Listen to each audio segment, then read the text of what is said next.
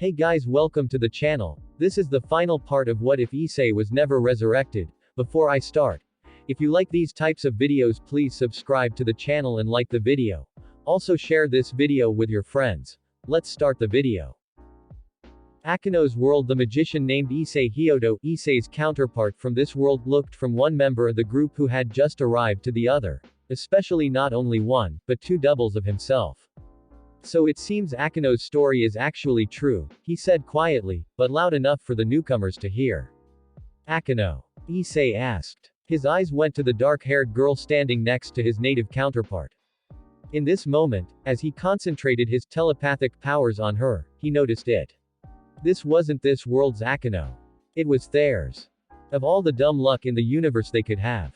They had found her, they actually had, right here in the next world they were visiting. The others now noticed as well. They could not believe it, that they had found her this quickly. It is really you? Irina asked. I mean, well, the you we know. You remember our battle against these beings called the Shah, right? I certainly do remember, Irina, Akino answered with a wide smile. I also remember how it had ended. And I have to say I am more than glad to see you all. Hundreds of realities out there, and here she was. This had to be the greatest case of luck in, well, in this case you could say in the entire multiverse. Now all what was left was Kalawarner. But they had a feeling that with their last missing teammate, they might not get that lucky. XXX. The two remaining defeated Erebos demons on their part exchanged a short look on their own. They turned to their unconscious comrade. But they saw that this world's Issei Hyodo, Rias Magramor and Sharon were now standing between them and the other demon and didn't let them come close to him. They knew they had no chance. They were outmatched and knew staying would mean either be killed or captured as well, and decided to flee. So they teleport away and let their comrade behind, for the moment. And what now? The female demon asked. They both knew they were not safe. They might have escaped the enemy, but their failure might very likely mean their death as well. We have to meet up with the special force group like it was planned, the male one said. According to Lord Pazuzu, they should have arrived in this reality by now. I know, she replied. We can only hope that Lord Pazuzu will be understanding about this failure here. Or we might lose our heads. I wouldn't count on that, the man said grimly. They were both aware how slim this chance was. Not only had they failed so far to bring in any more information about this Rias Magramor, or about the mysterious double of Akino Himahima that had recently arrived. Worse, they got themselves discovered and one of their team was captured. That meant their entire infiltration of this world could be in jeopardy. And they knew what the punishment for such a failure was. If they were honest, their survival might actually be more likely if they had surrendered to the natives and the newcomers. At least there was a chance that they would show mercy. But that would mean throwing both their own pride and their loyalty to their race away. And that was simply not acceptable. Instead they would explain the situation, that they had been outmatched and taken by surprise by the newcomers, and ask for leniency. They knew Lord Pazuzu was said to be the most reasonable and level-headed of the four High Lords of the Empire. Maybe they had a chance. XXX, Akino, Rias, the devil, cried out as well. We have found you. We actually did.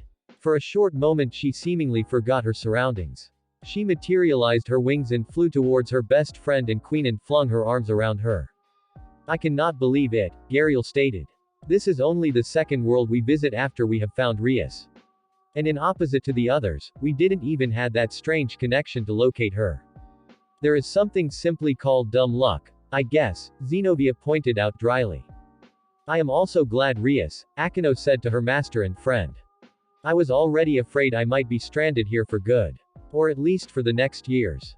The bland-looking human version of Rias was at the same time standing next to them and staring at her red-headed big-breasted double. She was looking visibly unsettled, not to say upset. The devil version admitted she had been shocked as she saw her human counterpart as well. Something about the existence of this particular alternate self simply unsettled her on a fundamental level. She was a devil after all. She was born one and it was what she was meant to be. Every other alternate version of herself she had met so far had been one. So how came it that this one wasn't? How was this even possible? Moment, stop it for a moment, human Rias spoke up. So this is my evil counterpart you have been talking about, Akino. she exclaimed, pointing at Rias. She had gulped involuntarily at the sight as she had first seen her. There was no denying it. This red-haired bitch here could give Akeno a run for her money, in both looks and breast size. In opposite to herself, she didn't need glasses either. And that hair. If she was honest, she had always dreamed about looking like this, and she was her fucking counterpart. It was obvious since the she-devil had her own face minus the glasses. But she was looking like every man's dream, while she herself was just looking like this.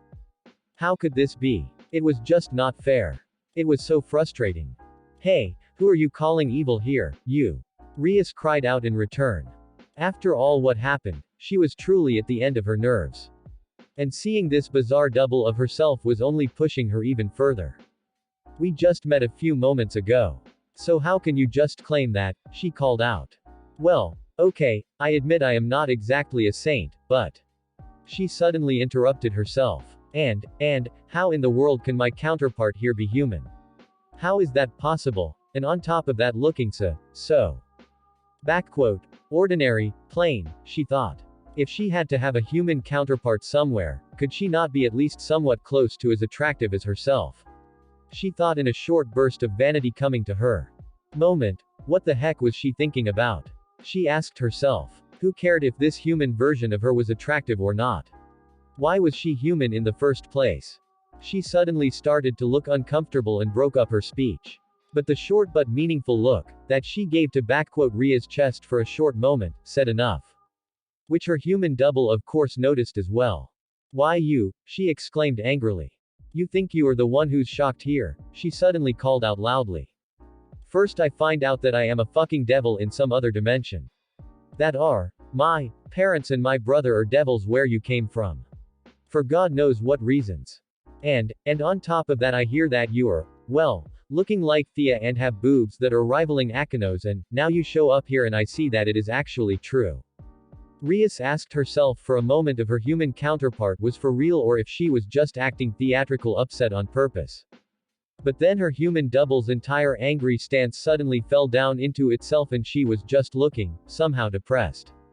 Why? Why do you have to look like this? And if she had these looks, she thought sadly, she was sure she would have succeeded with getting to Issei-sama a long time ago. XXX the sorcerer named Issei Hyodo from this world was looking at his two counterparts as well. What the second Akeno had told them about the multiple worlds was obviously the truth, he thought. There was no way this could be faked.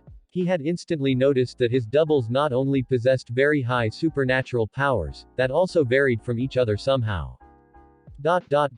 They were also both wearers of the boosted gear, Red Dragon Emperors. Like Rias was in this world.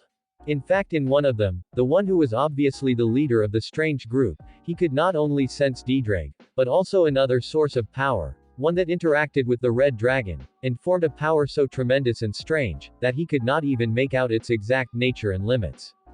And the other issei had been turned into a devil. Then there was the devil version of Rias, two fallen angels, one of them being a second Rainer, and even more doubles of people he knew.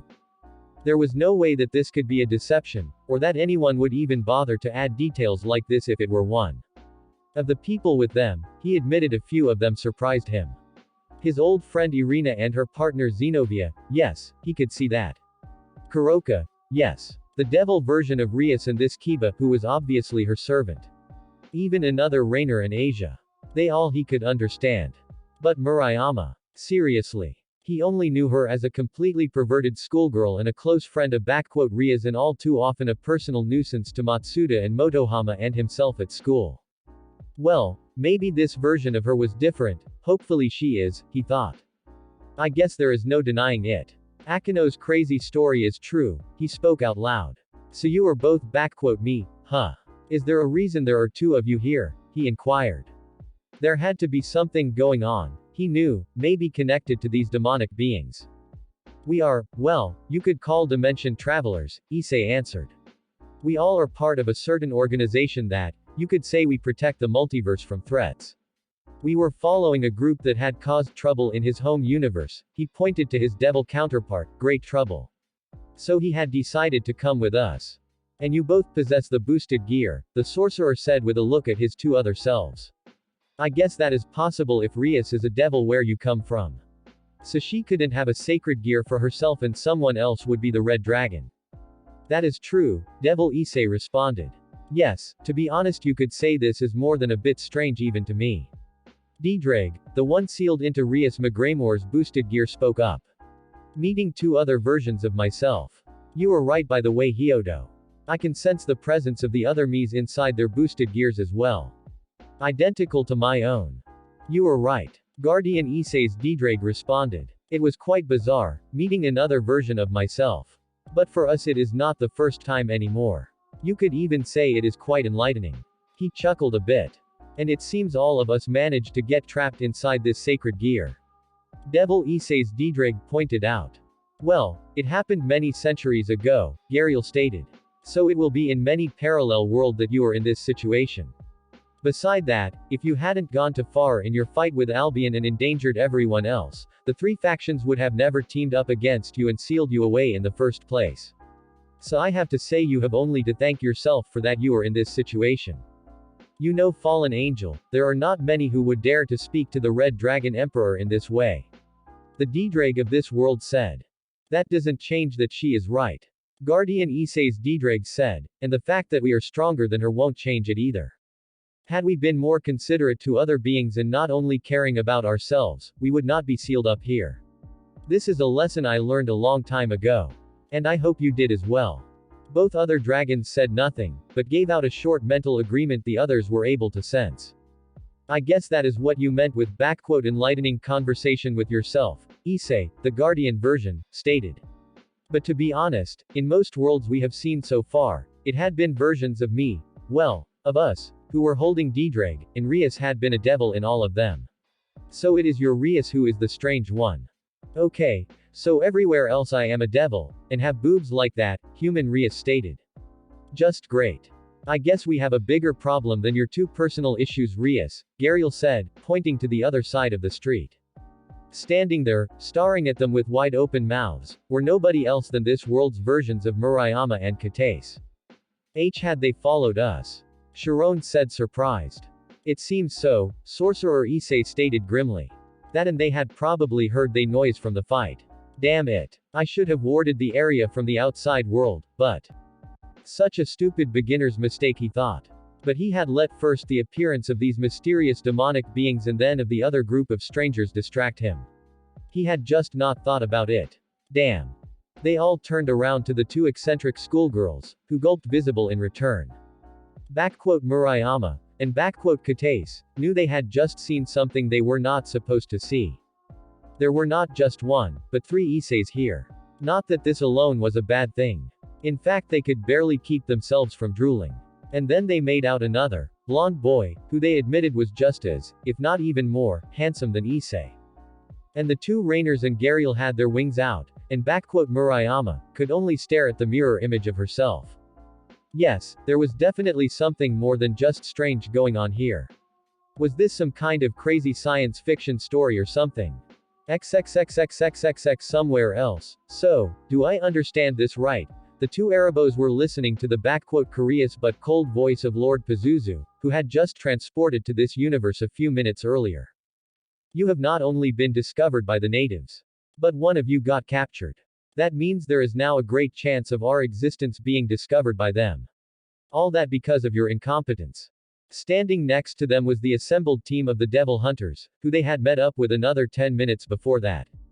They all looked dispassionately at the two sorry demons, who were just trying to explain their latest mess up to their master. We could have dealt with it, one of them tried to defend himself. But then this group of powerful strangers suddenly showed up and we had to retreat.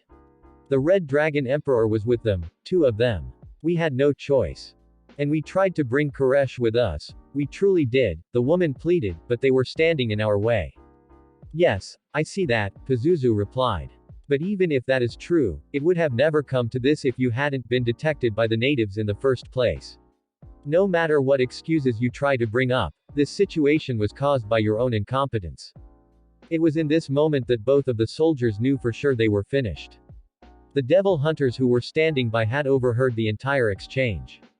Their leader Valley admitted his curiosity was sparked. Two more red dragons. He had already felt the presence of his rival back in the last world. But he hadn't realized it were actually two. Of course, one must have been with this mysterious group, the other been native in that universe. And they both had followed them. Maybe at least one would actually been a challenge. The one from his own home universe had simply been too young and inexperienced. What do you think, Albion? He asked silently. At the answer of his dragon, a small smile formed on his face. If it were just on me, Lord Pazuzu stated calmly, I would maybe give you another chance. But as I have to hold up the rules set by our emperor, and you know the punishment for that kind of incompetence. The two soldiers felt now cold like ice. They were going to die. There was nothing they could do. Valley, if you may please. The demon lord said and gestured to the leader of the devil hunters. Forget it, he replied stoically. We have agreed to work as mercenaries for your empire and your special missions, but we are not your personal executioners. Lord Pazuzu looked Valley in the eyes for a short moment, then he gave a short glance to the other members of the devil hunters. Hey, don't look at me, Kuroka said. Valley is completely right. We have joined you to fight devils, not to kill your own men for you when they have messed up. And we are not your servants. Nero and Kaneko, the two most silent members of their group, were only staring at him. Typical for them, Kuroka thought to herself. While Mittelt was visible pale.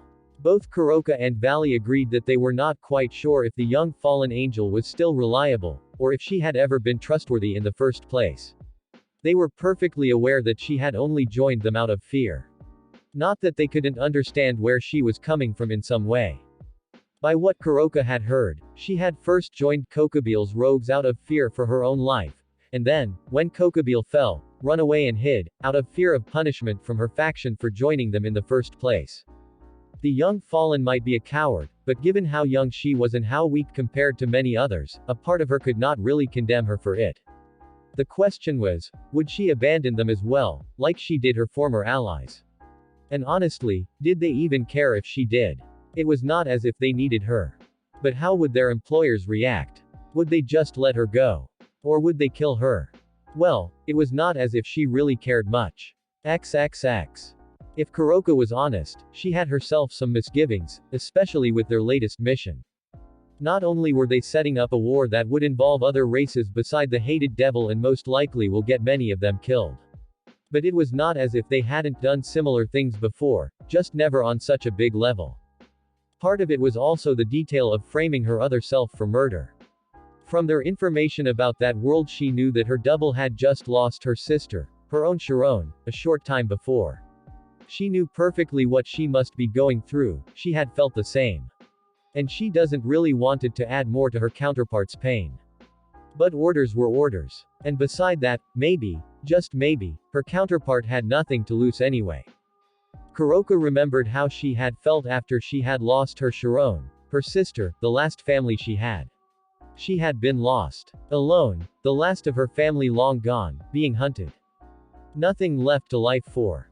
Just hate for the ones who caused her sister's death, and being unable to truly do something to truly harm them on her own. But in the end, she had at least some luck in her misery, when Valley had found her and given her the offer from the Erebos demons, the same he himself had been given, finally the chance for revenge. The heads of the pillar families who had asked for Sharon's death had been the first who felt her wrath, the first of many. And then, only a short time later, they had found Kaneko, and recruited her as well. She knew she was not her true sister, not the same Sharon she had grown up with. But a part of her did everything to push this truth out of her mind, to pretend that her real sister was back and that everything was like before. This was also another reason they both had asked Valley to include her sister into their relationship. Aside from the fact that Kaneko had been obviously attracted to him. They wanted to be together forever, they both and him. She and her little sister, never wanted to be separated again.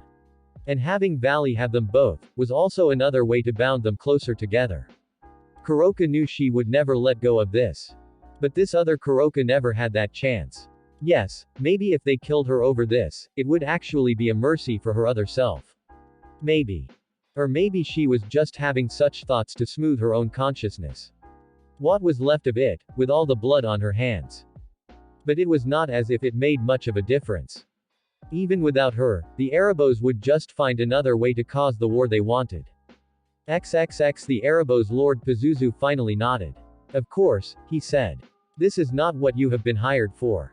They were correct. Technically the devil hunters were not his subjects, but free agents. In truth, he asked them only to see how they reacted, not because he actually expected them to do it. He would just see how far they were willing to go. Now he knew what he had to do, not matter how much he hated it. But the rules of the Empire had to be followed, even for him. Without another word, the Demon Lord unleashed a powerful barrage of combined lightning and raw energy. The two doomed warriors barely saw the attack. They had no chance to react, and no chance to survive. They were dead in split seconds. Just like Pazuzu had intended. What a waste, he thought silently. It was true that this too, and their teammate, had failed miserable here. But they were still loyal soldiers. If they had just been given other duties they were more suited for, and of course some disciplinary actions, they could have learned from their mistakes. Or at least they could have found easier tasks for them, where they could be useful. But he pushed such sentimental thoughts out of his mind. It was Emperor Dagon's doctrine. Failure was not to be tolerated. Valley, he said to the leader of the DH, you said these other group has seen you. And as it seems they had managed to follow you here. By their descriptions it is pretty sure that it is the same group. Yes. And now they have one of us, Pazuzu stated. Maybe you should pay them a visit. That actually sounds interesting, Valley replied with a smile forming on his face. The last time we had to leave quickly to not compromise the mission. But now, we have the chance to have an actual meeting with these group, right Valley? He said darkly, but with more than a bit sarcasm. Sure Lord Pazuzu, the leader of the Devil Hunters replied. I admit I am curious as well what they will be able to do, especially the issei Hyudus, he said with a smile. XXXXXXX Meanwhile the now three issei Hyudus and their comrades were looking at the smaller problems they had at hand. Meaning Ria's two friends and also their mysterious captive. You should just erase their memories, Rainer, the one of this world, suggested. What? The native Murayama, called out in shock. This might be the best solution, sorcerer Issei admitted. He was already mentally preparing to use his powers and the right spell. Wait Issei-sama, human Rias said. I know they are not supposed to know about this, but please don't do this. And why not? He asked. It won't hurt them and they won't remember any of this afterwards. I know, but they are my best friends, aside from you, and I know that Murayama is afraid about the idea of losing her memory. She is right, Murayama spoke up. That is something I was also always somehow afraid of. Issei was watching the scene with a bit of morbid curiosity. He remembered that not long ago, he had been in a quite similar situation. He had chosen not to erase his friends' memories, but instead actually to reveal his secrets to them. He was curious what his counterpart would do. Sorcerer Issei's eyes went to him for a short moment. Don't look at me, Issei said. I am just a visitor here. This is your world. We cannot risk having them talk to anyone about us, Sharon said. Why not? Human Rias said. I will just ask them to not tell anyone. You trust me, right? And even if they let something slip, it is not as if anyone would believe them something like this. You know our reputation. Her gaze went downwards. You mean the school sluts telling some weird tale? Sharon asked her pointedly. Yes, Rias replied grimly. Okay, Sorcerer Issei finally responded. Do you two give your word not to speak to anyone about what you have seen here? He asked Murayama, and Katace. Oh of course Issei-senpai, Murayama, replied. I promise, Katace, said. But could I ask what exactly is going on here anyway? I will explain things in a few minutes Issei, said. But first we have something else to deal with. His gaze wandered to the remaining unconscious demon, who was still lying a few meters away from them. He is clearly from a species I have never seen before, Sorcerer Issei stated. I know, Issei responded. I have never seen this race either. You say a race like this shouldn't exist in this world. No, his other self answered. I have never seen someone like him before. Except maybe from Tales. He kept however looking at the creature for a few seconds. This being, somehow he was reminded of something. But he wasn't quite sure. I see, Issei said. He released some of his energy, and concentrated. A glowing aura began to surround him. The two girls Murayama and Katase of this world were gawking at him with open mouths. The others around were however used to displays like this. What are you doing? The sorcerer asked him. I am trying to reach inside his mind, Issei answered, to find out more about who and what he is. But that would be hard as long as he is unconscious. Issei admitted he had second thoughts about this. He was here trying to invade the mind of another being without permission after all. The idea alone left a bad feeling inside him. But this was after all a group of obviously demonic beings that, according to the natives, shouldn't even exist in this world. So where did they came from? Beside that they had attacked him on side without any real provocation and tried to kill him. And they had met this creatures who shouldn't be here right in the world they had followed the mysterious group to they had just witnessed assassinating a pope and potentially trigger a war. Were they somehow connected to this? They needed to find out all the information they could get. That sounds good. I will assist you, his sorcerer counterpart said. He used his own magical powers to back up Issei's telepathy. Wake up, Issei said to him, backed up by their combined powers. Who are you? He asked both verbally and mentally. Tell me. Mission, observation, infiltration, hate revenge. Empire. Issei repeated words he found inside the stranger's mind. Erebos, he finally said. Erebos. Akeno spoke up. She remembered this term. Issei's sorcerer counterpart's expression turned thoughtful at this. He hadn't been quite sure about the thought that had come to his mind earlier. But now he was. Issei released the creature from his mental hold, and he sank down. Their prisoner was awake now, and he was glaring at them enraged. Sleep, Issei said to him now, combined with a mental order and he fell once again unconscious. Okay. I saw a few things in his mind. He turned to the others. They, as it looks they are a demonic race, older than the devils, much older. And they are able to travel between dimensions, just like us and our enemies. Issei looked at both his friends and the natives of this world as he said this. They have an empire someone out there. I have seen glimpses of it. In one of the parallel worlds you mean? Rainer asked him. Erebos. Akeno asked, wasn't that the name of the enemy in the war that had been fought in your world? She turned to sorcerer Issei. It is, he replied. They had suddenly appeared in this world at the time the devils had been fighting each other. And at the end of it they disappeared just as suddenly, without leaving any trace. He considered. What you say about dimensional travel however would explain a lot. Isn't that also the name of some Greek god? Irina questioned. Yes, Erebos was in the Greek mythology one of the primordial gods, the first ones who rose directly from the chaos before creation, sorcerer Issei explained, if you believe this story. Under them, Erebos was the personification of darkness. And they are calling themselves that. Rainer commented dryly. Sounds like these guys are quite full of themselves. So they are somehow connected to this god. Akeno questioned. A few of the others, including her double, had the same question going through their minds. That is not sure. This here is clearly a demonic race. So a connection to the Greek gods is actually unlikely. The term is sometimes also used to simply describe the element of darkness itself, Gariel explained, without referring to the god. I don't think so, Issei said. By what I saw in his mind, I found no sign that they are somehow connected to the Greek mythology. You sense his magic power and energy as well. They seem to be completely demonic. The word Erebos for them seems to mean simply darkness. I think the name means to them that they are descended directly from the dark. As if they are purer demons than the most or something. Irina asked. Yes exactly, Issei responded. By what I could see, they consider themselves to be truer and purer than other demonic races. Especially the devils have I seen in his mind connected with the words half-breeds or half-blood or, scum. They consider us to be an impure race. Rias asked curiously. Yes. I guess you were right Rainer-chan, Asia remarked, these guys are full of themselves. The cute nun has spoken, the fallen angel responded. Former nun, she reminded her. I also saw something else inside of him, Issei stated, hatred, nearly unbelievable hatred, and it is directed at the devils, he said towards Rias. But, well, I know that many beings have reasons to have issues with your race, but never something like this. Rias grimaced slightly at his words. She remembered all too well the things some people had brought up against her kind, even many of the Guardians. But finally they had started to get along with each other and things seemed to be changing. They had even peace with their old enemies, the Angels and Fallen now.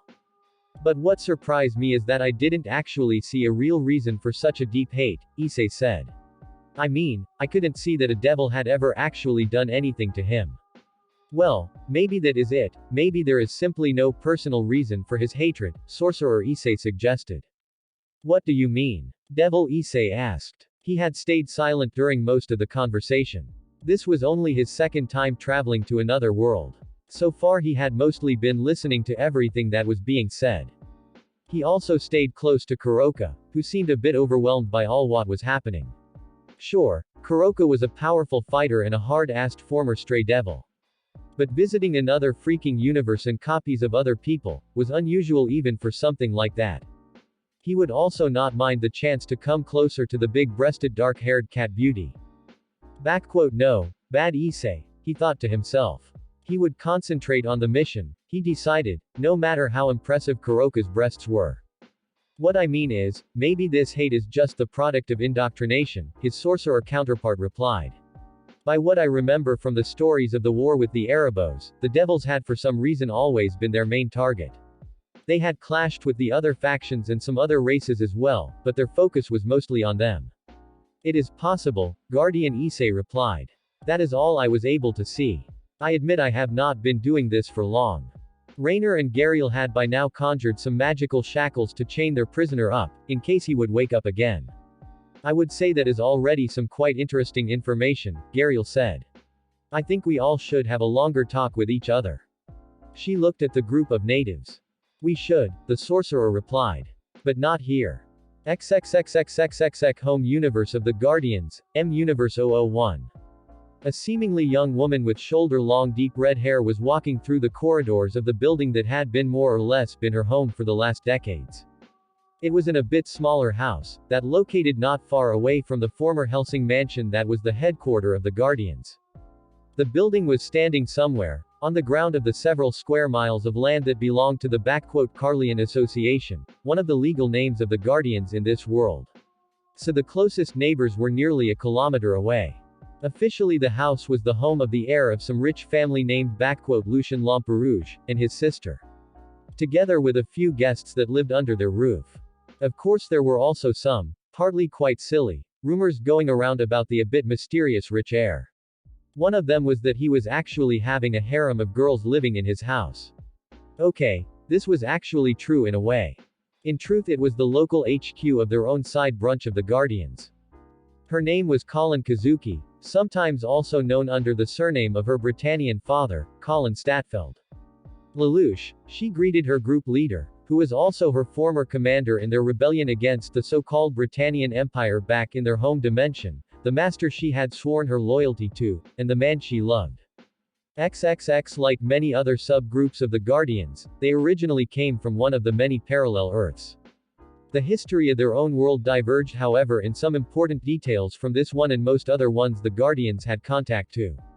Aside from the existence of the users of the powers called Gios and their influence which included Lelouch himself, the most important historical differences were the fact that in their world the American Revolution, here called Washington's Rebellion, had failed, and b. Napoleon had successfully defeated England at Trafalgar and conquered the British Islands.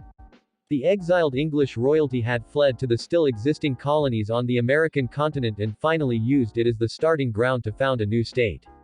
As a result, in their history instead of the democratically ruled United States of America, the former British colonies developed into the Britannian Empire, an absolute monarchy, that quickly developed more and more into a totalitarian, aggressive and racist dictatorship, that preached social Darwinism, bigotry and arrogance towards other nations and races. And like so often, tyranny like that bred resistance.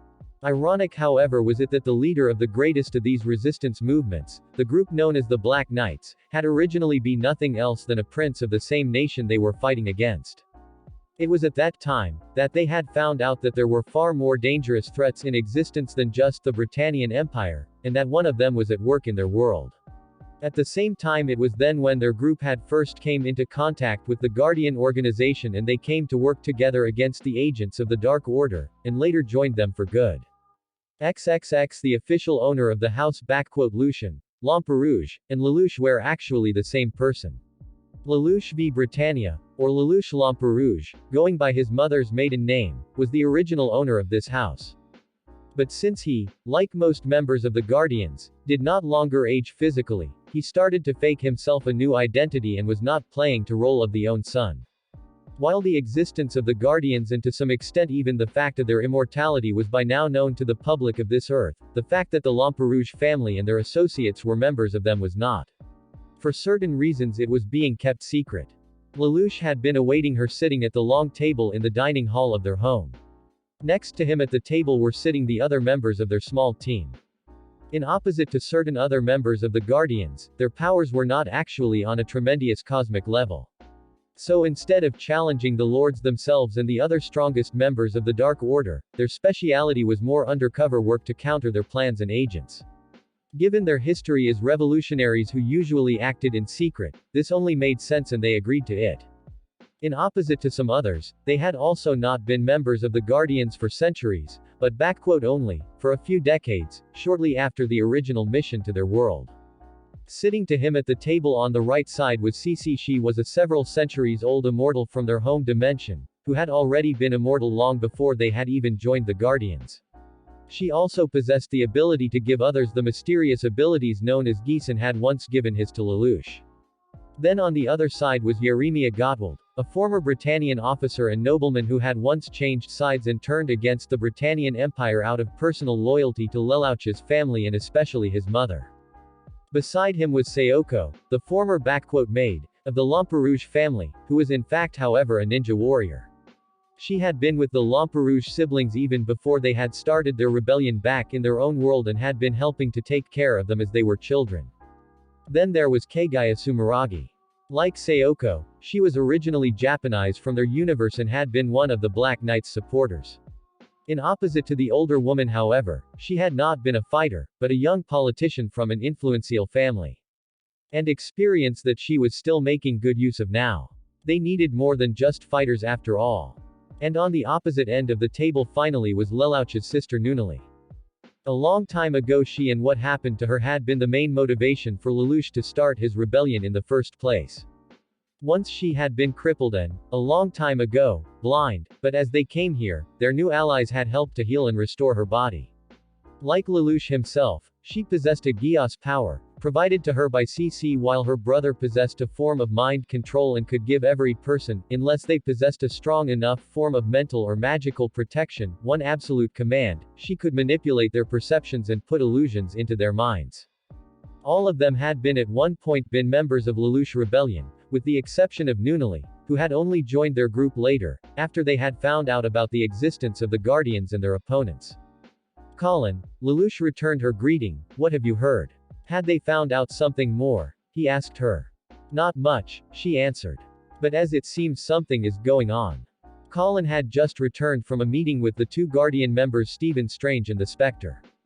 Both former superheroes from this reality who had evolved into incredible powerful entities. Stephen Strange, she knew, had once been a famous physician from the USA of this reality. Then he became a sorcerer of all things, after an accident made it impossible for him to continue his work, ironically originally in the hope to use his power to heal his injuries. During the first great conflict with the Dark Order, he had then joined the Guardians. Spectre on the other side, she knew nearly nothing about, except that she was the host of some ancient super entity. Colin didn't know her civilian name, her identity or heritage. Hell, she wasn't even completely sure what species she was or from which universe she came from. There were rumors going around that she was a vampire, a golem, even a robot, an artificial life form. That she had been the lover of Darien, or one of the lords, or both of them at different times. Colin admitted there was something about this woman that unsettled her a bit. On the other hand, she had experience dealing with people this mysterious. It was not as if Zero aka Lelouch or CC had been much better when she first knew them. Lelouch on his part had been visited by Peter Parker for the last couple of hours. In fact, Colin had barely missed their guest when she had returned. The former superhero was one of the members of the other Guardian groups. Lelouch was going along with the best. Both of them were highly intelligent, with Peter being a talented scientist as well as an experienced fighter, and preferred to use "brain before brawn." And Peter even admitting to him that he, before he had gotten his superpowers, had been physically quite weak, just like Lelouch had been back then. Ironically, it had been Peter who had helped him to actually train in earnest for the first time. Looking back, Lelouch could barely believe it that he had actually been leading a revolution without regular combat training. Today, however, they had mostly been talking about recent events. For one, there was a new world that possessed a larger number of humans with different kinds of superhuman powers, that had recently been discovered by their new recruit Hyodo and his team. At the same world they came across a very powerful agent of the Dark Order only called "the Accelerator." Peter, however, also mentioned that this guy was only following their instructions out of worry for his homeworld, something Lelouch could actually understand. And that he maybe could be persuaded to change sides, or at least stay neutral. If they could guarantee his world's protection at least. There was also the topic that Odin was currently assisting this other version of Hyodo, who came from that future timeline together with his allies, in their own mission to stop a line of powerful enemies and threats for their homeworld. And Odin called this his retirement, Lelouch thought. Several of what they called "dimensional breaches" had been detected in our cluster of universes, Colin reported. They have located the exact world by now. Their cluster of universes, that meant worlds like their own, where the power of Geos and most likely the Britannian Empire existed. That means they want us to investigate. Lelouch stated. Yes, but careful for now, she answered. Do you think someone there is actually experimenting with wormhole or even actual dimensional transfer technology? Who knows? A Britannian Empire with the ability to travel between worlds is actually something I don't even want to think about, she stated. I cannot disagree with you here, he replied. But you know, it could just as easily be someone traveling to this universe. They don't know enough to tell yet.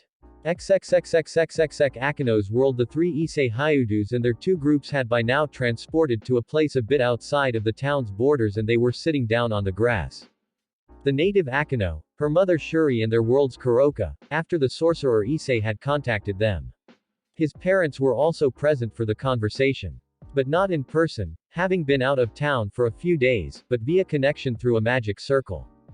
Issei and his team spend the next half hour explaining to them the entire story about who they were, the Guardians, and their past travels. He admitted he was a bit unnerved by the idea of his parents in this world not being normal citizens like he was used to, but members of a powerful sorcerer guild. But, well, he and his friends had seen stranger things by now. But that was nothing compared to how they reacted to his own story. Wow. That was all Katace was able to say in the end. So this group had returned you to life. But they gave you a choice if you wanted to join them, and you accepted, Issei's father asked over the connection. That is right, he replied. He decided not to mention that it had been Rainer who had originally killed him, just that he was dying from an attack. And in your world we are all dead. Akino, asked Devil Issei uneasily. You, Rias, Asia, Kiba and Kone. I mean Sharon, you have all been killed before my eyes. And I could do nothing, he said. You had activated your sacred gear just for a bit over a week, Kuroka reminded him. There was truly nothing. The other Kuroka and her sister were looking at her with a horrified but sympathetic look. Let us talk about something else, Gariel said. And you are actually together with Rainer, Asia and Irina? Sorcerer Issei asked his counterpart, a bit shocked. And possible others as well soon, Rainer responded. There is this devil girl named Rebel, for example, Gariel here, and maybe a few others here as well, she said with a side glance to Murayama, who only rolled her eyes. Issei-kun always wanted to have a harem after all. And you just went along with that? Akino asked her curiously. Rainer suddenly froze painfully, the regret and self-hatred coming back to her in full force for a moment. Yes, she replied reluctantly. I see, Sorcerer Issei said in understanding at her painful reaction. His eyes were gliding from his own Rainer to her and back. He suddenly realized the reason his counterpart had been dying. She had been ordered to assassinate the Secure UT, and as it seemed not only in this world. But as it looked his other self had forgiven her, and even fallen in love with her. It is actually not bad. I mean it is quite nice actually. I mean, Rainer said, stammering a bit. The other girls actually became some of my best friends. Not that this was hard, since there were so little people you were getting along with anyway, she thought to herself. Your fucked up life could have only gotten better. Issei-kun is actually quite perverted where we came from, and his double here is not much different by what I have seen, Rias said with a wide grin, looking at their two isseis. He and his friends Motohama and Matsuda are even called the perverted trio by the students. Sorcerer Issei and the others exchanged an a bit confused look at this. Here, Rias, Murayama and Katase are called exactly the same thing, Akano, stated. What? Murayama called out in shock. And they are living up to their name, Sharon added. The two perverted girls in question however were now coming over their shock about all they had heard, and were coming back to themselves. Why you mean you have an Issei-sama who actually does it with girls instead of avoiding them? That's great, Katase, said in glee. Does that mean you two already let him have his way with you? She asked Rias and Murayama. The way you look Rias, I am sure you would have no problem with that, right? Yeah, and you have two of them here, Murayama, said perversely. I can barely begin to imagine the possibilities. Have you already done it with both of them at once? She asked them bluntly. Murayama stammered, blushing deeply. She could not believe just how perverted her counterpart really was. No, they were not like Matsuda and Motohama, she decided. No, they were even worse. At least their two perverts peeking on them or making lecherous comments never embarrassed her personally like this. Yes, have you taken one of them into your pussy and one into your ass and let them bang you until you could no longer walk? Rias McGraymore asked. Rias gulped visibly, and turned even redder than before. Her own thought from not long ago were coming back to her. All Rias Grimoires in the multiverse are perverts. Especially this one. I have certainly not. Murayama finally called out. I am not a pervert nympho like you after all. Oh, you are not. Murayama, said innocently. You should try, you don't know what you are missing. Murayama could not quite believe what she was hearing. Issei-san and I are not like that, Rias said. I mean, it is not that I could not imagine it. Issei is a great guy after all, even if he is somewhat of a pervert. I mean, he has done much for us all. Issei brought me back to live once and asked me for nothing in return, Murayama stated. He saved Kuo from an insane fallen angel leader. He had gotten Rias out of enforced marriage. He saved another world from global destruction. Sounds like he is a real hero, Katase, said, just like our Issei seems to be too. Oh Issei-sama, I only want you even more, she said dreamily. But you have to admit, Murayama, stated, this Kiba guy is very yummy as well. Maybe we should try him too. Murayama wanted in this moment nothing more than for the ground to open up and swallow her. She just could not believe her completely shameless counterpart. She did not even dare to look at Zenobia. Hey, the exorcist in question called out, Yuto is my boyfriend. That is no reason not to share, Katase, replied casually. Maybe you can try out one of the isseis in exchange. Zenobia was completely flabbergasted now. How was she even supposed to respond to something like that? You hear it, she didn't say no, Murayama, mentioned. Shut up. All three of you, Sorcerer Issei finally yelled at them. I might have agreed not to erase your memories. But I swear, if you don't manage to act like normal people for 5 bloody minutes for once, I will change my mind. Oh okay, Murayama now stammered visibly intimidated. I am sorry Issei, human Rias said now. She realized even for their standard they were going too far here, especially with people they just met. This entire situation just seemed too exciting. Good, he replied. If you have any normal things to talk about. If not, please just be quiet. For a few moments nobody said anything. So have you seen many other of these worlds? Human Rias asked them curiously. A few, Irina stated. And there are of course the ones the other guardians had discovered before we even started, Rainer pointed out. Well, there is of course the universe where the guardians came from, Issei said. It is much different than our world. Kuo like we know it for example doesn't exist. Neither do the 3 factions or the Great War. But the Guardians and their enemies do. In their history it is already around 2750, humans are already traveling to other planets and have contact with aliens, even with a species of sentient super robots. A race of mutated humans with superpowers exist. Supernatural beings like ours, angels, demons or vampires are much rarer, but the ones who are there are pretty powerful.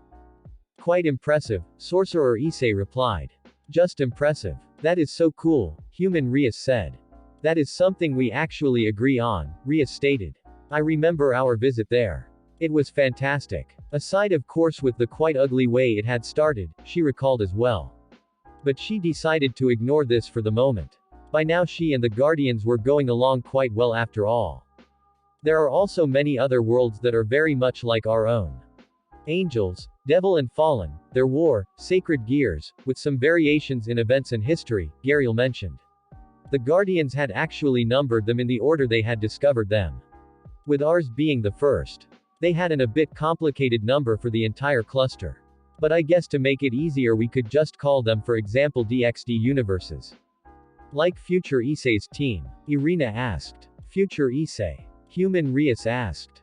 Other versions of us who traveled back in time from their own world not long ago, Rias stated.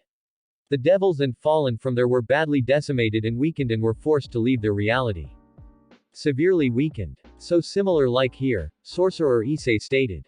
What kind of other worlds and differences are there? He wanted to know. Aside from the fact that in most worlds you are not a sorcerer and Rias is not human. Issei stated. Well, in the world labeled Universe 02 for example, our counterpart had sacrificed his own heart to Dedrag and became half-dragon. In Universe 03 our other self was turned into a devil as well. But he was, well, not that impressive and had lost an important fight that he pointed to Devil Issei, had won. So that world's Rias forced another quite powerful guy into her peerage, who was all but happy about it. Hey, don't look at he like that, Rias defended herself. I am not proud about what my idiotic counterpart had done at all. He would then be from Universe 06, Issei said, still pointing to Devil Issei.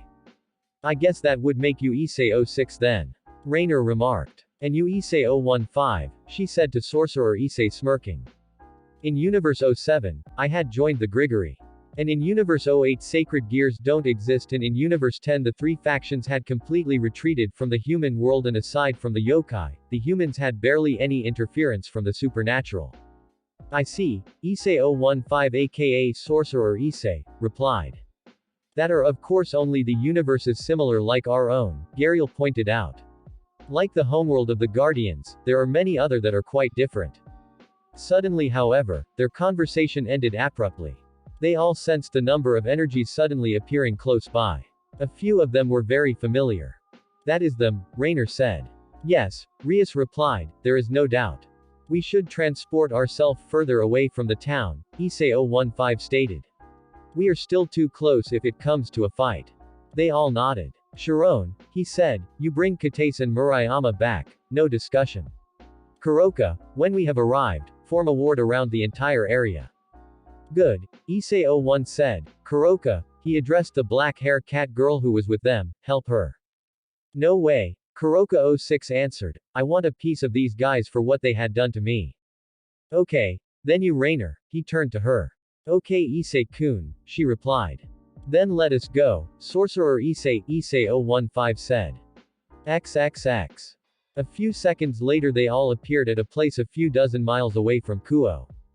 Less than a minute later however they sensed the appearance of their pursuers and saw a trio of magic circles lighting up close to them. A moment later the devil hunters along with their master Pazuzu materialized. Issei and his team recognized them instantly. For the natives however, most of them were not unknown either. Yet another Kuroka, another Sharon, an unknown fighter carrying swords and wearing a mask, a young fallen Issei and Rainer 015 both recognized as a version of her old teammate Midelt, and Valley Lucifer, the White Dragon Emperor. Beside them however also stood another demon, from the same race as their prisoner. They realized however that this one was much, much more powerful. At least ultimate more likely Mal-level. So they are working together, Irina stated. That much is obviously, Akino remarked. Nice to see you again, Valley addressed them. You know, we would really like to know who exactly you are. Issei could only gulp as he felt this version of Valley powering up and saw his scale mail armor forming around him. He was even more powerful than the Valley of his own world. And he already barely had a chance against the one he knew, at least without his Crimson Awakening. But he still had a hard time controlling that level, and if he was forced to use it, it could backfire terrible. But if it came to a fight and Issei was pretty sure that he knew he would have no other choice than to use it. And that did not even count in the other members of their opponents and the obvious Satan-level demon standing next to them. He could only hope that this Valley wouldn't risk using Juggernaut Drive or maybe had another power-up. Then he could only hope that his sorcerer counterpart and his group had some sort of ace in their backhand. Otherwise they had no chance at all. Akino's world, DxD Universe 15. They all felt fear coming up inside them as they saw Valley, this version of Valley, entering his balance breaker mode. A moment later, two of the isseis were following his example and materialized their own armor. They both admitted they felt some fear. Only a fool wouldn't, given the strength their opponent seemed to possess. Their sorcerer counterpart was powering up as well, forming a number of magic circles around him. Since he was not a sacred gear user, his power manifested in a different way. They had a harder time telling how powerful he was exactly, especially since he was clearly holding back at the moment. Instead it was human Rias, who had materialized her boosted gear on her arm and used it to boost her power. But she had not activated Balance Breaker. She had probably not unlocked this level yet, both of them concluded. But she wasn't bad at all by the power they sensed from her. To be fair, she had most likely also never got memories transferred into her mind, got training in another dimension, or sacrificed body parts to get stronger, like some of their counterparts had done it. So they could hardly hold it against her if she had not reached that level yet. So it would not be completely fair to compare them here. A few of the others had, like Issei himself, also already used magic to change from their casual clothes they had been wearing inside the town, into their battle gear. A few of their weaker members, namely Murayama and Asia, were drawing back. Rainer 015 was following them as well. She had only now recovered her powers and admitted this confrontation might be too much for her. Who are you? Issei 01 asked this Valley and the others. You and your group. Why are you doing all that? A good question, Valley responded. A very good one. You can call us the Devil Hunters. And by that name, I guess you can tell what we are doing. Devil Hunters? Rias asked, actually sounding a little shaken at this statement, especially given the power of the guy who had made it. Yes, you could say we are trying to get back at your wretched race for what you have done to us, Kuroka glared at her hatefully. And our patrons have given us the chance for doing exactly this. She was giving a side glance to the being called Lord Pazuzu as she said this. So they were not only working together, they all realized, but were in fact agents of this mysterious demon empire. Then why were you killing the Pope of all people? Issei 06 asked angrily. Isn't it obvious? Valley stated. Because the church and heaven will declare war on the party they think responsible, he explained casually. And that would severely weaken them. The devils, Issei 01 whispered. Then, you are willing to start a war like that just to harm the devils? Do you realize that heaven could also lose this war? No, they will not, Valley responded. Because when the war will be at his height, our patrons will get involved. Valley, Pazuzu now spoke up, I think you have said enough. Of course Lord Pazuzu, he replied with a light smile. Pazuzu, Rias thought overhearing their exchange, what a funny name. But, it also seemed somehow familiar to her. She believed she had heard it before somewhere. Issei 015 recognized it instantly. So did Gariel. A demon from Mesopotamian mythology, they remembered. That also matched with what they believed about them being an older race of demons. The two Rainers would have probably recognized it as well, had they not retreated toward the area of their fight. I can imagine how you must feel, Rias said towards Kuroka's counterpart. If the same thing had happened to you like it did in my world it was terrible, but... You know nothing devil, Kuroka, snarled. My sister died because of your kind. Rias sent a confused look to Kaneko's double standing right next to her. Dead. But, no, Kaneko is not. I mean, we are from different worlds, Kuroka replied. For a short moment her anger seemed broken and she was looking not simply unsettled, but hurt and insecure, but only for a moment. Then her anger returned in full force. Her reaction only caused Rias to look between the two "sisters" again. She was beginning to understand. Could it be that this group was not just from a different universe, but in fact assembled from several ones? Just who exactly were they dealing with? And what about what you have done to me? Kuroka called out. You framed me for murder, on the Pope on top of it. Because of you I can not longer show my face anywhere. It was a necessary evil, Valley pointed out. By the way, what have you truly lost? A place in the Devil Society. Another chance to be their bootlicking slave. I have heard of your history in your world. So very much like my own Kuroka here. You know how it will end. Why don't you join us instead? Kuroka 06 only frowned at his question. Was this guy for real?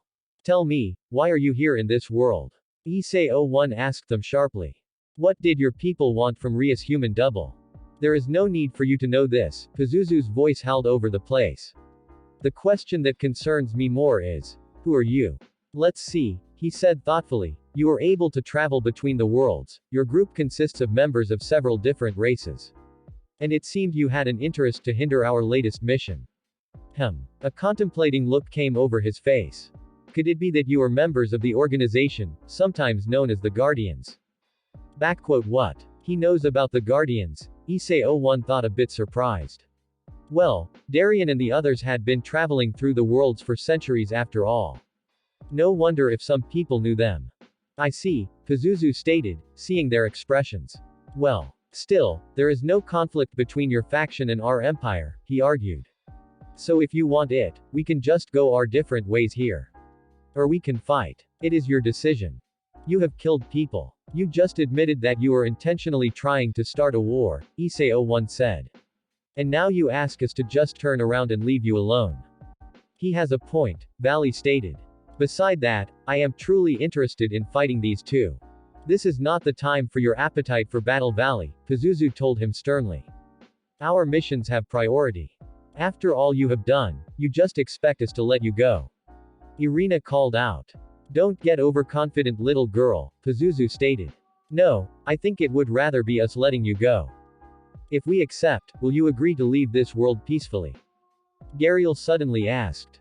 Gariel, how can you consider this? Irina protested.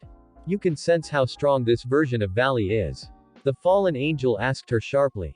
And this man here is easily Satan level.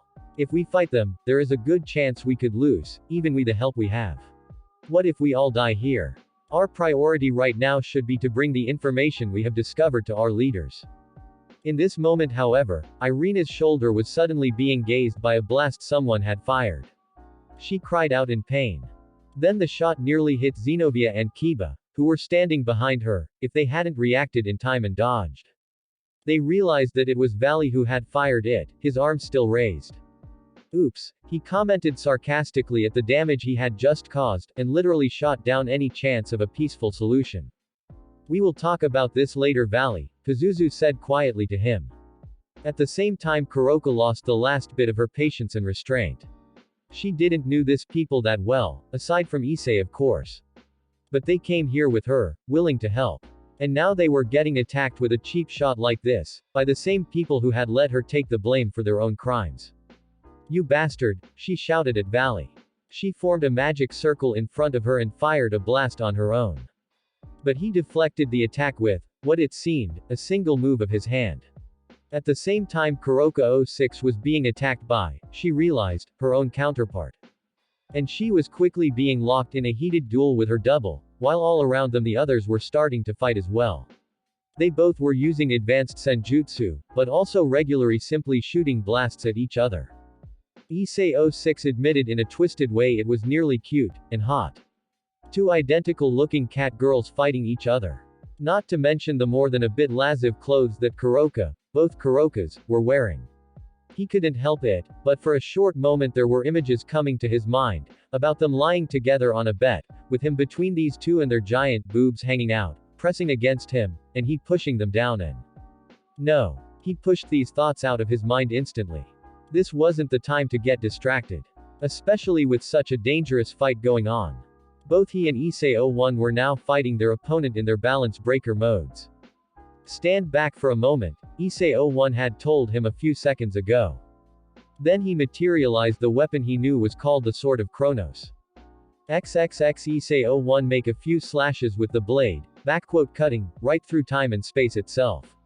His attacks finding their target without actually moving in normal space. And hitting Valley, who visibly flinched. Even he had not been able to avoid this. To be honest, he had not even seen the attacks coming. What had this been? He asked himself. He had been hit, but he was sure he had not seen the slashes coming. But how? Nothing could be that fast. Despite that, Issei saw that this simply strikes were not much more than stings with a needle to him. Not causing any real damage to his armor. If he could have hit Valley's real body directly. But somehow he was not able to get behind his scale armor. He decided to try something else. With his left hand, he started to charge up a dragon shot. But at the same moment, he prepared another move. It was the same technique he had tried before. He mixed the power with his sword with his own and used it to dis and reappear right behind Valley's back, moving himself forward in time. And then he blasted his completely surprised opponent. This time there was a clearly visible scorch mark left in Valley's armor and he struggled to stay on his feet. He turned around to strike at his enemy, but Issei had vanished once again and reappeared in 20 meters distance from him. What the heck? Valley himself thought as well. Then he heard Albion's voice talking to him and he understood. Time magic, very effective one. Valley started to smile beneath his armor. Truly a interesting opponent. He was glad he had started this fight. But Issei made another strike with the sword. But this time it showed no effect. He suddenly had a strange feeling when he was looking at Valley. His senses were screaming at him that something was wrong, as if something about the air around his opponent had suddenly changed. It did change. Issei could literally feel it. As if Valley's powers were twisting the very space he was standing in. Dedrag, it that what I think. I fear it is, the dragon replied. This guy has actually created some kind of small time-space anomaly around himself. It seems a bit like the raiding game zones the devils are using. But somehow different. That means he has a defense against the Kronos sword, Issei thought. XXX Valley on his part moved to strike back. But suddenly, Issei was shocked as Valley as well suddenly disappeared, and was standing right next to him in the next moment. And landed a hard blow in his face. Issei could sense that the scale armor nearly shattered under the strike and he was pushed a few meters back. He had hit his head at the impact and felt dizzy. He was also quite sure that he was bleeding. But that wasn't what he was worried about. Had Valley just moved straight through time as well? Albion, what was that? Valley himself thought as well, directed to his dragon. I see, he mentally thought a moment later. Dedrag, Issei 01 though on his side. It seems that, even Dedre sounded shocked now. The dividing gear reduces the power of its opponent by 50%. It literally absorbs half of his energy and transfers it to its own wielder. And. You mean it was able to absorb the power of the Kronos sword? Issei asked alarmed. It looks like it. Damn it. Another shock came to Issei as Valley now materialized a sword on his own. He recognized the large weapon. It was Durandal. Where did he got this? Zenobia and Irina, who were seeing this from the distance, were shocked as well. I congratulate you Issei Hyodo, Valley stated. You are a remarkable opponent. I admit that. What do you say? A dual blade against blade. Issei sighed. Not only was his special weapon now useless, it had actually become a threat to himself. If he continued to use it, Valley would only absorb even more of his power. He dematerialized the sword again. XXX he had returned his blade, Valley thought. He has obviously realized that we were absorbing its power. Albion stated. Obviously. Not exactly stupid Hyodo. So, I see you are preferring a fist fight then, he said loud. If that is your wish. He let his own blade disappear again. XXX, okay, we take him together now, Issei 01 addressed Issei 06, who nodded. They were attacking Valley now from both sides at once and exchanging blows with him. Valley then however managed to catch both of their fists at the same time. He landed a hard kick on Issei 01, who felt the impact even through his dragon armor. And he punched Issei 06 into the gut and then simply lifted him up by his thread and threw him with full force to the ground. Issei 06 managed to come up again quickly. Despite that his body hurt like hell. He had coughed up a bit of blood. This guy had just handled him like a little child. This hurt, not just his body but also his pride. He remembered his clash with his own world's valley. But even there he had not been this outmatched. He had not felt this helpless since he had watched Crossel slaughtering his friends. Damn it. He saw that his double was holding himself somewhat better. But even he was clearly not on their opponent's level. Similar things were going through Issei 01's head. Maybe Gariel had been right. If they had returned and reported this threat and then returned with help, maybe it would be better. But it was too late. This valley had obviously wanted a battle and now he got one. That was for sure. If they called the others back, Issei knew, they might have a better chance. A part of him was actually glad, he admitted, that at least two of his girlfriends was in a safer distance this time. That didn't mean however that he wasn't worried about the others. In truth he was terrified for them, all of them. But no, they were needed where they were. They might have moved into some distance from Kuo, but there was no guarantee that the outfall of the battle might not still harm populated areas. This outfall meanwhile, especially the mist blasts, had already set parts of the surrounding forest on fire. And the clashes between the more powerful fighters, sent tremors through the ground of the entire warded area. There was still another chance, his Crimson Awakening. If he wanted to have any chance to defeat both Valley and this mysterious Pazuzu, he needed its power. But he still had a hard time controlling it, he could only use it for a short time and afterwards he was usually so weakened that he was helpless. If he did use it and he failed to win, then it would be over for them. XXX the others were now involved into their own fights as well. Human Rias and the native Akino 015 were currently together fighting Kaneko from the Devil Hunters. You know, Rias 015 commented in her partner's direction, I always thought about giving you and Sharon a good beating. I guess this is the next best thing. Oh shut up Rias-chan, the half-fallen commented. I agree, Kaneko herself retorted stoically as well, while jumping forward and sending a key-enhanced blow at her opponents, which Rias and Akino, barely dodged, shut up Rias-chan. XXX Issei 015 was right in the moment fighting with the masked swordsman of the enemy group Nero, a holy sword wielder. This was no great surprise in a team that was especially built up against devils.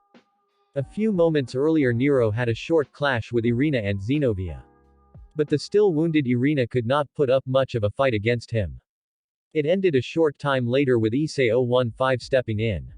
He had first summoned a wall of fire to separate and shield them from their opponent. Zenobia meanwhile was helping her injured partner to get out of the way. By what they could see of the Figith, the other two isseis admitted their sorcerer counterpart Issei 015 however was truly impressive. Even without a sacred gear at all, he didn't seem to be that far behind them. Issei 015 was not radiating quite the same overwhelming power as one of the Dragon Emperors in their balance breaker form did. But he made it up with magical skill and various techniques, fire magic being one of them. He also possessed skills in senjutsu, possible learned from Kuroka and used them to augment his fighting abilities. Right now he had summoned two magical enhanced swords into his hands and surrounded their blades with flames, while he was fencing with Nero. After a few more strikes however, he surprised his opponent by ending the fire magic and he suddenly summoned lightning instead, which he directed at him.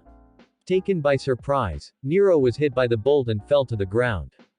Issei 015 realized that he was neither dead nor even seriously injured. Whoever he was, this man was dangerous. But it was still enough to stun him for the time being. So he had time to help the others. XXX Human Rias meanwhile had powered up even more and managed to cause a good deal of damage to Kaneko. The young Nekomata had a few visible bruises. At the same time however, Mittelt had joined the fight as well and was backing her up with a number of light spears she was throwing at their two opponents. Akino 015 however answered with a wave of lightning that she sent back at her with a bright smile on her face. The small fallen angel barely managed to avoid the attack. What she didn't realize was that Akino's strike was actually not much more than a warning shot. She also had realized that Mittelt had only joined the fight more than reluctantly and by her expression, she was pretty sure that she had second thoughts about this all. So with a little intimidation, she might be able to get her to just stand back again. And if not she could still take her out later. By what she had seen, the fallen angel was no real match for her or most of her comrades. This girl was clearly the weak link in the other group. In more than one sense. XXX Irina, Gariel, Rias, Kiba, Akino 01 and Zenobia were meanwhile facing the demonic being who had come with the other group. It was more than clear by now that he was of the same race as the other three. But far, far more powerful. They were unsure if they even had any chance against him. Rias and Akino had fired a combined assault of destruction power and lightning at him. And they were also backed up by a few lightning blasts from Gariel. But despite that they actually managed to push him back by a few meters, he was able to shield himself and stop their attacks without receiving greater damage. It was at this point that they decided to call Rainer and the others back, damage to their surroundings or not. There was not much choice left for them. Unless they wanted to risk dying here. And that was something truly none of them wanted. It was then, however, as another surprising thing happened. A large globe of fire appeared in the air in front of Pazuzu. Then this globe actually reformed itself, into a shape resembling a large dragon made out of fire. The dragon was not truly alive, or even acting independent, they realized. It was just a construct made from fire, similar like the ones Sona could form from water, and controlled by Issei 15's magic. Still, it was quite an impressive display. It placed itself between the others and Pazuzu and sent a wave of flames at the demon lord, which he however easily parried as well. Of course, while the construct might have been impressive to most people, it was still far from being able to cause any kind of damage to a Satan-class opponent. But it wasn't really meant to. All what Issei 015 intended was to keep him busy for the moment, while he approached his real target. XXXXXXX Issei 01 was now struggling with Devil Hunter Valley. Or better said, he was trying to. Both of them, still in full-scale armor, had grabbed each other's hands and were trying to force the other one to the ground. With Issei quickly loosing. The gloves of his armor were already breaking under Valley's incredible powerful grip and he had sank to his knees. The word boost, followed by divide, was constantly hauling trough the air around them. Dedrag, he thought. I know, partner, the dragon replied, but this is all I can give you. Your body is already at the limit of what it can take, even with all your training and the cells from Great Red. And Albion is dividing your power nearly as quickly as I can boost it. He was right, Issei knew. His raw power had already surpassed that of Azazel and his opponent was easily keeping up. It would be even higher if it were not for Valley constantly trying to drain it. Had Valley been weaker, Issei would have been able to protect himself from his divine dividing with the techniques taught to him by the Elder Guardians. But his abilities and base strength were simply too high above his own. Issei 06, who had come up again, was using the chance to boost a few more times, charge up a dragon shot, with all the power he could being up, and fired. The blast hit Valley. But as soon as the explosion cleared up, he saw that the attack had barely even caused noticeable damage on him. All he could see were a few scorch marks on Valley's armor. Damn it, he though. What could they do? What? Then he saw that the sorcerer Issei 015 was walking towards them. He lifted his hands and formed two magic circles above them. What was he doing? Both other Isseis asked themselves. He was obviously challenging Valley. Had he some kind of trump card? He unleashed two powerful blasts of lightning at him. Neither of them caused any damage. But it was enough to draw Valley's attention to him, and that was what he had truly wanted. Valley Lucifer, Issei 015 addressed him. I have once met your counterpart in this world. This is no great surprise to me. Even if in this world you are not the Red Dragon Emperor, you and your family are still powerful and well-known magic users. So it is only natural that we would meet. Indeed, Issei 015 replied. Now Sorcerer Issei made his move, in a way that nobody would have expected. Not by some dangerous attack or use of powers. He was just talking. But in a way in a language that none of them understood. Valley on his side made a step forward, ready for another fight. But then he felt it. He suddenly was feeling, what? Peaceful, relaxed, warm. No, he thought, not peaceful, weak. He felt his strength and his power leaving him as Issei 015 was speaking. Even his own feelings seemed to be quieting down and were only replaced with silent peace. All what he could do, it seemed, was just standing there. It was as if he had lost all will to fight. What was going on here? What is this? Issei 01 was asking Didrag. Dragon speech, the ancient language of the dragons, he answered. But that is not all of it. Somehow, with his magic, there seems to be a hypnotic effect in it. You mean, he can control him, it looks like it. At least if we are lucky. Meanwhile, sorcerer Issei continued to speak, not truly to Valley, but to the being that was the source of its power. Quiet, it is all right, I know how you must feel, being trapped inside this trinket for all these centuries. Always fighting, always being a prisoner. Just stand down for the moment. And be at peace for now. Yes, he heard Albion's voice. It has been so long. The dragon sounded like in trance. It has. Issei responded. Just be at peace for now. Just go to sleep. Then suddenly, Valley's scale armor disappeared. He was not longer in balance breaker mode. His power was disappearing. Yes, Issei 06 called out. He did it, Issei 01 whispered, not quite believing it yet. XXXXXXX. A few miles away, Rainer and Kuroka 015 had taken positions at opposite ends of the surrounding area, each in a few kilometers distance to the now ongoing fight. And each had formed one half of the ward that was now protecting the surrounding areas from the ongoing battle.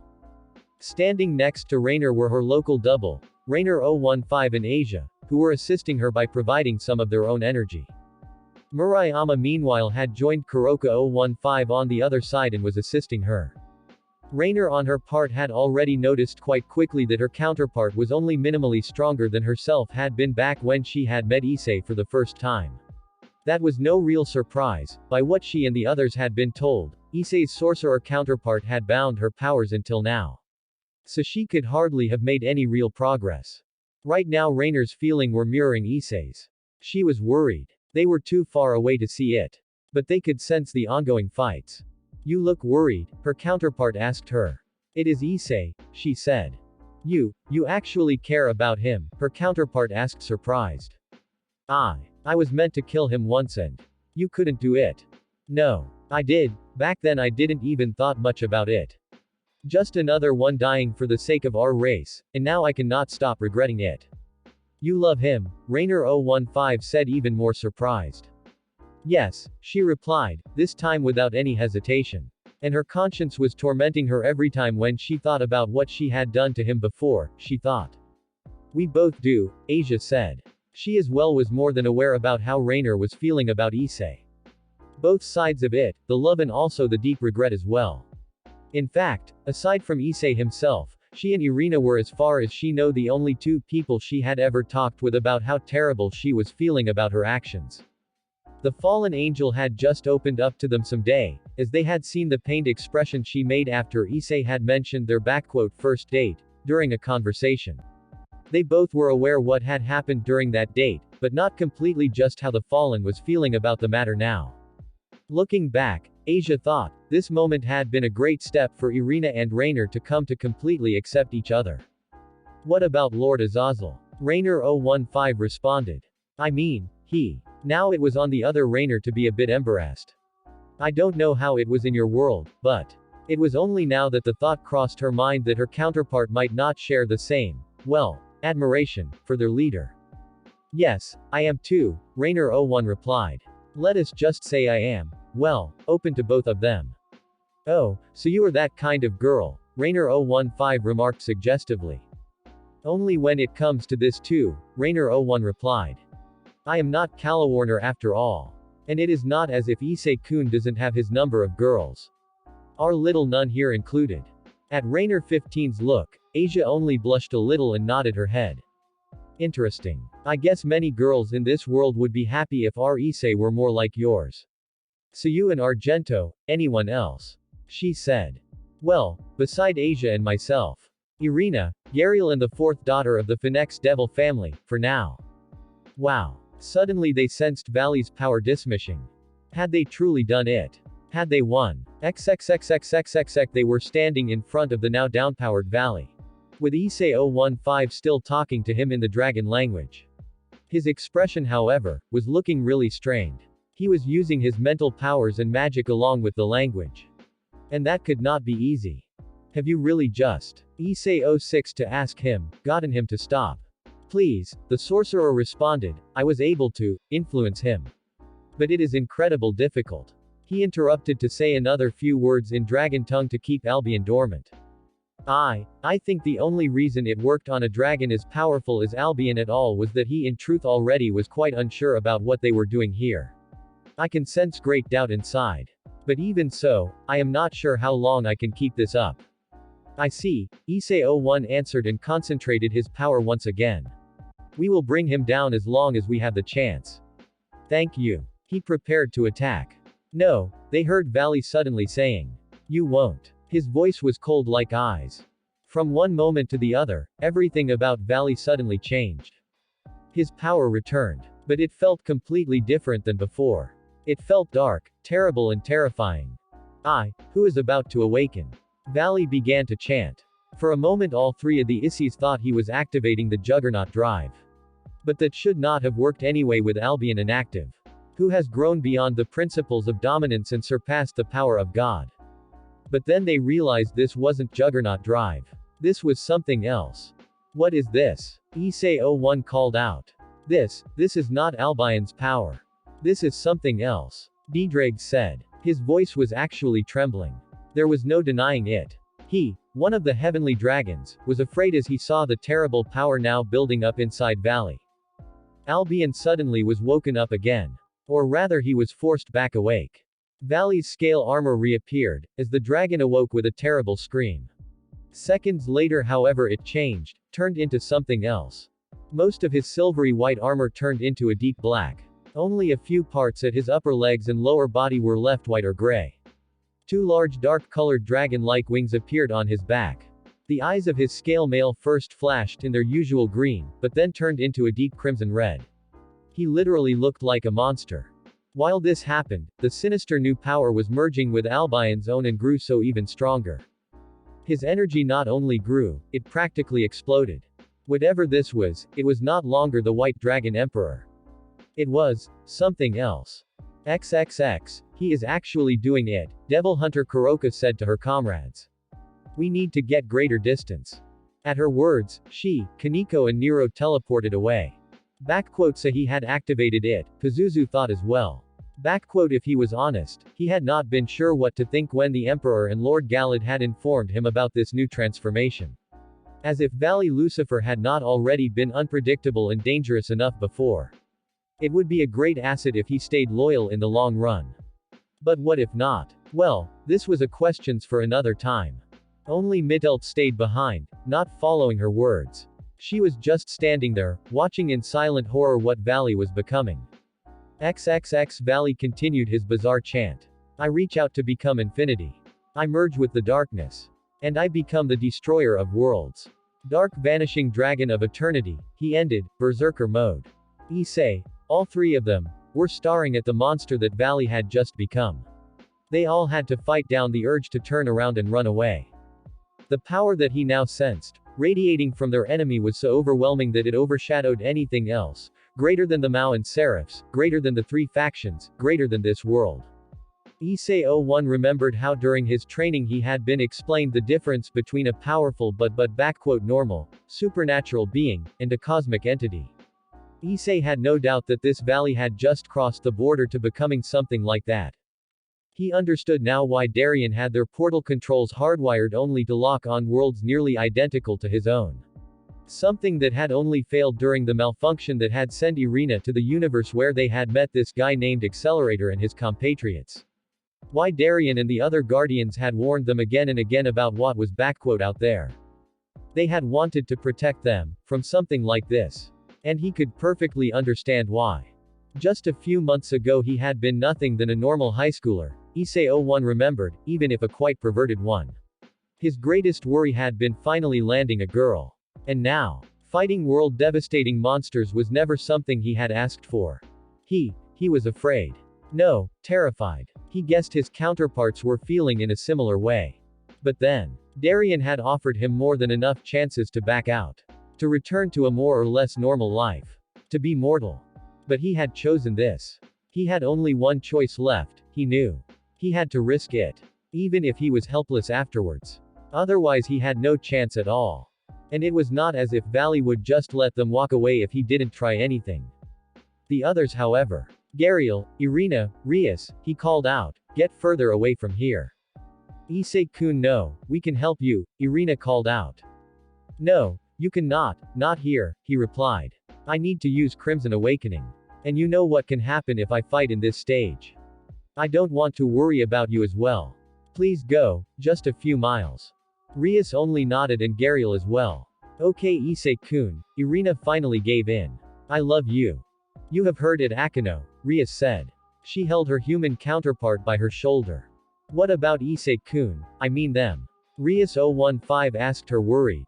We have to trust them, she answered, before she formed a transport circle and teleported away. The others were following their example. Ddrag, are you ready? Issei-01 asked. I am partner. Now then, he thought. Crimson Awakening. He sensed himself growing more and more powerful as more of his potential was being released. And felt how his consciousness was slowly starting to merge with Ddrag's, giving him access of the thousands of years of experience the dragon possessed. XXX, you. Valley turned to Issei-015. This was a good try. He smiled. But not good enough. He lifted his hand, and sent a blast of energy in the direction of the sorcerer. Issei-06, who was standing right next to him, reacted without actually thinking. He admitted he had not been of much use during the entire fight.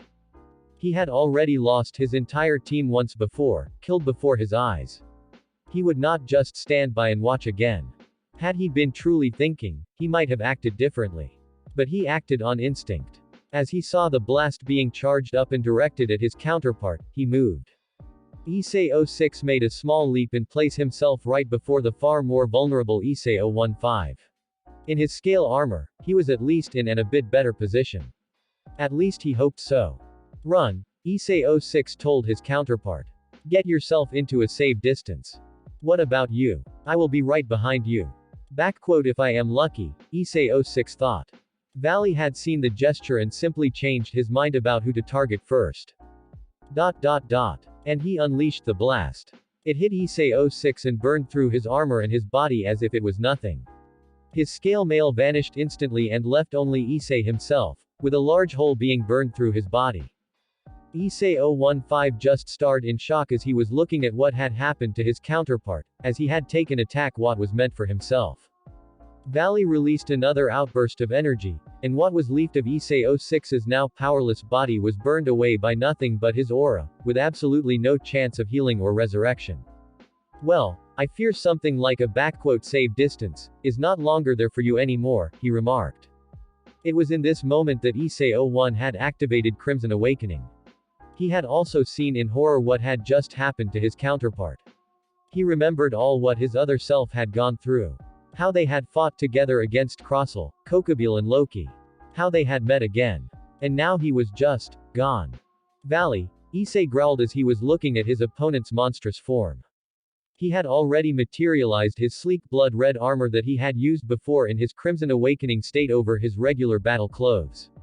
Issei-01 however decided to go one step further and formed for himself a new dragon armor around his body to match his enemy's physical size.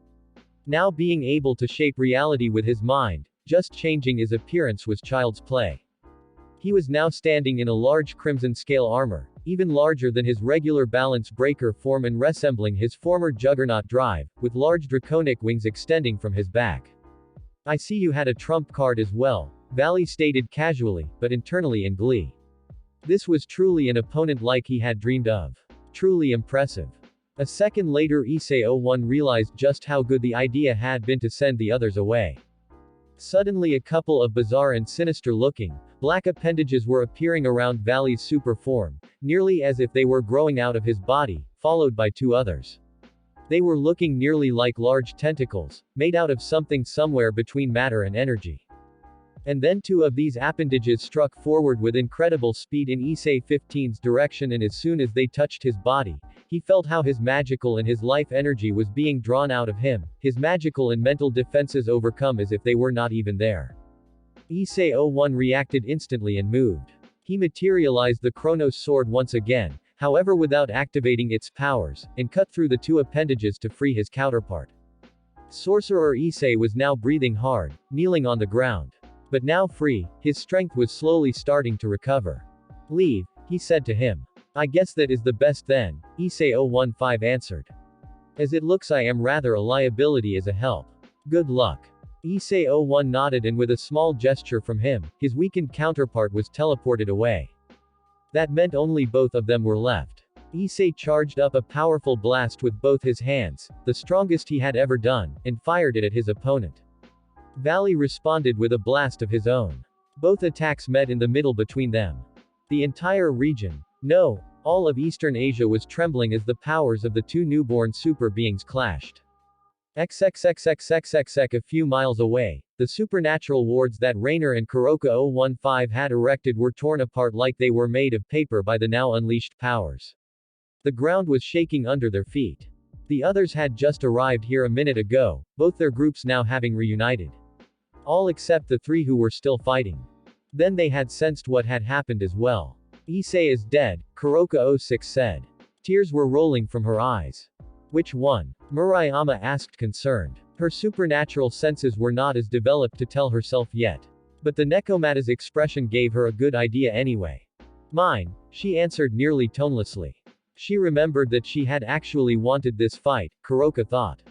What had she been thinking? She was such an idiot. Issei-kun, he is using Crimson Awakening, Rainer said. I know, Gariel replied. But he had still problems to control it, hasn't he? Asia said worried. Even if he hadn't, I am not sure if even that will be enough, Gariel stated dryly. We should have never gotten into this fight. While she said this, she was already trying to make a connection to the other Guardians.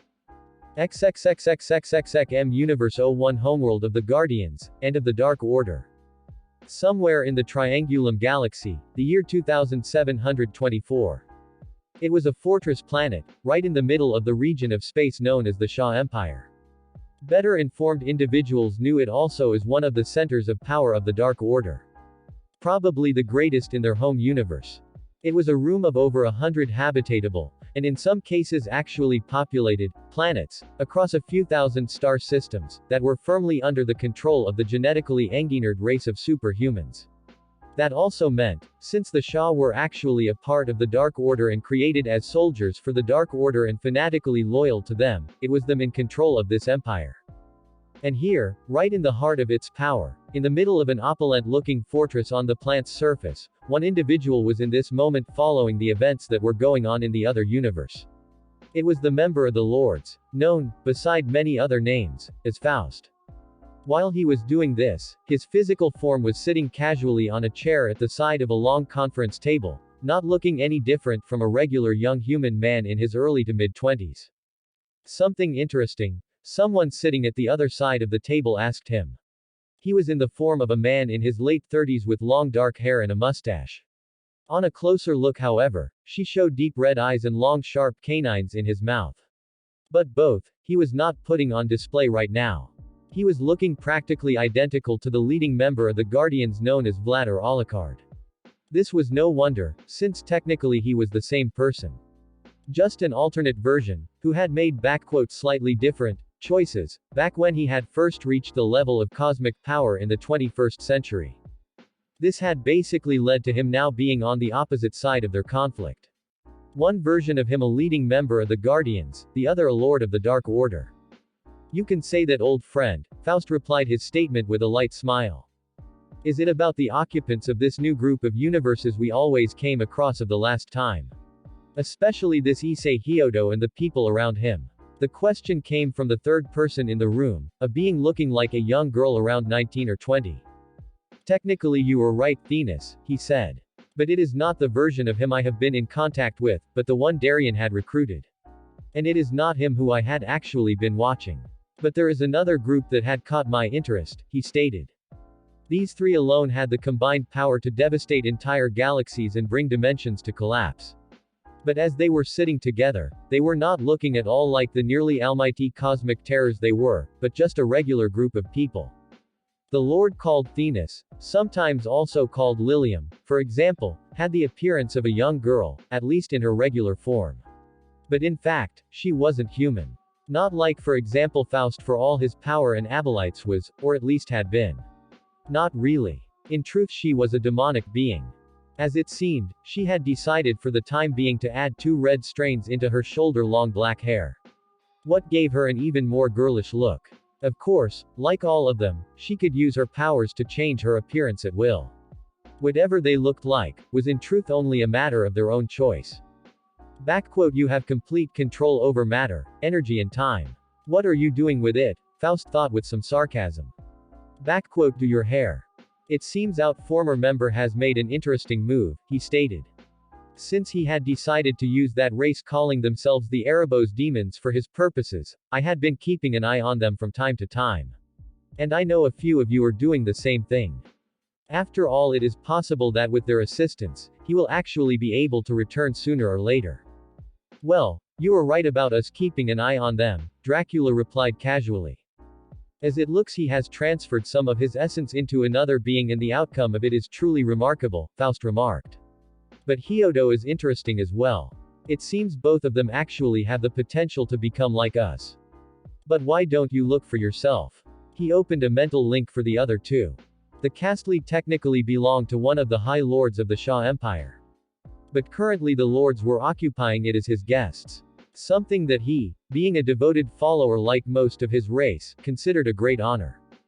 But the Shah themselves were not the only race living inside the borders of their empire. There were also members of several other species who had been converted to the ways of the Dark Order. Some of the guards in the castle for example were Predacons, members of an ancient species of artificial intelligences in form of robots who existed in M-Universe 02 and several other dimensions. Who had been locked in a civil war for millions of years. With one side wanting interstellar domination and the other peaceful cooperation with other races. The conflict was long settled with both sides having to ally against a powerful common enemy and most members of the warrior faction giving up on their radical goals. Or at least follow a more compromise and peaceful version of it. But a few, many would call them fanatics, just didn't want to give up on their aggressive ways. And so they had in the end found a new home under the protection of the Dark Order. He also knew that his old friend Darien also had a history with this race and had currently dealing with them again. Very likely connected to the recent developments. Not far away from them, in the yard of the castle, 2 other powerful entities were having a sparring match with each other. They were however only using their physical forms and fighting skills for their fight. Otherwise the entire planet and most likely solar system, would be in threat of destruction. Both of them were tall, imposing-looking, blue-skinned humanoids. But despite that, their heritage was actually completely different from each other.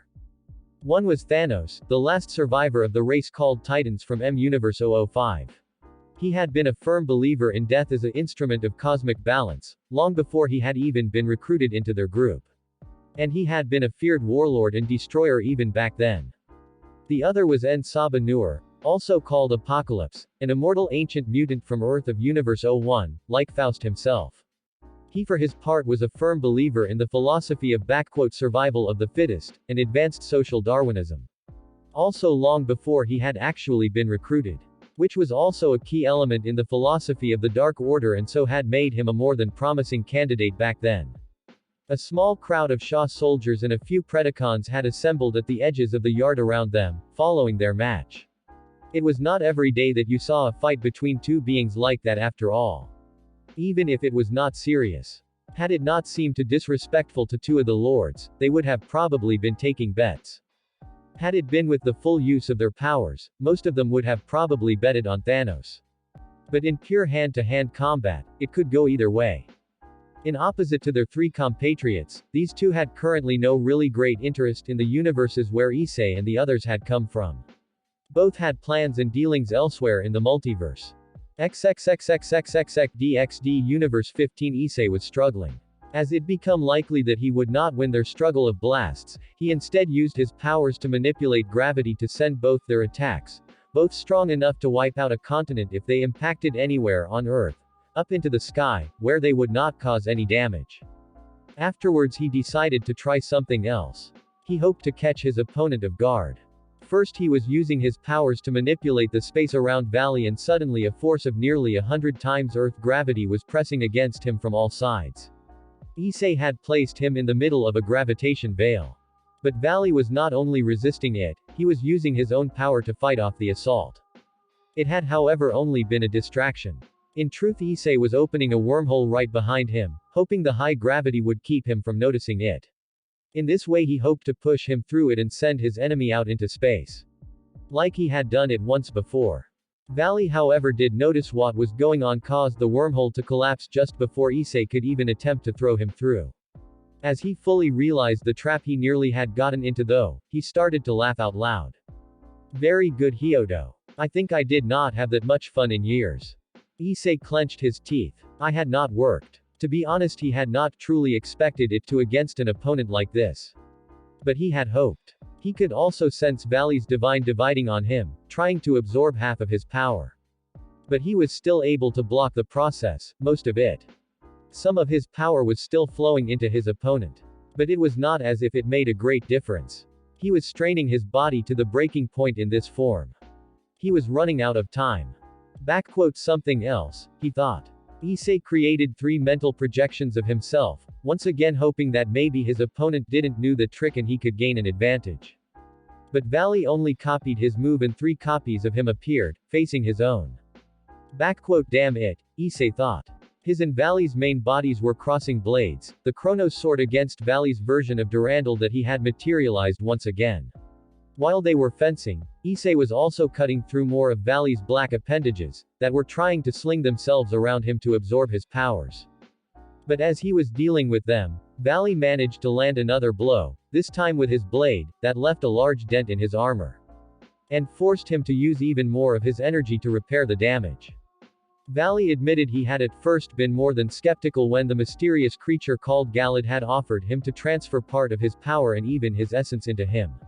Especially since he did not particularly trust the currently bodiless ancient being. But this fight here was worth it. This would have been worth anything. 4 of their mental clones were firing blasts at each other, trying to wipe the other out.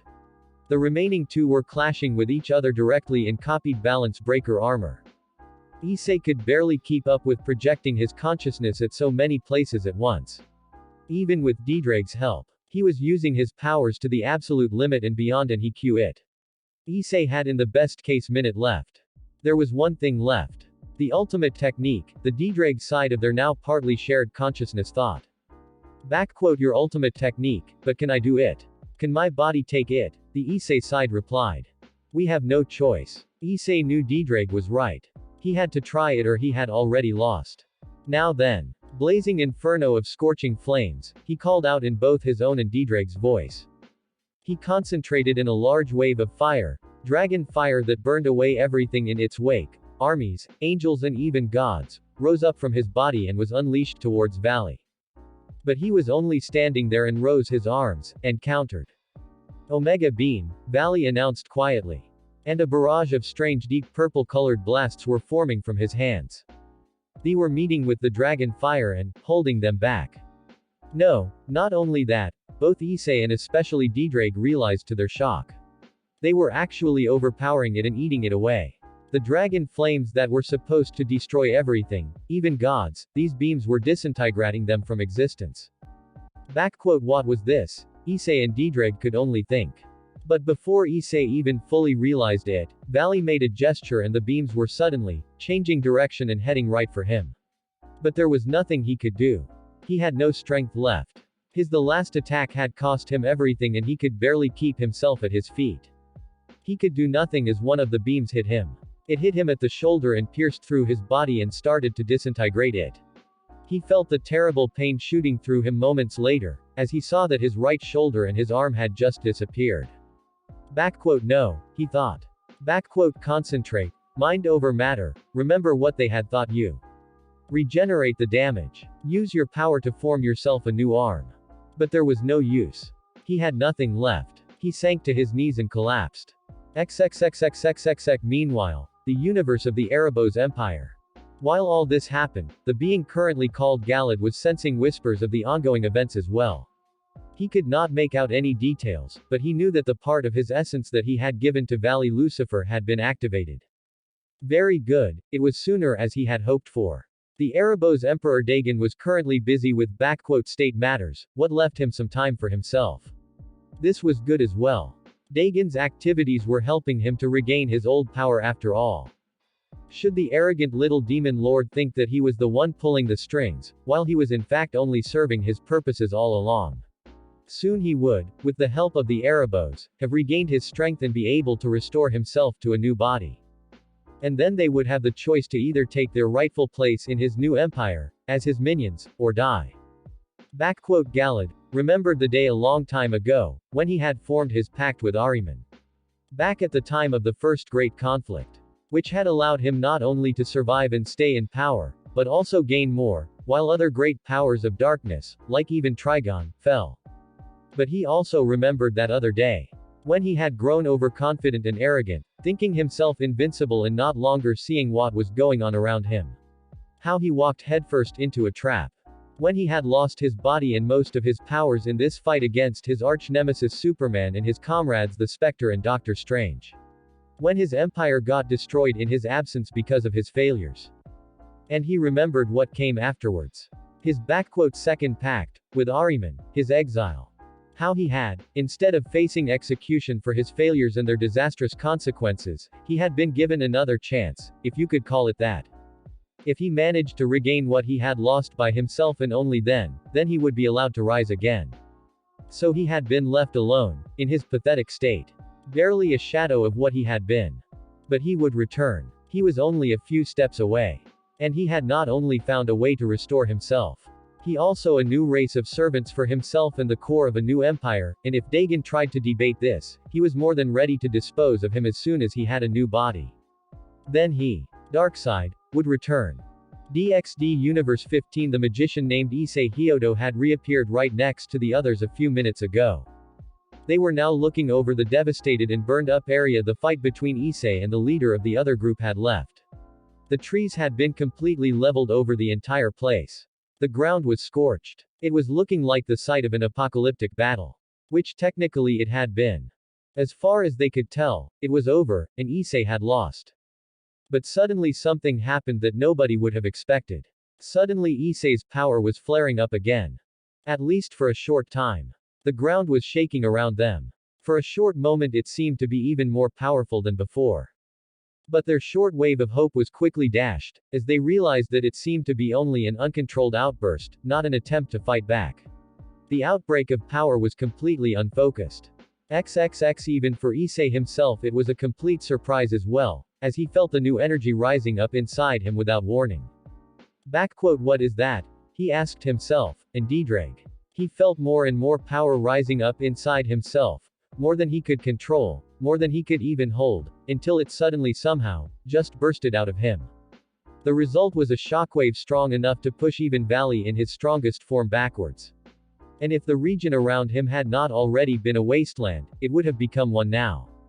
Issei was now even more happy that he had gotten his friends out of the way. Diedrag, he called out in his mind. I don't know, partner. I have no control either. The dragon replied, sounding worried as well about this. Not to mention it was a complete surprise for Valley, as he saw his kneeling, badly injured and completely outdrained opponent suddenly stand up again. Issei saw that his arm was regenerating, faster as he ever thought possible. His powers were practically forming a new limb for him out of nothing, in just a second. What worried him was only that he didn't have any control of the process. Impressive. Truly impressive, he heard a voice coming from beside him. He realized that Valley had moved while he was distracted. Your power is truly incredible. If only you had better control of it, who knows how this fight could have ended. Well, I admit I would actually like to repeat this someday. With this words he landed a blow in the back of Issei's head and that was the last he saw before it became dark around him. He lowered his power and returned to his normal state. He was breathing heavily. This had truly been a good fight. Valley was looking down at his now unconscious opponent. Indeed it were a shame if he truly had to kill him right now, he thought. But as things were, he had probably not much choice here. After all, he would maybe keep a dangerous opponent around for fun, their patrons were a completely different matter. The short outburst of power was over as quickly as it had begun. They were not even sure what exactly it had been. Issei's energy had now dropped to the point where it was barely higher than a regular person's. Now it was truly over, that was for sure. But his opponent's power had dropped as well. Maybe they had a chance. They all exchanged a short look, before they decided to teleport back to the center of the battlefield. A moment later they reappeared in front of the exhausted-looking valley. "Don't step any closer to him," Irina called out. But they were not the only ones. A few seconds later the Erebos demon Pazuzu and the rest of the devil hunters appeared next to Valley. Like Issei's own team and allies, they had stayed in safe distance during the fight. They tried their best not to show their nervousness. If it came to another fight they knew their chances were not good. While they themselves were powerful, very powerful, this Pazuzu was a Satan-class opponent in Valley, despite looking quite weakened, and they doubted that monstrous form again if he tried, was still a force to be reckoned. But there was no guarantee that he couldn't do it again, they remembered. And if he managed to do it, they were all as good as dead. The rest of the devil hunters were quite dangerous as well. Their Kuroka had shown to be at least as powerful as the two versions on their side. And Kaneko and the masked holy sword wielder were both around high-class level as well. XXX Kuroka 06 was staring at them in barely restrained rage. Her friend, the young man who had helped her prove her innocence, was dead because of these bastards. Not to mention that her life had gone to shambles right again because of their schemes. She could barely hold herself from attacking them right away. And she for sure didn't want this Issei Hyodo to die either. Even if she barely knew him. But even she realized how their chances were here. XXX she was not alone with her thoughts. Issei 06 had become somewhat of a friend or at least an acquaintance to all of them and they were angry about his loss. But that didn't mean that they lost sight of the facts and were willing to get their entire team killed. And even if they could manage to somehow defeat them, Issei 01 their Issei, was now completely defenseless. Could they really fight and protect them at the same time? "We can end this like you had wanted before your valley had. Derailed our conversation," Gariel tried to offer diplomatically. "We all just go our separate ways." In fact she wanted nothing more than put these bastards down. But she knew it was just too likely that they would be the ones being dead if they tried. "I fear it is now too late for that," Pazuzu replied. "It is true that I wanted to avoid a conflict with your organization if possible. But your friend here has just proven that he possesses the power to be a major threat to our goals. And by interfering into our plans in the last universe and going after us, you all have already shown that you are willing to be our enemies. So I fear it would be foolish for us to allow him to get away alive from here, either him or you," he stated. Gariel clenched her teeth. The others got ready to fight as well. "I fear I cannot allow that," they suddenly heard a voice. XXXXXXX the short fight had drawn much attention. In fact supernatural beings had sensed it all over the globe. Under them were many of the still existing members of the three faction, yokai and other races, but also the many human magicians that existed in this reality. Two of these were nobody else than the local versions of Mr. and Mrs. Hyodo, who were currently on a trip to another country on behalf of the magic guild they were part of. In the moment they were both wearing civilian clothes and not looking any different than any regular people. Just like their counterparts from Issei 01's world would have. An outbreak like this they knew, must have been sensed by every magician on the planet. But they were by far not the only ones. There were also the residents of heaven, Michael and the other seraphs and many of their fellow angels, Azazel and the other Grigori leaders and many of their fallen angels, yokai and some of the remaining devils and others. They all had noticed. The Hyudis wasted no time. They had also made out the place of the disturbance. It was not far away from their own hometown. They formed a magic circle and teleported back to Kuo. XXX also with that however, they were not the only ones. As soon as he realized the massive outbreak of power came from the point where his wife and his daughter were, Barakwile quickly excused himself from the other fallen angel leaders at the Grigori HQ on Earth and transported to the town as well. As soon as he had arrived in Kuo, he sensed the Hyudus as well, who were now back at their home. The fallen angel teleported a second time to meet up with them. During the last years, he, his wife Shuri and sorcerer couple have become close friends, very close friends indeed. As Barakwile appeared next to them a moment later, he saw that they were not alone, but standing close to them were Shuri, Akino and Kuroka's young sister Sharon. But he was sure he had just sensed his daughter outside the town. What was going on here? I guess you have sensed it as well. He addressed Issei's parents as soon as he appeared next to them. Yes, we did. But now the power seems to be gone, Issei's mother said. But Issei and the others, they are still close by. We'd better go and take a look, Shuri told them. I don't like this. I agree, Baraquile replied. But first, can you tell me why I can sense Akino out of the town when she is right here? That is kind of a long story, Shuri said. We could barely believe it as we have heard it ourselves, Issei's father commented. We will tell you everything as soon as we are there. Then suddenly, it was then they sensed yet another power appearing, at the same place when the ones before. It was a power even greater than the one before, and one they recognized. Ophis, Issei's father said. Issei's friends could not have been more surprised than they saw the small figure who suddenly materialized in front of both them and their enemies. Why you are? Irina stammered. Ophis, Rainer 01 stated. What? Her counterpart Rainer 015 and the human Rias Mac Greymore called out at the same time. The rest of Sorcerer Issei's group reacted similar, surprised at the sudden appearance of the Infinity Dragon of all people.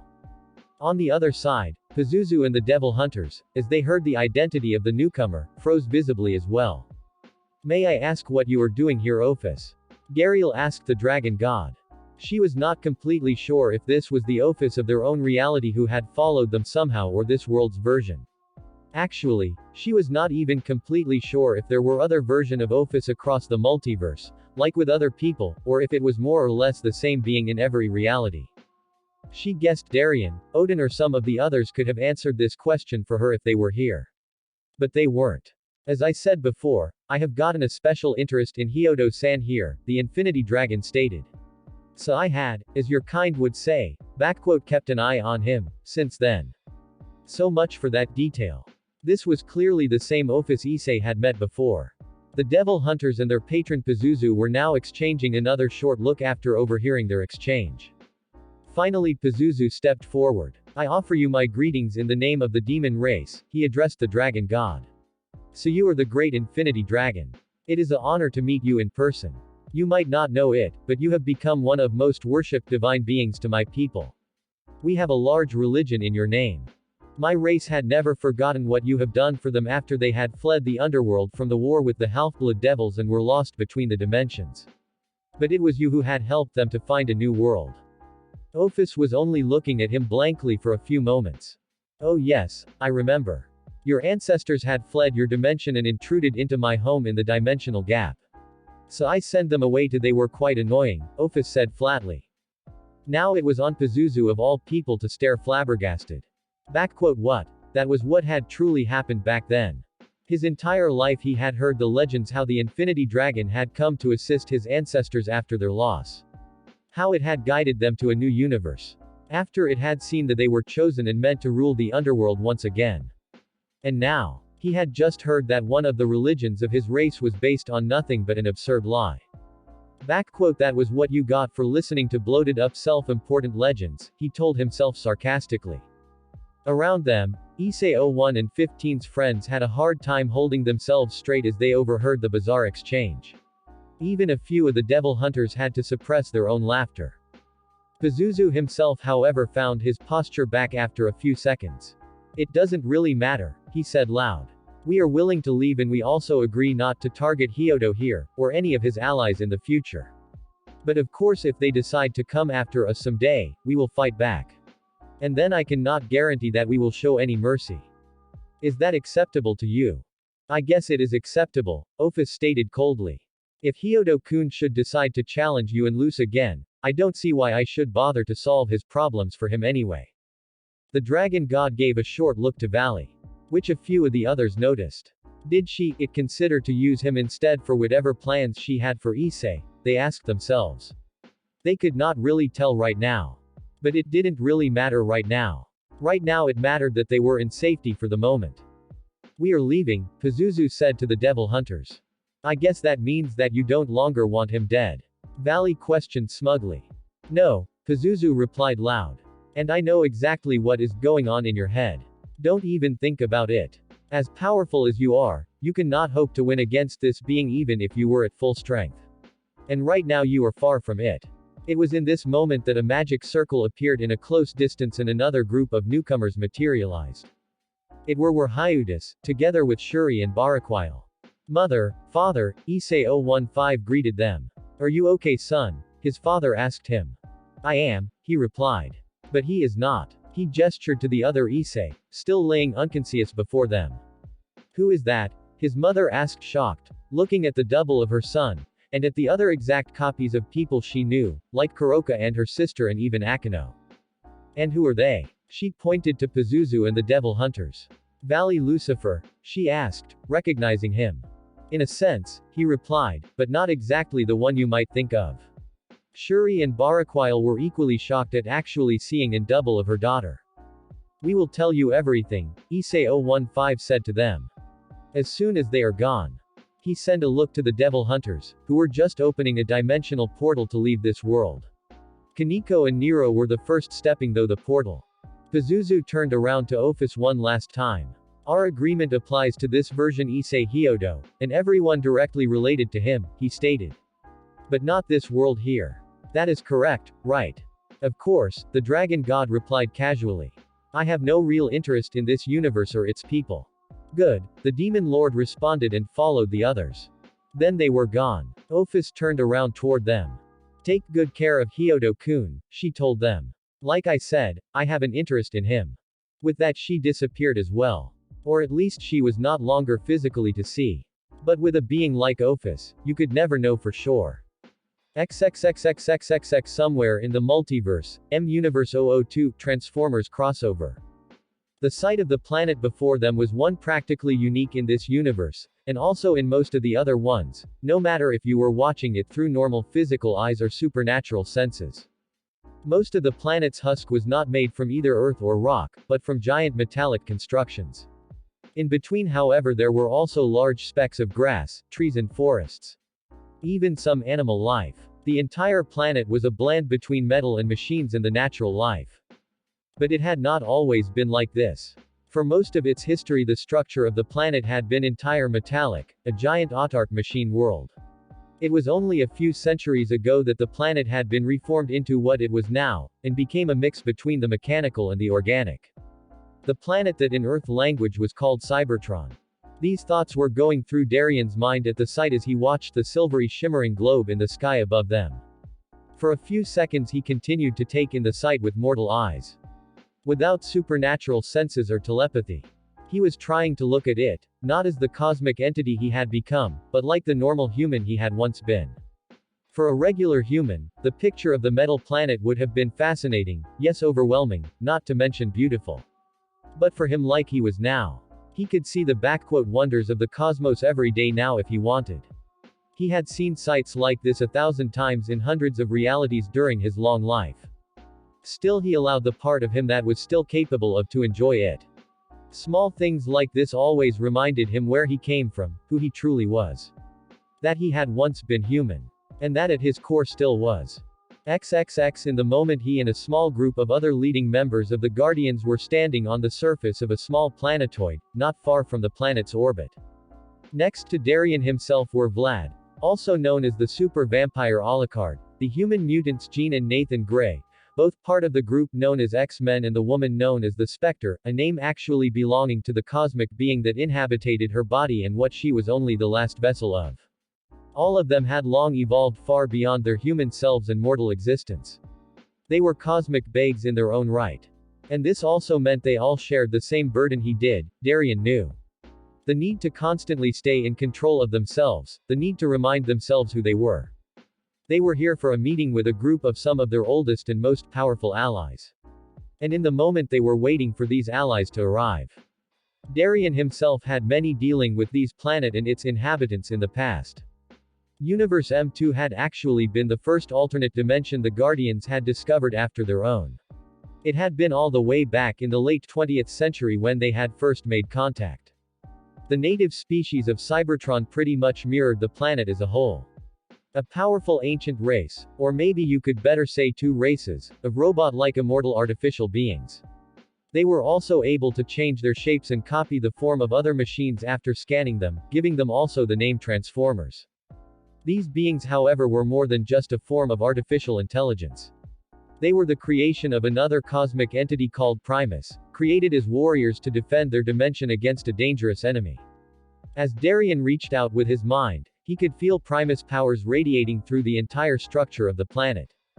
For eons, the two sub-factions, one warrior and one civilian caste, also known in a raw translation, as the Autobots and the Decepticons, had been fighting a civil war against each other. With the warrior faction wanting interstellar conquest and the other side peaceful coexistence with other races. By the Earth year 1984, the endless conflict had drawn up the energy of their planet. The warrior faction had wanted to plunder Earth and its resources. Their enemies however were standing in their way. As a few years later, the Guardians for the first time discovered the ability to travel between dimensions and found out that this version of Earth had actually fallen victim to an invasion of alien robots. They thought about actively intervening to help them. But as it had turned out, Darien and the others had great trouble controlling their powers in this new universe. At the beginning it was nearly as if they were left powerless as long they were there. So there was only so much that they could do at first. It took them years to learn to probably control their power in other realities. But what was even worse was that their enemies had discovered the new universe as well. If they got involved, they knew the Dark Order would as well. There was a great chance it would only escalate the fighting and put these worlds in even greater danger instead of helping them. So after a short first contact with both the Autobots and the Decepticons, the Guardians decided to retreat from this world and turn their attention somewhere else. Several years later, the war between the cybertronians had ended, after both sides had to ally together to defeat an ancient chaos god, Primus' old enemy, who threatened the existence of their planet and their entire universe. It was only after that, when both the Guardians and the Dark Order made contact with this reality again. Today, most of the population consisted, just like their planet itself, more out of cyborgs with organic components than full mechanical robots like they had once been. The original, fully mechanical Cybertronians had become the exception. Most had ever left the planet long ago, died or were changed into these now races called Maximals and Predacons. But it was not the current population they were meeting with. No, the group they were here to see was a result of another conflict that happened centuries later. About 200 years ago from their point of view. It was at that time that the actions a race of other super beings calling themselves the Vok were threatening the safety of their universe. Or rather it had been a splinter faction of them. Similar like the Cybertronians, the Vok had at this time been at civil war with each other. The Vok as a whole saw themselves as chosen defenders of the order of the universe and the consistency of the timelines, appointed by the cosmos and its creator itself. Both sides thought this. It were only the questions of their methods and how far they were willing to go, where their opinions split. One faction had slowly come to the conclusion that everything they decided to do was justified. Including sterilizing planets, changing history on their personal whim and erase entire civilizations from existence. In a way, Darien thought, the rogue faction of the Vok were a warning example of what the Guardians could become if they ever lost their way. And at this time, this faction of radicals was winning the war. To a great part because, in opposite to their opponents, they had absolutely no scruples to do anything to win. It finally came to the point where this rogue faction made an attempt to disrupt their entire timeline to a point that it would erase all of Universe M2 and its history. A scheme that Darien and a few of the other Guardians luckily found out about and managed to stop it. But they knew if they got further involved and tried to defeat them for good, it might have once again drawn the attention of the Dark Order to their world. But at that point they had already been facing off with the Dark Order in another dimension. So Darien decided instead to do something else. He searched out a group of Cybertronians of both factions he had contact with before and made them an offer. The remaining Decepticons had at that time mostly let go of their aggressive goals and ruled the planets they habitated in peace, only fighting when being attacked. Kind of like the difference between the earlier and the late Roman Empire on Earth, he sometimes thought. Darien helped them to make contact with their creator Primus, whose power had been greatly weakened after the defeat of his old opponent. But there was one last thing he could do. Together they helped them to evolve into a higher state of existence and leave their physical forms behind. It was the Cybertronian equivalent of the ascension he himself and many of his friends and enemies had gone through. 12 newborn cosmic entities. After this last action, Primus retreated from Universe M2. It was this group of 12 who had teamed up with the more peaceful faction of the Vok, won their civil war and ended this threat for good. But this was now 200 years ago. 200 years in that they had only sporadic contact with the Knights of Primus, how the group came to be called. But they were still under their most important allies. And now, that the Dark Order had gotten active again and it looked like they might start another major offensive, they should be under the people being informed. They had arrived, all of them realized. 12 silvery glowing orbs of energy materialized in the air above them and descended slowly to the ground, where they quickly changed into replicas of their old robot forms. Their talks were about to begin. The meeting, however, as it turned out, was being interrupted just a few minutes later. Darien was the first to sense it, because of his direct connection to Issei. The others followed a moment later. Like a desperate scream that was howling through the dimensions. There was no doubt, Issei's powers had grown to a point where he could not longer control was the state that both they and the lords called the edge. Just like it happened to so many of them at one point or the other. I was the point where new cosmic entities risked losing control of their powers and their minds. Hyodo, Jean said quietly. It seems he had reached the edge. And it has taken him only a few months. Quite remarkable, Alucard remarked. Now the question is, will he regain control of himself, or else? He left the words hanging in the air. You have been expecting this to happen, right? He asked Darien. I have thought of the possibility, yes. But only after we had already recruited him. I have warned him about it. I had given him the option to seal his power and let him return to his world. But he had chosen to join us anyway. Well, maybe you should have explicitly told him about this risk before you first brought him back to life instead of afterwards, Alucard pointed out. Darien shrugged. I know. I didn't realize this could happen back then. I transferred only a small portion of my powers to him. It shouldn't have changed him like this. By what I knew back then, this should not have happened. Unless of course he already had access to some kind of cosmic powers like, oh, I don't know, a powerful dragon sealed inside him, Alucard commented with barely withhold sarcasm. I didn't know, Darien replied. I had only contacted him spiritually across several dimensions. The dragon had still been dormant then. I gave him the choice, either get resurrected by me, become a devil or dying. If he had known this could happen, maybe he would have chosen different. But I didn't realize what kind of sacred gear exactly Issei had inside him until I actually met him in person.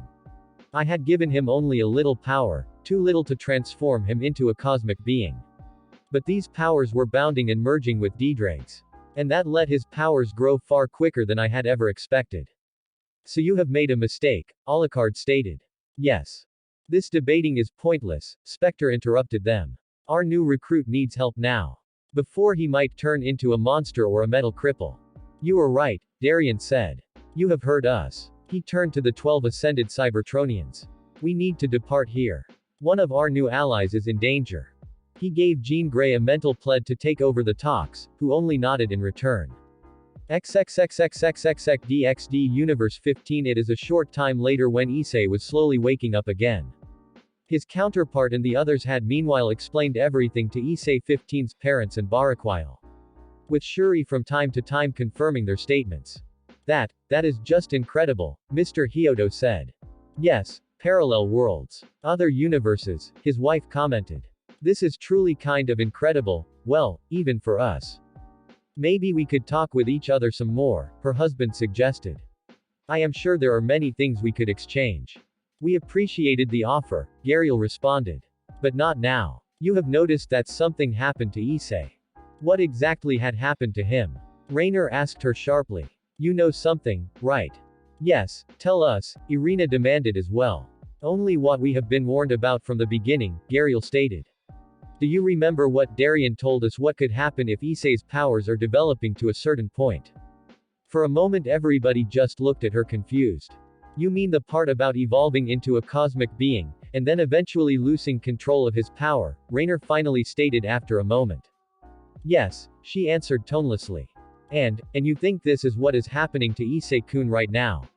Asia questioned, the concern in her voice clearly to hear. Yes, Gariel responded once more. And I hope you remember the rest of the story. They all looked at her uneasily now. That some others have gone insane, completely lost themselves, and Asia whispered. And needed to be put down. Irina finished for her, destroyed, killed. They all looked visible concerned now, even issei 015 and most members of his group. Only a few, like for example Rainer's counterpart Rainer 015, looked mostly indifferent. Sure, she might have been concerned about the idea of such a powerful being getting out of control. But personally she didn't felt like this involved her, not really. She did not even knew this version of Issei Hyodo after all. Baraquile showed a similar reaction. Of course he felt sorry for the boy. But in the end he did not really knew him. Issei 15's parents were another matter. After all it was an exact double of their son lying before them. But then Issei-kun could, you cannot mean that, Asia now nearly yelled at Gariel. Rainer 01 for her part said nothing. At the first looked quite similar to her counterpart. But at the inside it couldn't be any more different. Destroyed, killed, her mind was repeating the words she heard from Irina. In her head she saw for a moment only pictures of herself killing Issei, again and again. She did the best to suppress the guilt she was feeling once again. How she wished she could just go back in time and take back what she had done. Quite ironically, technically she now had the means at hand to actually do it. But it would help her nothing. Look, I don't say it will come this far with him, Gariel said to their concerned faces. This is exactly why we need help from the others, as quickly as possible. To make sure that it won't come to this. But, no buts, Rias 01 cut in. She is right. If Issei needs help and the other guardians can help, then we need to call them as quickly as possible, instead of concentrating on our own worries. I have already done that, Gariel stated. But that had maybe not even be necessary. When he had resurrected him, Darien had also formed a mental link to Issei. With some luck he will have already sensed this. Just as she had said this, Issei suddenly began to move again. He was slowly waking up. Issei opened his eyes. No, he tried to call out. He looked around. He saw that the others were okay. All except his counterpart Issei 06. What has happened? He asked. Rainer, Asia, Gariel. Issei, please, try to stay calm, Gariel addressed him. Don't move. Don't say anything if you don't have to. At least for the moment. Gariel, what? He asked confused. Issei, I will say it plainly. You have lost control of your powers, she stated. Do you remember, like they had warned us about during training, Irina said. Issei nodded slyly in silence. He did remember. Please try not to do anything. Just try to stand still, Gariel told him. Nothing that could cause another outbreak. Every wrong move of you could accidentally cause a disaster. Just try to relax. Until help arrives. It was at this point when they all noticed another portal forming about 20 meters from them. They all tensed. Was this the help that would come? Or had their enemies maybe decided to return, now that Ophis seemed to be gone? It was unlikely that they would dare to try to double-cross the dragon god like this. Especially since they couldn't know for sure if Ophis was truly gone for good. And this Pazuzu seemed like an at least somewhat reasonable person, for a malevolent demon at least. But they couldn't know for sure. Gariel, she was receiving a telepathic call. It came from Darien. As expected. Do you hear me? The others were hearing it as well. They relaxed. Yes, she answered loud. Please bring Issei through the portal. We are awaiting you on the other side. The voice was now loud for everyone to hear, the residents of this universe included. Wait, are you not coming here to help us? Asia called out. There is something wrong with Issei-kun. And Gariel said every wrong move from him could cause a disaster. Asia, you remember the terms of our agreements with our enemies. If I appear physically in this reality, they will feel free to do the same. I would risk turning this world into a battlefield, just by taking a step on it, Darien reminded her. The natives of this world, including the Hyudis and Baraquile, were now looking concerned after hearing this as well. What was the voice talking about? War. They had briefly mentioned another organization of enemies during their explanation, yes. But it wasn't clear that it was that bad. I see, Asia said quietly. But please do your best to help Issei when we have brought him to you. I will do my best, he replied. Rainer stepped toward Issei, who was still lying on the ground. She reached out her hand to help him up. But as soon as he had taken the hand, his body froze for a split second, And then Raynor was suddenly caught and thrown backwards by an invisible force. The others were hit as well, but managed to hold themselves on their legs. Telekinesis, they all realized. No. Issei called out. He had just attacked Raynor, he realized. He could not believe what he had done. Not that this would have been the first time. They had been fighting each other before after all. But things were different now. They had long made up and she was now his girlfriend for real, they loved each other. And now he could have killed her. If she had been only a little less careful. What was happening to him? Suddenly a sharp pain went through his entire body again. He bended over and then fell down once again. While his body was unleashing yet another uncontrolled outburst of power. This time the others managed to shield themselves. It wasn't too dangerous, since he managed to keep the energy low, barely. Stay back, he called out to them. Don't come closer to me. He knew now that with every wrong move he made, he could maybe unwillingly unleash a deadly attack. It was true, there was no way to deny it. He had lost control of himself. And if he made another mistake, he might actually kill someone. What now? He was afraid, he admitted. Just as much as when he had faced Valley or any other dangerous enemy. Maybe even more. Enemies were one thing. But this. Losing control of himself, becoming a threat to his friends. This was something else. He had already hurt Raynor, even if only slightly. What would he do if he actually seriously hurt one of his friends? What if? The picture of all of them slaughtered went through his head. He understood now how Issei 06 must have felt. XXX Gariel meanwhile had moved and caught the more than a bit distraught Raynor in midair. You okay? She asked the other fallen angel. I am alright. Just a few bruises. I was simply taken by surprise. This was not enough to actually harm me, she assured her. Bullshit. You were lucky, Raynor-chan, Akino commented heatedly. With your original power a few months ago, you could have been vaporized. Raynor admitted she was right.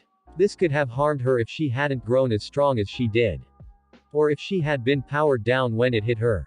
Most of the others were just looking concerned at Issei. Issei-kun, Irina said worried, please try to calm down. The three Hyudus of this world meanwhile reacted.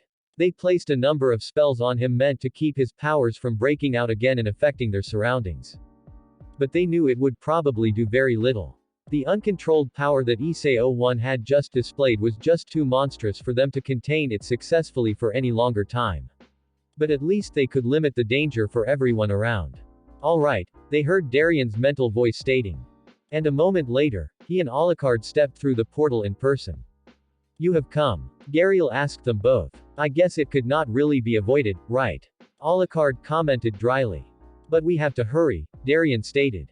We have to stay here as short as possible. Oh, I fear it is already too late for that old friend, another mental voice howled over the place. It was one they had heard before. Fausts. Three figures materialized themselves in some distance to them. Issei instantly recognized Faust, from the memories he had been shown during his training. But this was the first time he and the others were meeting him physically. The man next to him was a nearly exact mirror image of Alucard, who was still standing beside Darian. Only that this one was wearing a mustache, while the Vlad they knew was currently not. It was not hard to figure out who this was. They already knew that an alternate version of Dracula was one of the leaders of their enemies. The last one had the appearance of a young woman. She had black hair with 2 red strains in it. Like the other two, she was currently wearing a black cloak. Any other time Issei would have found her quite beautiful, cute even. But they all could sense the terrifying power that was radiating from them. Even now, when their postures were completely relaxed and were clearly not even trying.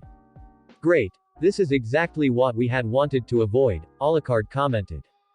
From one disaster right into the next, Gariel hissed. Damn it.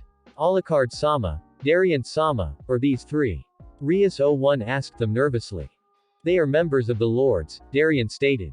All three of them. His words only confirmed what the others had feared. The question is, what happens now? Alucard's double pointed out. You all know the agreement between our sides. If you set foot into a world, we have the right to do the same thing. Issei 01 clenched his fists as well.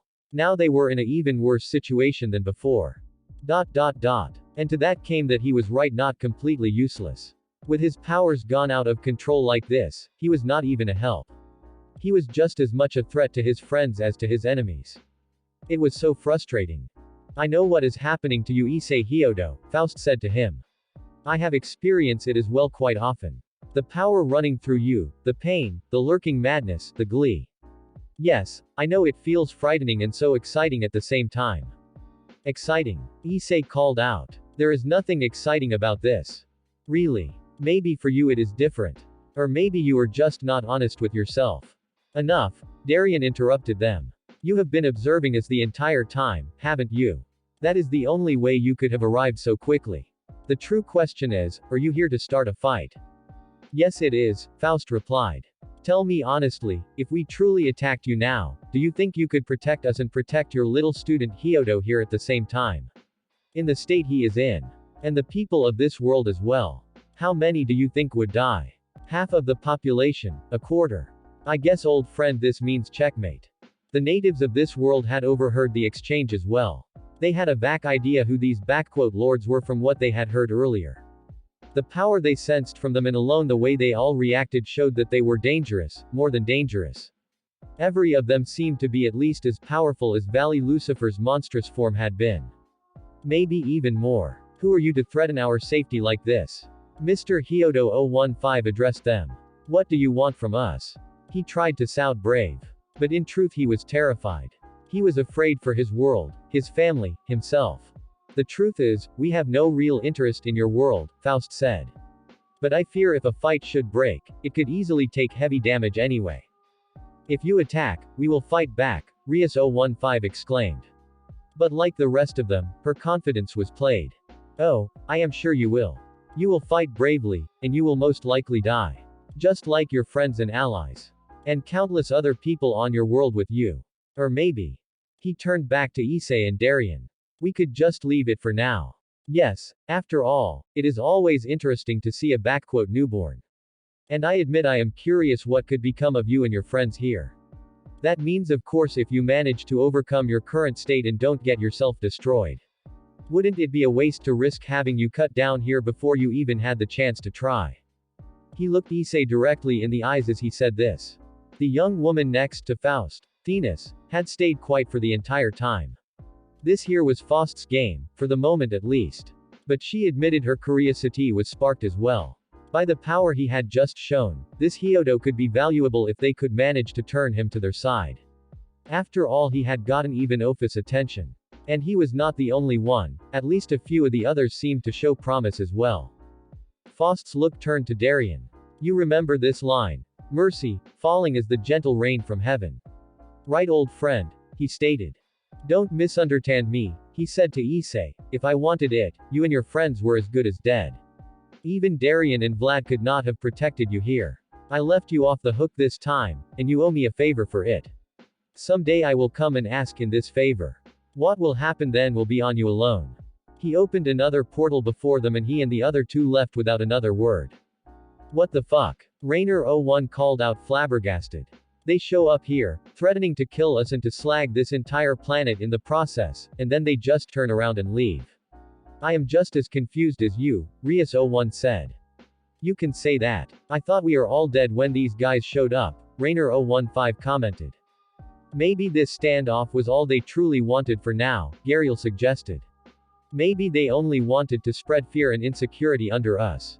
Or maybe, she thought cynically, just like Ophis they think that you all are more useful to them alive than you are dead and hope to draw you to their side.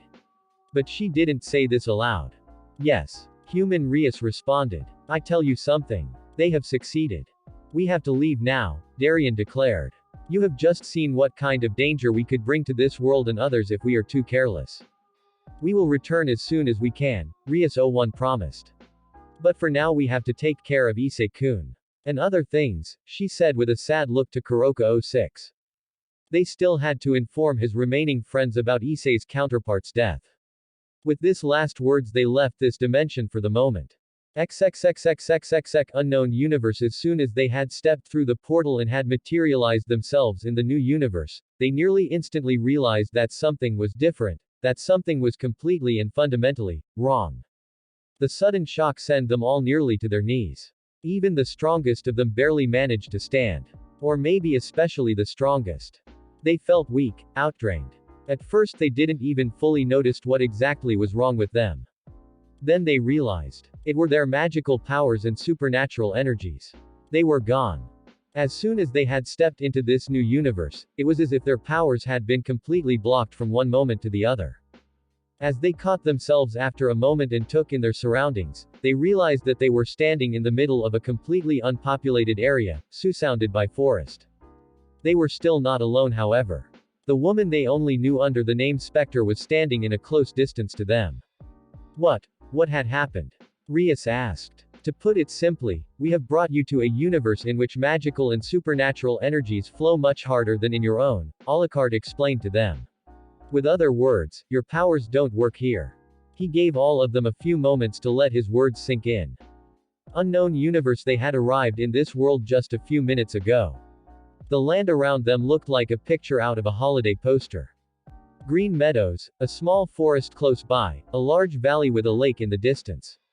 The only drawback was that none of them could access their powers. And for some of them, the shock of the sudden loss had taken a great toll on their bodies. How are you feeling, Hyodo-kun? Spectre asked them.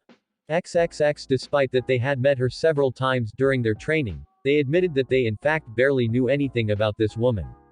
Nothing concrete really, except the fact that she was the latest human host of an immensely powerful cosmic entity. That another, a male host, long time ago, had been some kind of superhero back in the 20th and 21st century on their Earth. That and that she, just like Alucard and Darien, was one of the most powerful under the Guardians. About her actually human identity, however, who she had been before she became what she was now, they knew nothing. Well, nearly nothing. But the few bits only made her even more mysterious in his eyes. Like many of the Guardians, she used multiple names, Sylvia, Sarah, Sylvie, Priscilla, that were only a few of them. But neither of them knew if any of them was her real one. For the most part, she was just Spectre. They had also heard that she was originally from M-Universe 7. And that she was personally quite close to a group of members of the Guardians organization that came from the same universe. Issei had also heard rumors that she had over the time been a lover of both Darien and Faust, of all people, as strange as this entire idea seems at first. In the latter's case it had of course been before she had actually joined the Guardians fully. That was at least what the rumors said. XXX, if you mean my power. I do, better actually, Issei answered. At least I do not longer feel as if I am about to explode with every step. But, he looked as if he was also thinking about something else. He sent a short look to one other member of their group, who was sitting by herself in a short distance from them. Kuroka 06. My counterpart died, Issei said. He came with us, we brought him there, and then he died. He wanted to come with us, he volunteered, Gariel countered. You cannot blame yourself. It is kind of disturbing, Asia said. I mean, he was kind of you, and now he is dead. And I am sorry about it. But, I know I should feel much worse. I should feel devastated. Yet, you are still here with us. But Kuroka-san, They all were looking at the young cat woman. They knew she and Issei's counterpart were close. And now she had lost him. Just like she already lost her Kaneko. Don't, Kuroka 06 just said. Your fallen angel friend is right. We wanted to come here. We knew what we were getting into. If anyone is to blame, then this bastard called the Devil Hunters. She turned around to Issei. And one more thing, I want to join your team. You don't want to return to your world? Irina asked. For what? She replied sharply. My entire family is dead now. I have just lost my last friend. And beside that I have been framed for murder.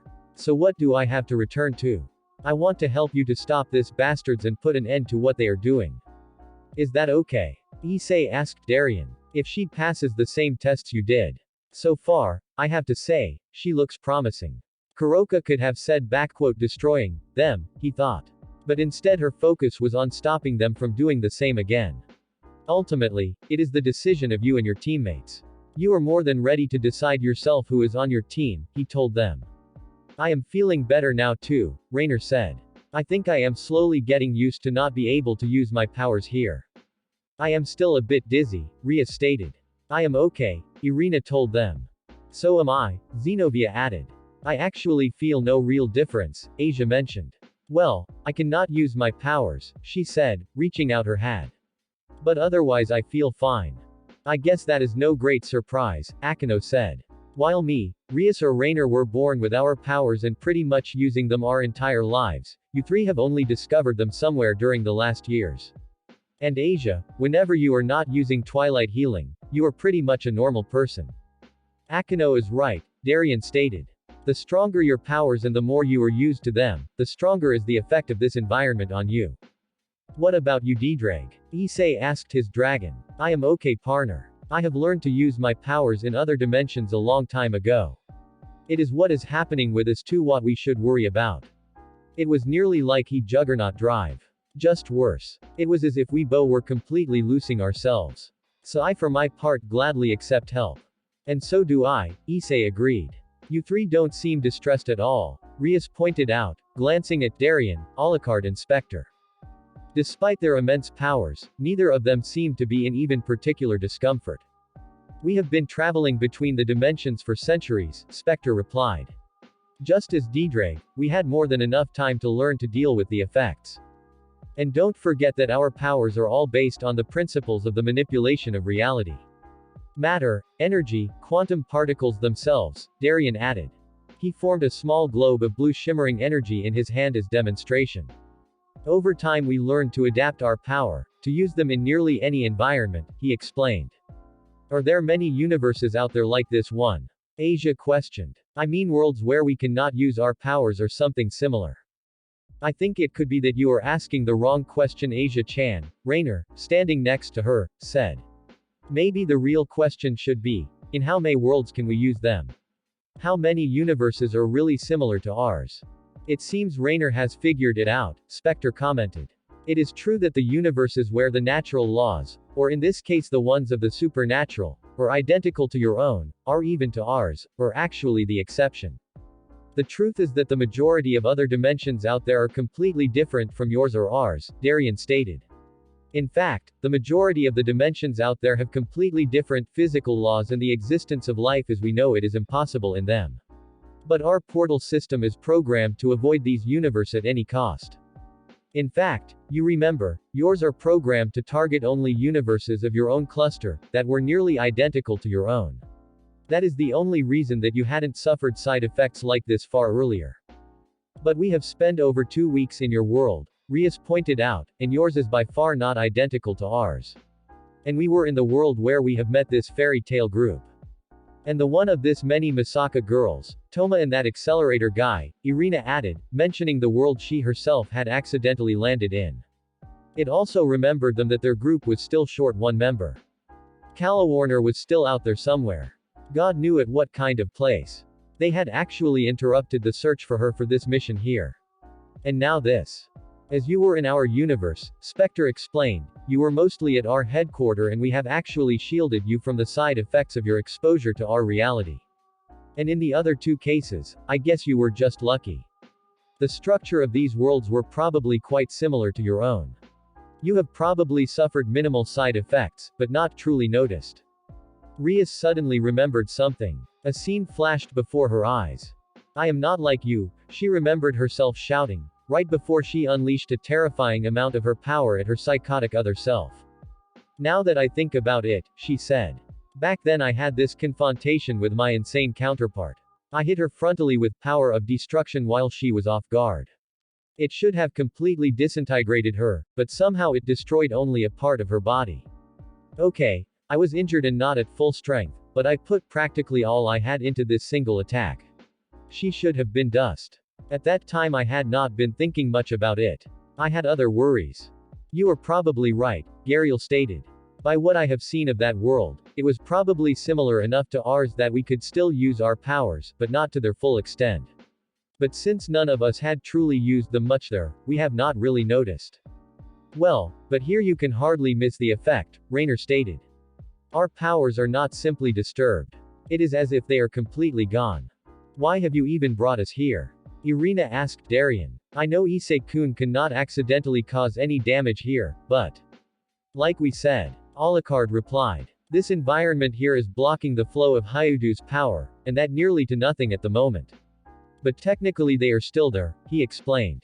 Over some time, just like ours did, his powers will adapt to this environment and slowly, step by step, he will be able to use them again. That means this is the ideal place for him to learn to control them without putting everything around him in danger during it. I see, Issei replied. Very clever, he admitted. Okay, now that we have explained this, I guess I have to apologize to you Issei-kun, Darien addressed him.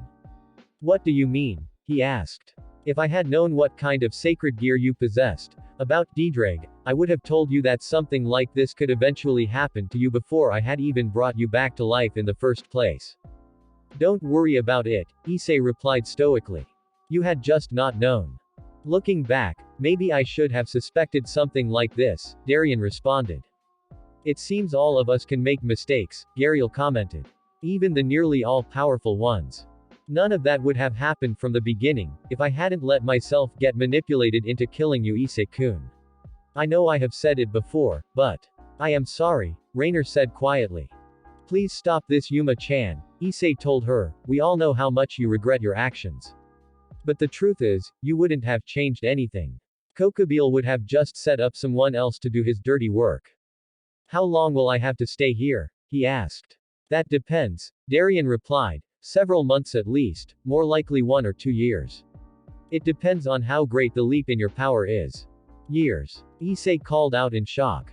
But I cannot just. What about my life in Kuo? What about my parents? What about Calawarner? We have still not found her. We will help you to contact them later. But I fear for you, there is not much other choice. And don't forget there are others beside you who can look for Calawarner, Darien said. What about us? Zenobia asked. Irina and me might have joined Issei-kun's team, but technically we are still exorcists. And we have to report to the church before the month ends. And I have to report regularly to Lord Azazel, Rainer stated. Beside, Calawarner is my friend and I don't want to leave the search for her to people I barely know. Just to make it clear, Hyodo-kun is the one who has to stay here. But not necessarily the rest of you, Darien clarified. You can stay with him as long as you like to and then return to your factions in your world, or go to more outside missions for us, and then visit him when you wish to. That is your choice. Okay, I guess that can work, Irina said. We will try to have always at least some of us with you Issei-kun. I will try to stay the entire time, Asia said. I will be there for you whenever Irina-chan, Rainer-chan and the others cannot Issei-kun, I promise. Also, depending on how things are, you might also be able to return to your own world earlier in the timeline, so that less time would have passed there than here. But that is without guarantee.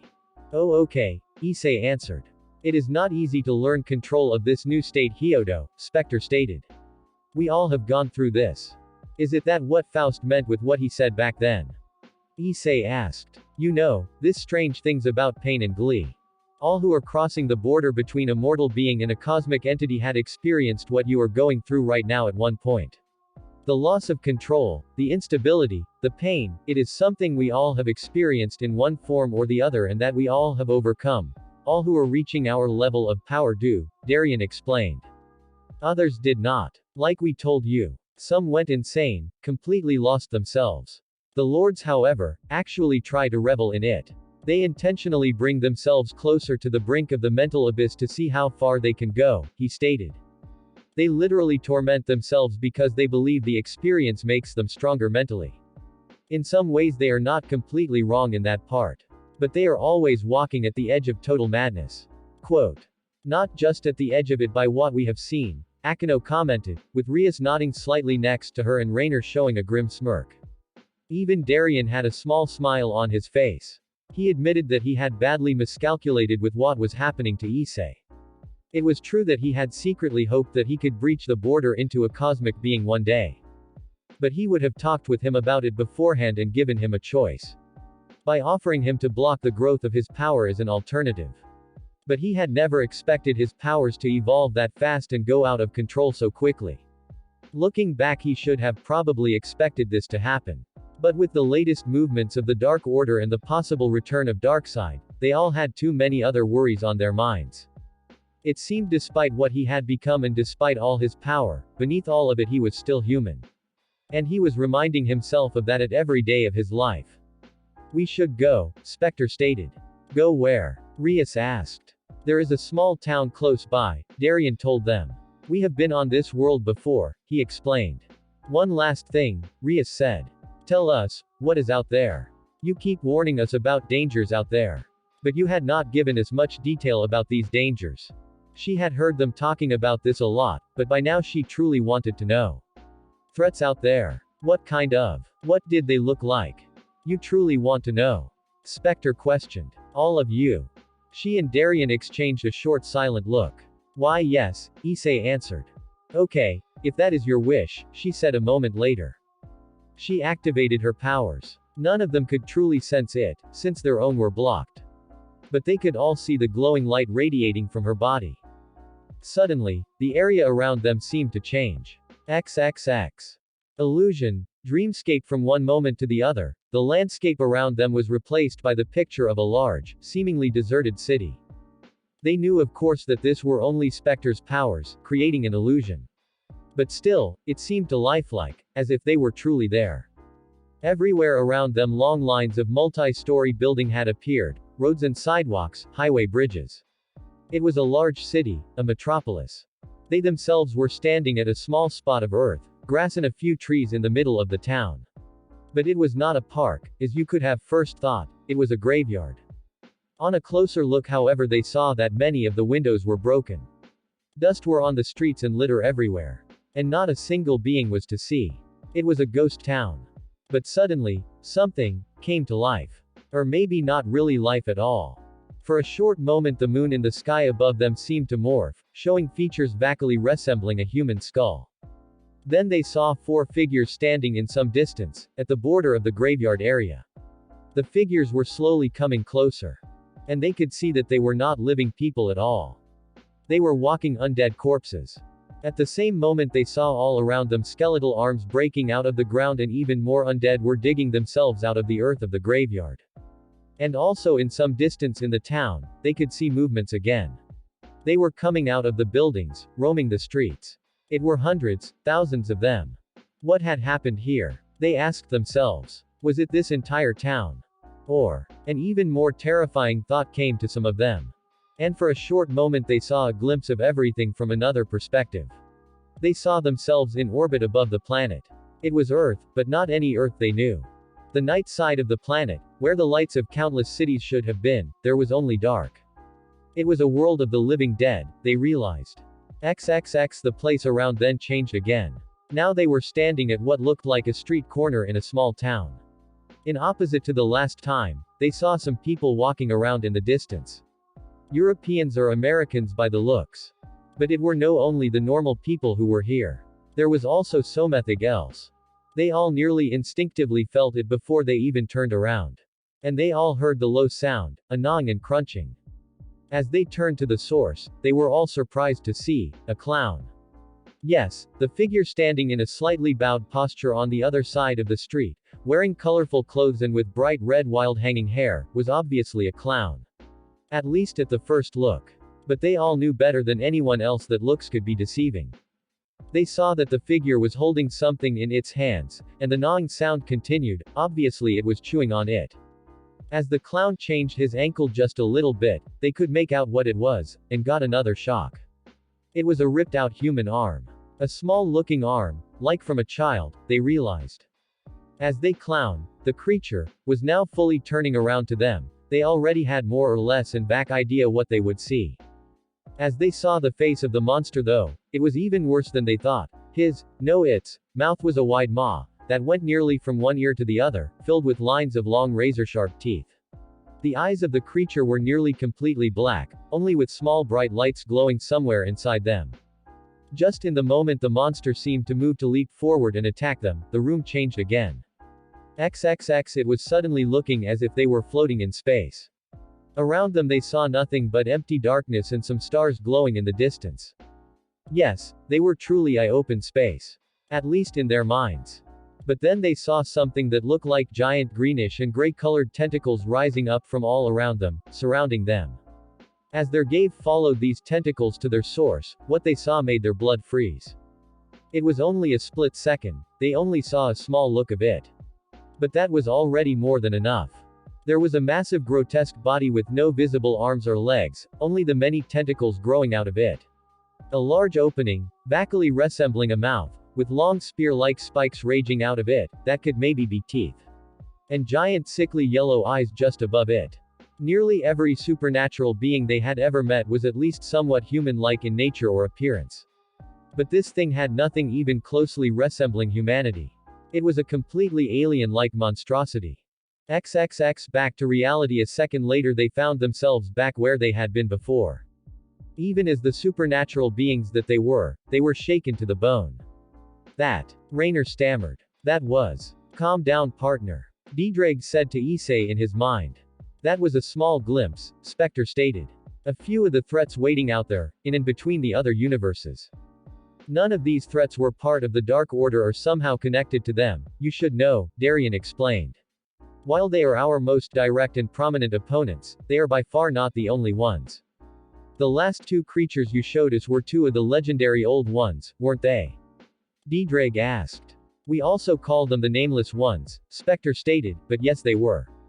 I have heard about them. The heir said to be the direct ancestors of the original demonic beings in our world. But I have never truly seen them. The dragon said. That is no wonder, Alucard now replied. They exist outside of your universes, between the dimensions, beyond even that what you call the dimensional gap. Demonic beings. Moment, Diedrag, do you mean that we are related to that? Rias asked, now horrified and disgusted. Distantly, but essentially, yes. I think I am getting sick, Rias lamented. We should go now, Darien said. XXX. After a few more minutes they had come closer to their destination and could make out the town in some distance below them, as they were just walking down a hillside.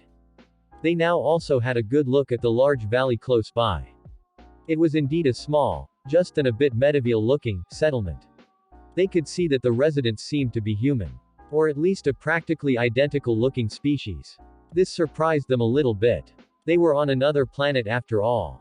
The people of this world are indeed human, Darien stated, having obviously read their thoughts. This here might not be Earth. But it is also a different dimension, where history turned out quite differently. So humans came to live here a long time ago. So this is what? A fantasy world with knights and dragons? Zenobia asked. You realize that technically I am a knight, right? Darien responded. And dragon right here, young girl, in case you forgot. Diedrag added with some light humor.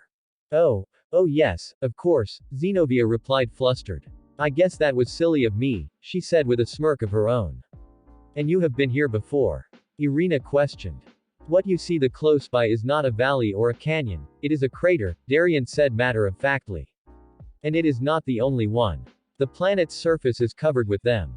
This simple words made the gazes of most of them turn back to the giant hole in the ground. Until a few centuries ago, this planet had a much higher developed civilization, Darien explained. Then an apocalyptic battle happened on it, between myself and Faust, one of so many.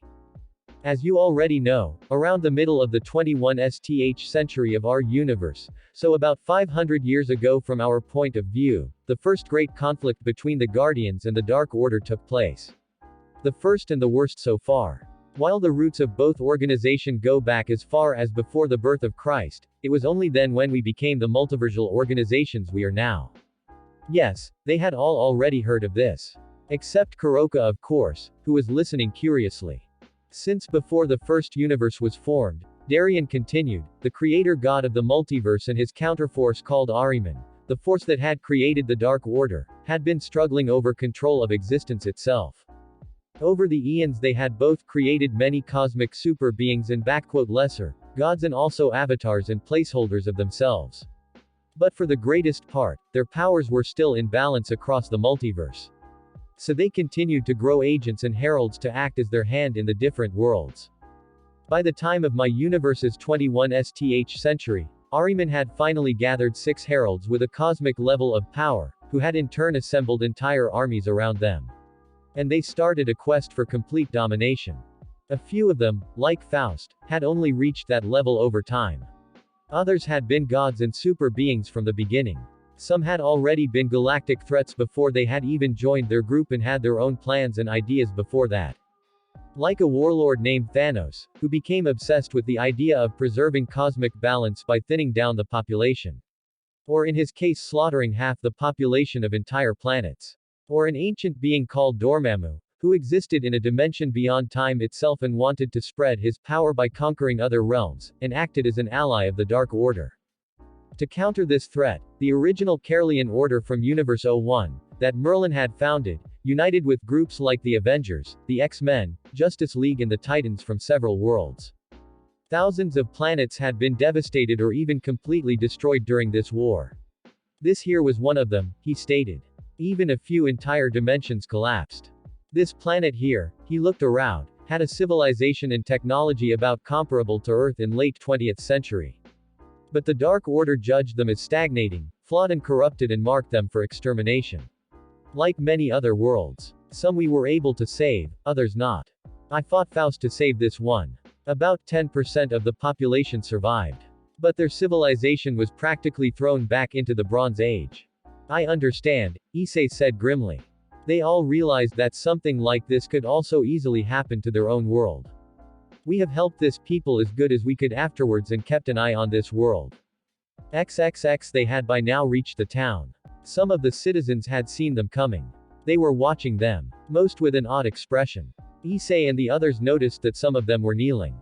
Please stand up, Darien called out. I told you before not to kneel before me. A few of the citizens looked at each other a bit insecurely. But they all listened to his words and stood up. They all walked another short distance through the town. Even more of the natives came out of their houses to watch their arrival. One of them, a young woman, stepped out of the crowd. She had long dark brown hair and was wearing a simple-looking dress, much like the rest of the town's citizens. Issei noticed that she was quite beautiful, and had a large set of breasts, he thought for a short moment. But even Issei knew that this was not the moment for something like this. Lord Darien, the woman greeted him. Issei and the others could actually not understand a single word that she said. Like the rest of their powers, the devil's ability to understand foreign languages didn't work. And even if it did, they weren't sure if it would work on people from a freaking other planet. But Darien's telepathic abilities were translating her words to them in their minds. Varlia, Darien said to her, I told you you don't need to call me that. I am neither your god nor your master. But you have saved our ancestors from the demon, she responded. You helped them to survive afterwards.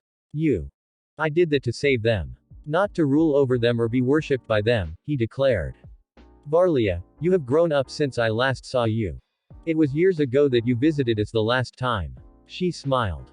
Tell me, does your family still have this harborage? He asked. This are a few of my comrades, he introduced Issei and the others.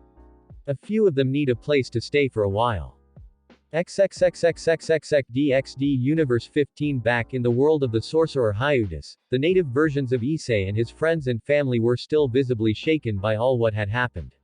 The last events were crazy, even by their standards. They were all still standing at the same place several miles outside of Kuo. I think it is over, Issei 015 said. They are all gone. No, his father replied a moment later, not all of them. Neither of them had truly noticed, at first at least, but not all of the group calling themselves the Devil Hunters had left Trough the portal.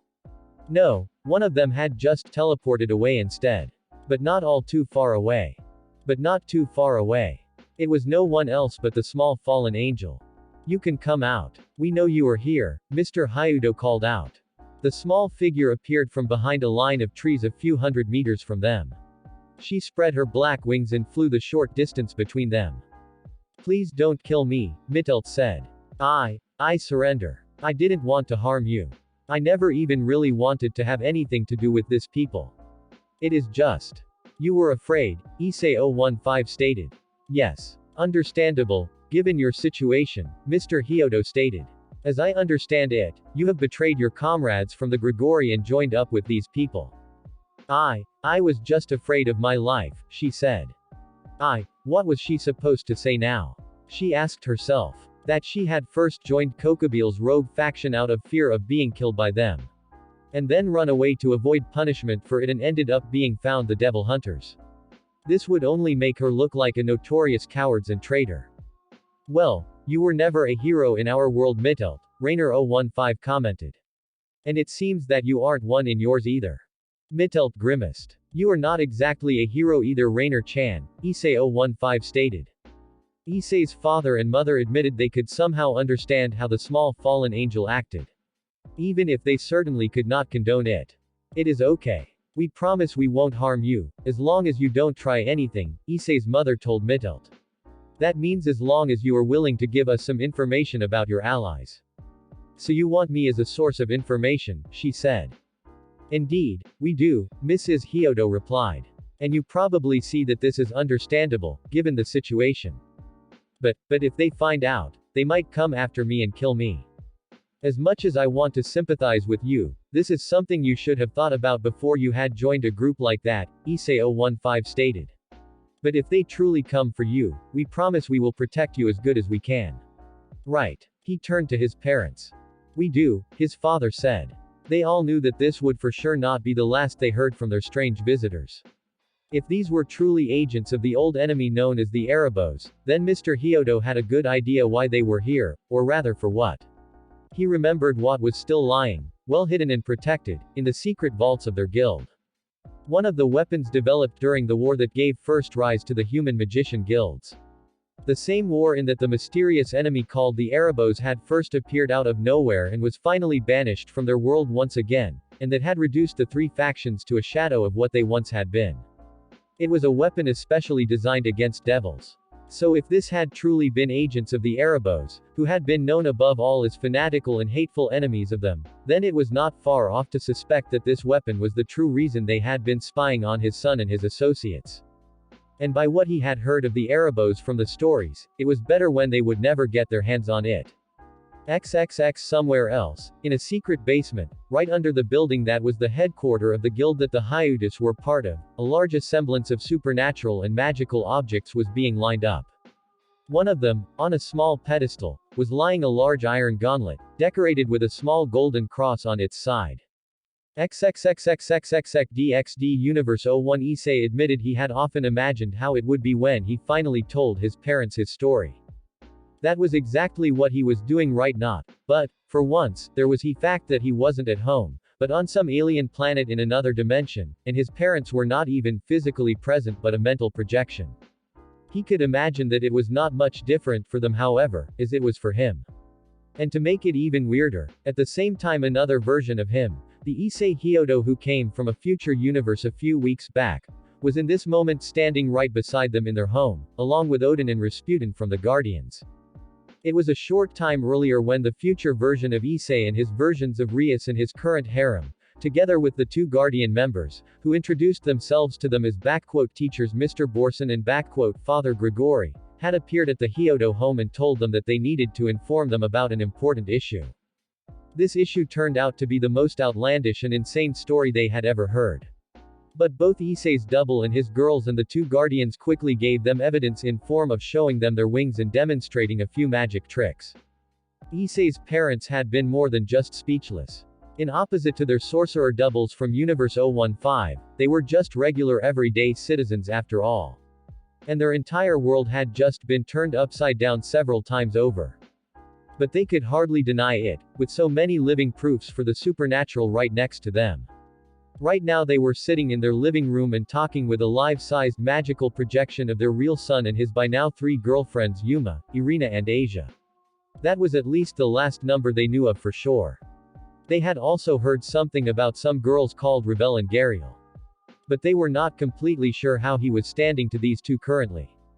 And on top of that they found out that Yuma was not even actually human, but actually some kind of angel. For the last 10 minutes, the projection of Issei and his girls, with some assistance from their visitors, had explained to the events that had happened during the last months. That is about the entire story, Mom, Dad, Issei just finished. I don't know what to say, his father finally responded. I only wanted to say, I am truly sorry for the part one played in what had happened, Rainer said. Why you have killed him, Issei's mother said horrified. You really? I had told you I had done something terrible. And that Issei-kun has forgiven me, she replied. I had been told that his sacred gear could accidentally destroy the entire town. I thought you had just been with another guy or something. But that. In truth, Issei's mother was still completely overwhelmed by all she heard. And she could barely hide her anger about what she heard the fallen angel had done to her son, no matter the reasons. And he was still with her, still loving her. She could barely wrap her mind around this. If she were truly here, she would have wanted nothing more than to slap her. No, she thought, to beat the shit out of the little bitch until her own hands hurt. But on the other side, she had just been told that Yuma was in truth actually a supernatural being with magic power. So if she truly tried that, it would mostly likely be herself being beaten into a pulp. I knew what you thought, Rainer answered. But I still feel terrible about it. I am sorry. I am so sorry. For a short moment her posture seemed to be breaking and Mrs. Hyodo saw not a supernatural being, but a broken girl, who was nearly devastated by guilt over what she had done. In this moment she could nearly forgive her, nearly. This is the past, Rainer-chan, Issei told her. And Mom, Dad, she has made up for it many times. She had not only helped to save me, but many other people, the entire world actually, he said quietly. I understand, his mother answered. I cannot say that we are happy about this, his father told him. About both the identity of your first girlfriend and what she had done in your job, he said sternly. But I don't think that we have much of a choice here, right? I mean, if we just told you that we don't want this for you, it won't really change anything, right? You cannot go back anymore, even if you wanted. Like you told us, it is too late for that. No, Issei replied. I had the chance to back out, and I have made my choice. I see. His father sighed. How long did you say you will be gone? His mother asked. We don't know for sure yet. But it will probably be a while, he said with a frown. Actually, maybe years, he admitted. What? Both of his parents called out nearly at the same time. And you truly want to let this double of you take over your life? Issei's mother stammered now, pointing to future Issei. Like you said, it is not as if there is really much choice, he responded matter-of-factly. He will merely take my place in the school, for the most part. So that you won't have to answer questions by the authorities about me suddenly disappearing, Issei explained. I see, then, whatever you intend to do now, I wish you good luck, son, his father said. Thanks, Dad, Issei-01 replied. I will contact you as often as I can. And I will return as quickly as I can. I promise. With that, the mental projection of Issei and the others disappeared. What was left were his parents, together Odin with Rasputin and the doubles from the future timeline.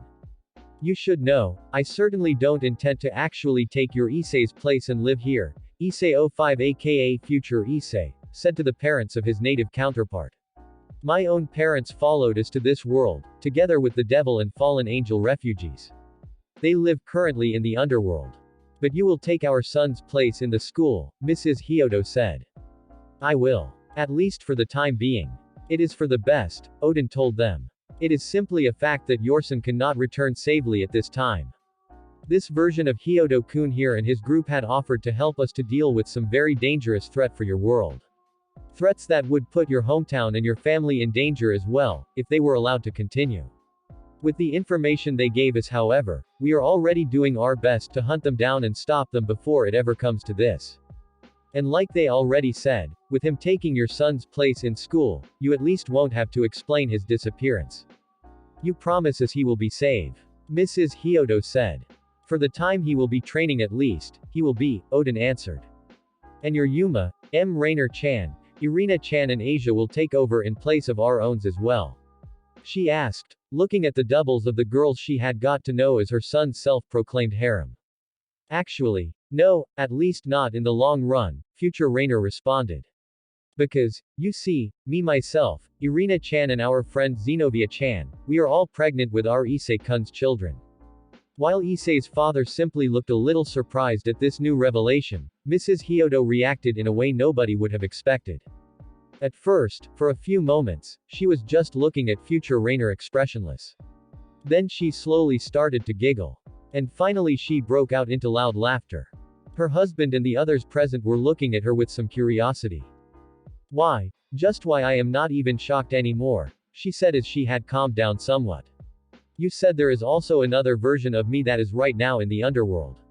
I wonder how she is dealing with this.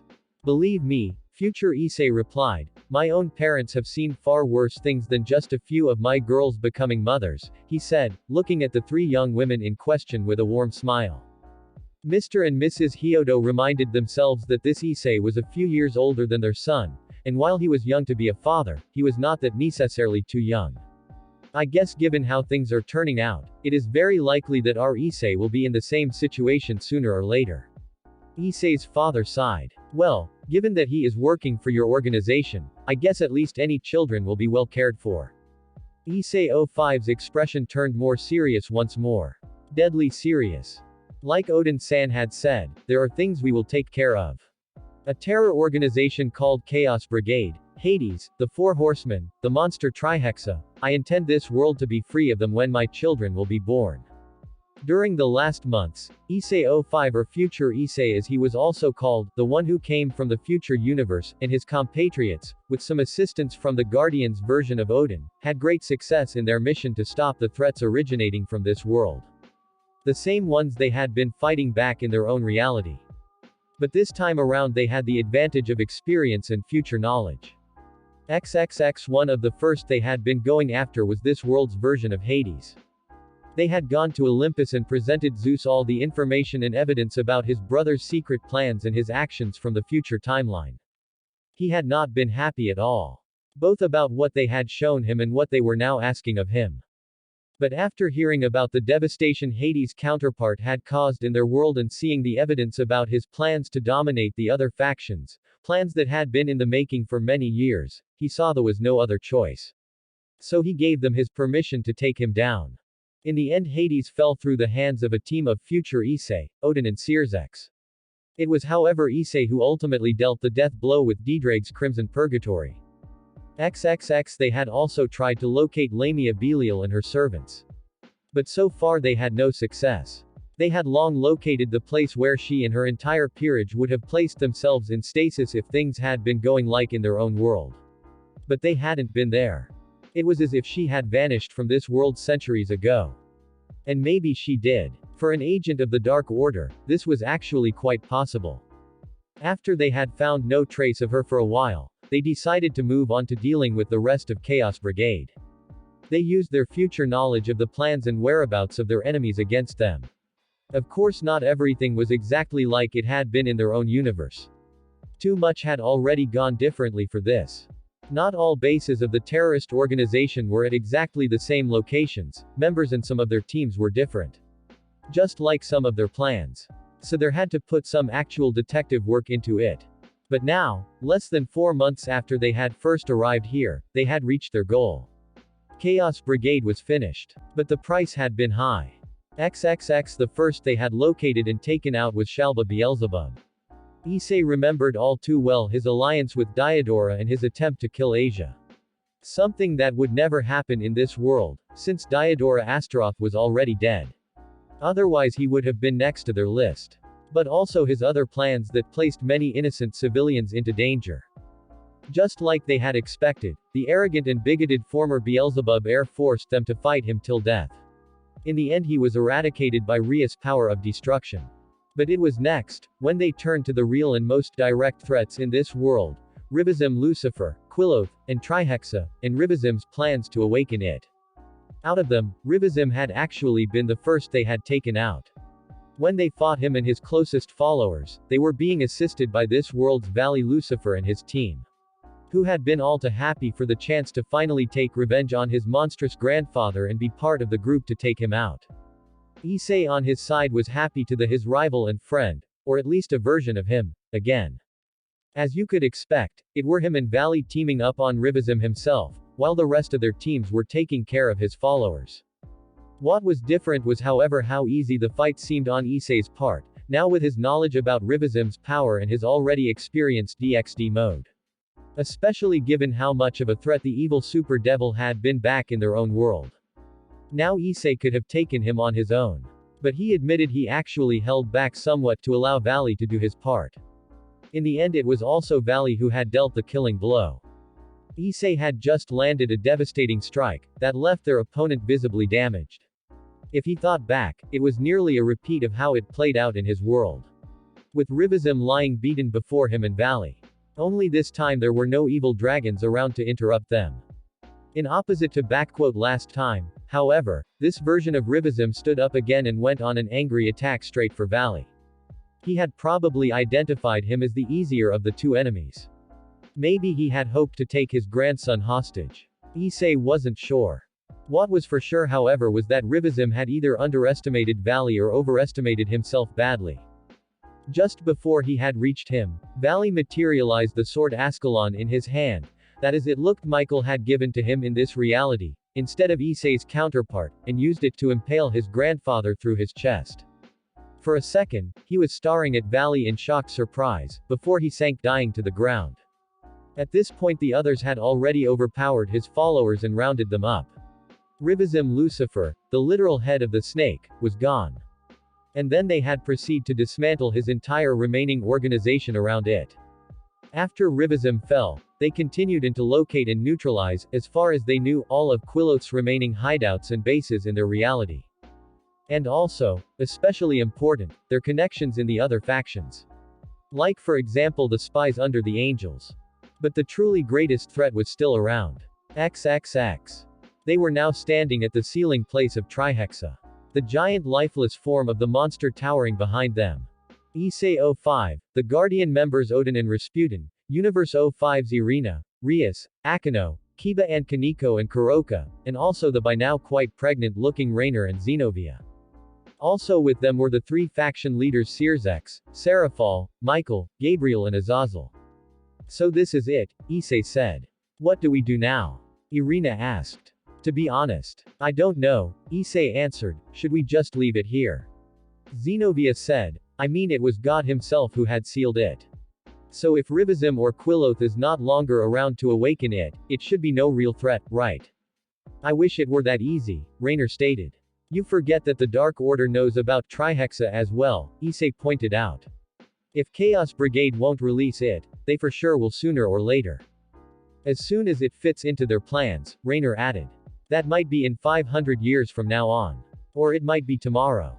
And even if they for some reason don't, someone else will do it for sure sooner or later. There is a possibility, Odin stated. But you won't like it. The eyes of them all turned to him. As you have heard before, back in my prime I possessed power that far surpassed the gods of your world. I think, if I concentrate all my energy and push myself to the limit, if I realize all the remaining reserves I have and unleash them, then I will be able to reach this kind of power one last time, Odin stated. And here, in this state, this creature is vulnerable. But it will cause my body so much damage that it cannot be repaired. Still, the way Rivasim had awakened it in your universe is kind of inspiring. I will bound my own soul to it, but instead of waking it up, I will drag it with me to the afterlife. You are not serious, Irina exclaimed. Irina is right. What you suggest is plain and simple suicide, Sirzex stated. We cannot with good conscience stand by and let you do this, Michael said. Why would you go this far? Azazel asked him. Just for the sake of a world that is not even your own. What are you saying? Are you seriously aiming to die here? Issei asked. Hyodo, what gives you the idea that I ever planned something else? Odin responded. My Asgard is long gone. So is most of my family who were close to me. What is left of my people lives on without me. He looked from Issei to the others. The truth is, I came here to this world to spend the last days of my life, and find a worthy end. It just happens to be a bit earlier than expected, Odin declared. You are right, Rainer. As long as this being is here there will be no true peace or safety for this world. It is like a time bomb, only waiting to rip it apart. It needs to be removed. And I think the life of an old man who has already lived his own is not too high a price. You truly are serious about this, Issei stated. I am. If we work together, we can find another way, Sirzex offered. Certainly, but how long will that take for you to find a safe method? Without the need for someone to sacrifice himself or to accidentally wake it up, Odin replied. What if the remains of Chaos Brigade find out about this and try something desperate? We are still not sure if we have found all their spies. Or worse, the Dark Order. You were actually lucky that they have mostly ignored your world so far. But that might change, especially when you are holding a being like Trihexa and planning to destroy it. As you probably heard, in the future Hyodo here and the others came from, All of you and most other faction leaders had to sacrifice yourself to stop this menace, Odin explained. Please let me do this. It is the reason I came to this world. To do something that matters one last time. Seersex, Azazel and Michael exchanged a short look, before they nodded. Okay, if that is your choice, Seersex stated. I want you all to combine your powers and form a barrier around this entire place. When you have gotten into a safe distance, Odin told them. Goodbye, all of you. Good luck, Issei said to him before he and the others left. Like he had advised them, they moved in a large circle around the place and started to form an incredible strong barrier around the area. At the same time, they sensed an unbelievable power slowly building up at the inside.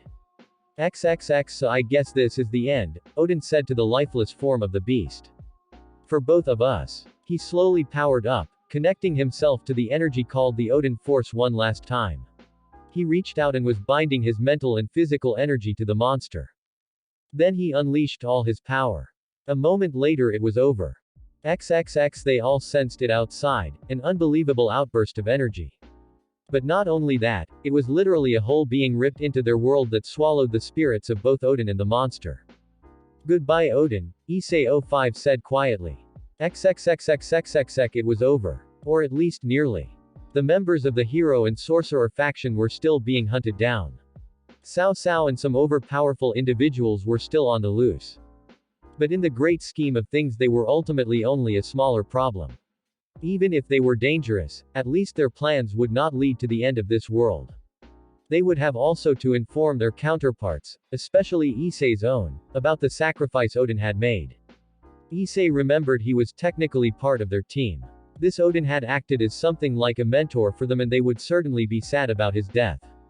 They did not know the extra-dimensional god that well, but he had proven to be a loyal and trustworthy ally during the last months. Yes, they would be sad that he was gone as well. Just like their other selves. He knew that his younger counterpart was still in his training in some other world to control his power and would be for a while. But he was sure the Guardians would give him the message. XXX Issei 05 and his friends however decided not to take part in the hunt for the small rest of Chaos Brigade or any other enemies. For the last 3 years, his life had consisted of nothing but fighting, violence and death. From the moment he had been first brought back by Rias, to now. There had barely been a peaceful day. Back in their own reality and in this one as well. He remembered how damn naive, self-centered and single-minded he had been back then. How he had run into everything headlong without question. He had realized his dream of becoming a harem king. But if he had an idea about even half the horrors he would see. Who knows? Harem king, it all seemed so silly looking back. He was still with all of his girls. But in the end because he truly came to love them all, even the ones who had once wronged him before. What he truly wanted for now was a peaceful life with them. At least for some time. Of course he would still play the role of the other issei, until he graduated, from high school and then. They had already made an agreement with Seersex to give them a place where they can live together as a family. To see their children being born and grow up. A peaceful life. At least for the coming years. And then, the years afterwards, he thought, well, they would see. DXD Universe 15. If someone had told the sorcerer family named Hyodo a short time ago, that they would play host of a group of devils, okay, that alone would probably not be that unlikely.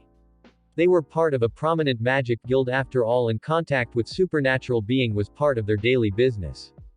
But the fact that this particular group of devils came from another universe. That was something completely else. That and the little fact that their leader was no one else than a red-haired and big-breasted double of their son's schoolmate and apprentice Rias Mac Graymore. It was nearly bizarre, seeing her and the Rias they knew next to each other. Of course being who they were, the Hyudas had for some time already the suspicion that the Irish family Mac Graymore, was actually the former Grimoire Devil clan. This only confirmed it. There had been stories that some devil families close before the end of the last had used a special procedure to turn themselves human, to escape both the Erebos and the church. Their guild had confirmed a long time ago that these stories were actually true. After their last meeting the universe travelers had already told them that they would return. Their visitors in turn were more than surprised to see the small and very terrified looking fallen angel Mittelt with them. As the sorcerer Hyudis had explained them, she had agreed to give them information about the devil hunters and their masters in exchange for protection. Rias Grimori and her peerage were however not the only ones who had arrived. With them were also Gariel and Murayama, and 3 other students from Kuo. XXX as they had been preparing to return to this reality after their first visit a few weeks ago, their 3 fellow students Matsuda, Motohama and Kate suddenly appeared at their club room. And they had asked them for a special favor, a very special one. The 3 wanted them to take them along to another world. She remembered that she had agreed to do them a favor for keeping quiet about her and her peerage. Well, the devil hunters had by what they found out left that reality and never returned for weeks now. They were visiting a world they already knew of and there were no other known greater threats. So it should be relatively safe, right? She decided to take them along this time. Rias could only hope that this was the right decision. XXX it was a decision that she had already started to regret. In the moment Motohama and Matsuda had met up with the doubles of Murayama, Katasen herself to be precise. The 2 couples of perverts had hit it right from the first moment. Well, what should she have expected? The entire conversation pretty much started with Issei's 2 friends pointing at her human counterpart and loudly complaining about her lack of breasts, even calling it a crime against nature. This alone caused both Rias to fight down the urge to punch them. And it continued with them comparing the chest sizes with the local versions of Murayama and Kataise with their counterparts who had come along with them. It didn't take long for the conversation to come to the point where the 2 perverted girls said that they knew a quiet place in the park close by, where they could do it, with nobody seeing them. Yeah, the last 2 parts of the perverted trio are now about to lose their V cards, Matsuda called out. The same goes for us. Finally we can take some dicks, Murayama 015 exclaimed completely shamelessly in front of all of them with a grin.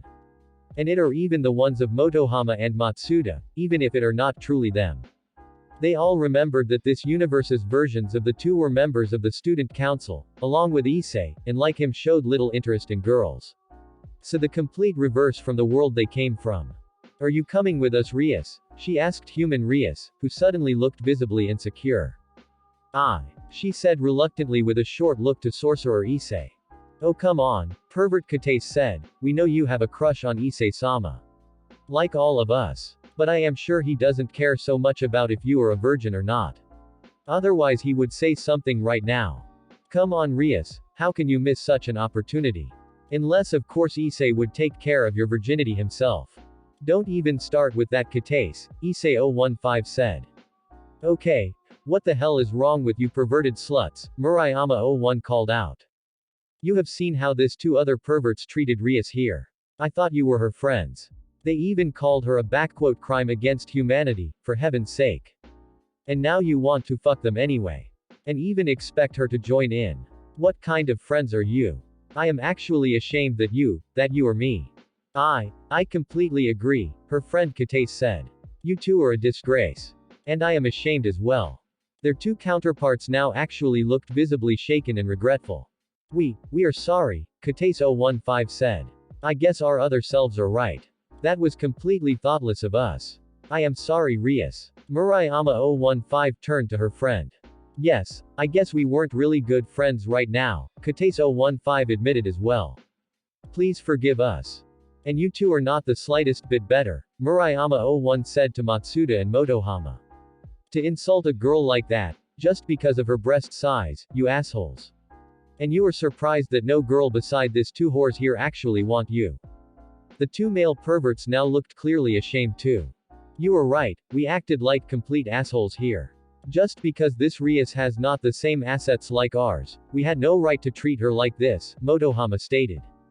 We are both truly sorry, Matsuda added.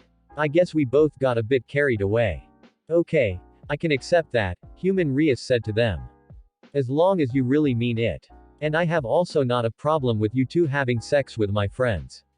But please keep me out of the entire matter from now on. By the way, when I think about it, is this even safe? Murayama 015 stated. We are talking about having sex with someone literally from another universe. I mean their sperm inside us won't give us cancer or something. Okay, This comment showed Murayama-01 that her intelligence might not actually be lost on this version of her. Just that she was too perverted to notice. You take a nice time to think about that, she commented. Well, in this case I wouldn't be too worried about that, Gariel spoke up. Since your universes are practically identical and only differ since a few decades ago, there should be no problems. Unless of course you get pregnant. Then there might be complications. She was actually looking like she was holding back a chuckle as Sei said this. No need to worry. We are both on the pill anyway, Katase015 said. So we can go now, right? Katase01 shook her head. I just don't get it. Like Murayama said, how in the world did you two become like this? Liking sex, I can understand. But you don't seem to be able to even shut up about it for even a single minute. And as shameless as you act.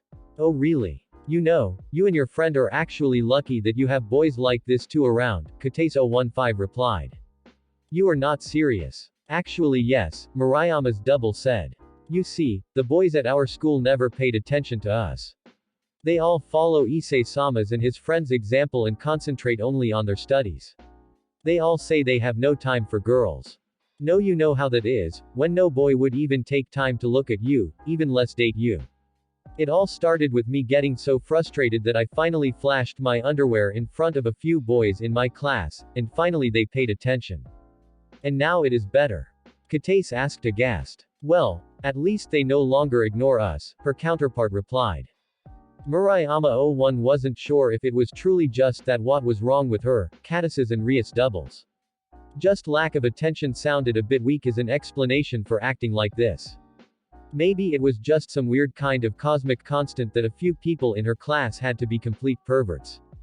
Matsuda, Motohama and Murayama's and Katase's doubles finally excused themselves a few seconds later, leaving no doubt for anyone what they would be doing with each other.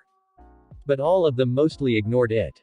Anyway, it was not really their business if perverts wanted to do perverted things with each other. That was the general consensus under them. They had agreed to return and meet up at the Hyudu's home later.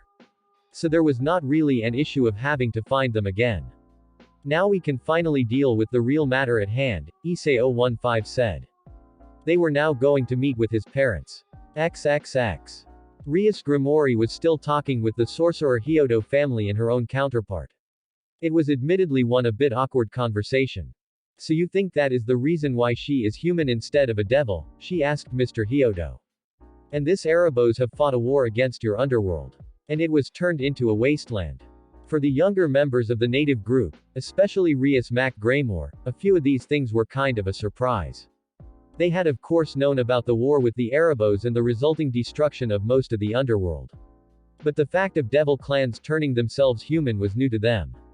To be more precise, they were fighting your race, Mrs. Hyodo stated.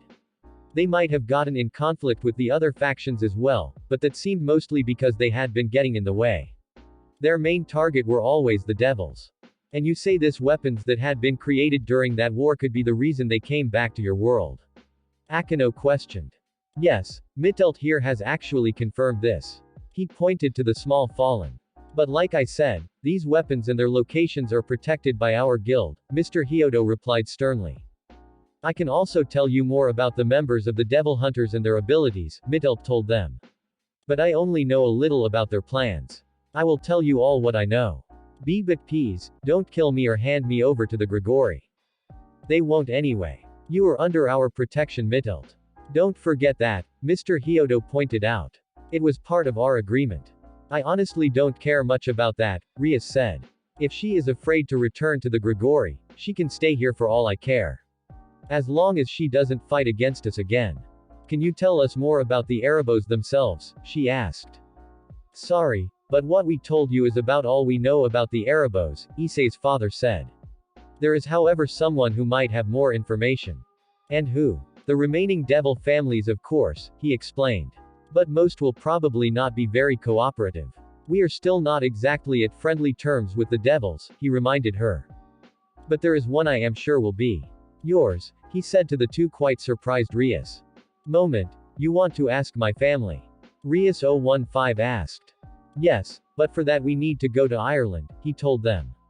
XXXXXXX. A short time later they were standing inside a large villa.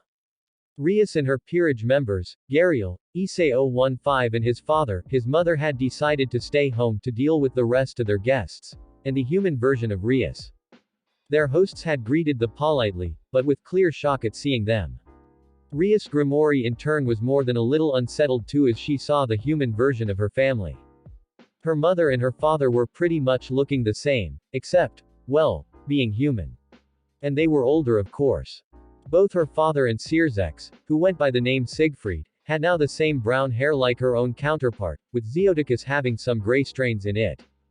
This surprised her a bit. She had thought it were only her own counterpart, who had been born long after the transformation. But it seemed the red hair was somehow connected to the devil genes of the Grimoires and with them removed. A shame, she thought. Or had this maybe been on purpose? A side effect to help hiding their old identities. She speculated. Her brother was also wearing an elegant business suit instead of the robes of a devil king and seemed to be a little bit slimmer and less muscular as his counterpart. And he and Graphia were both looking like in their later 30s, instead of permanently in their 20s. This Graphia had light blonde hair instead of silver one. But they all had the same aristocratic flair about them like their devil counterparts. She didn't see Milica's. Rias wasn't sure if he was never born here, or if they simply had not taken him along for this meeting. And if she was honest, she wasn't sure if she even wanted to ask that question. The four members of the Mac Graymore family were even more surprised as they heard why they were here. So you claim to be an alternate world counterpart of our daughter, Zeodicus stated. And you are here because you want information about the enemy known as the Erebos. I am Rias Grimoire, she declared. And yes I am, in both cases. Unless you want to deny that you were once the Grimoire Devil clan. That would be quite strange however, since you are looking exactly like human versions of my parents, my brother and his wife, she said with a light smug smile. We don't deny that, Venelana said. We have once been the Grimoires. But we gone through the process to turn ourselves human after the last war. Her tone was bitter, but resigned, as she said this. She had never liked it, but accepted it. It was the best chance for all of us to survive. You have given it all away. Rias Grimoire said aghast. Our name, our heritage, our powers, even your race. You were the one who had always thought me to hold up and honor these things. And because of this war you have given it up. It must have been terrible. It was, Venelana said. Not only the Erebos themselves and their attempts to exterminate us, but also the newest weapons the church had created and the new magical guilds, against them, and us. I see, Rias replied. I have to say, you are quite different from the Rias we know, Sears's counterpart commented. It is no wonder, Zeodicus reminded him. She was actually raised in the underworld as a devil. While our Rias, well. We truly did our best with her, Venelana said, but she always had to act like a delinquent. Then we sent her to the renowned school in Japan. We hoped it would get better. But it became only worse when she met these two perverted girls. Hey! Human Rias suddenly called out. I am truly sorry that I turned out such a disgrace, but maybe you should stop blaming everything on me. My entire life you have told me I should live up to the values and traditions of our family. But you have never even bothered to tell me what these values and traditions were. You always acted like ancient nobility. But you know, I had never found any history about this great family Mac Graymore until one generation ago. Simply because it didn't exist as I know now. You have been lying to me my entire life. You kept my entire heritage from me, and then you expect perfect behavior in return. You have made me believe the entire time that you are nothing but a bunch of jumped-up human snobs, who somehow got to money and now had their heads in the clouds. You have never given me a reason to think something else. After she said this, she left the room quickly. The entire Mac Grimoire family was left behind, visibly shaken by her words. You know, she has a point, Rias 01 said matter-of-factly. How could you have expected her to value the traditions of our family when she never knew what these traditions were? We believed growing up as a human were easier to her. Never knowing what she had lost, Zeodicus said. But looking back we should have probably told her the truth when she was older, Searsx double stated. She is right, a good part of our problems are our fault, for hiding this from her for far too long. There is certainly much we have to talk about, Venelana admitted as well. For the moment, I will talk a few words with her, Rias 01 said. For what it is worth. I hope this Erebos will be leaving your world alone in the future. That is something we hope as well, Zeotica stated. You know, she truly likes you, she said quietly to Issei 015 as she passed him. I mean, a pervert like her passing up the chance to have sex because of you. Are you sure it was just because of me? He asked. It was. Trust me here. I know myself. Backquote even if I don't necessarily like myself, Rias thought. XXX she found her double alone, sitting somewhere in the large garden.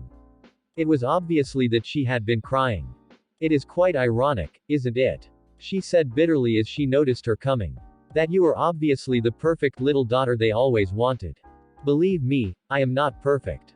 Far from it. I was willing to stand back and do nothing when I had a good suspicion that Rainer was planning to kill Issei. And I actually planned to resurrect him later as one of my servants. I mean I had known about her team being in Kuo for days. I could have confronted them and give them an ultimatum on the first day.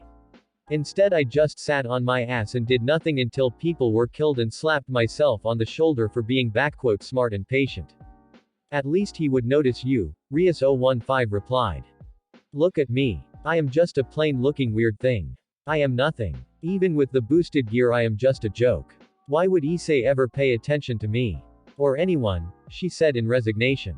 With you at least he will. Even if it is to give you a well-deserved kick in your well-formed ass, she said, and probably fuck it afterwards, she added. Could you stop being perverted for 5 fucking minutes? Okay. I am trying to help you here, Rias 01 snarled. And I wouldn't be so sure about that, she stated. I even met another version of myself from the future who actually had gone through with that. Then she had made more and more stupid decisions, more lies, got manipulated by a group of enemies and ultimately completely messed up her own life and nearly Issei's as well.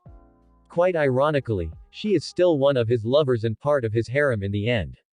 You see, Rias 015 replied cynically, a pair of big tits is more important than right decisions or a good character. You are wrong, Rias 01 said sharply. I met yet another version of us, looking just like me, who was even worse, far worse. She was nothing but a monstrous psychopath.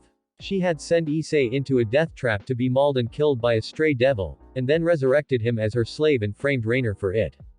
Then she had murdered her before his eyes, just after he realized she was innocent and forced him to stay in her service afterwards. Human Rias was looking at her in horror. What happened to this version of us? She asked. I killed her. Good. But that Issei, he cracked. He went completely insane. He tortured her, right next to me, and she deserved it, she deserved every bit of it, Rias 01 said darkly. But then he wanted to do the same to me. He acted as if there wasn't even a difference between us. As if I did the same things that she did. She sat down next to her human counterpart. You see, you are not the worst version of us. You are more likely one of the best. I hated her. I think I never hated someone that much. She told me that Issei and Akino and Kaneko and Asia and Kiba, that they were all only tools to her.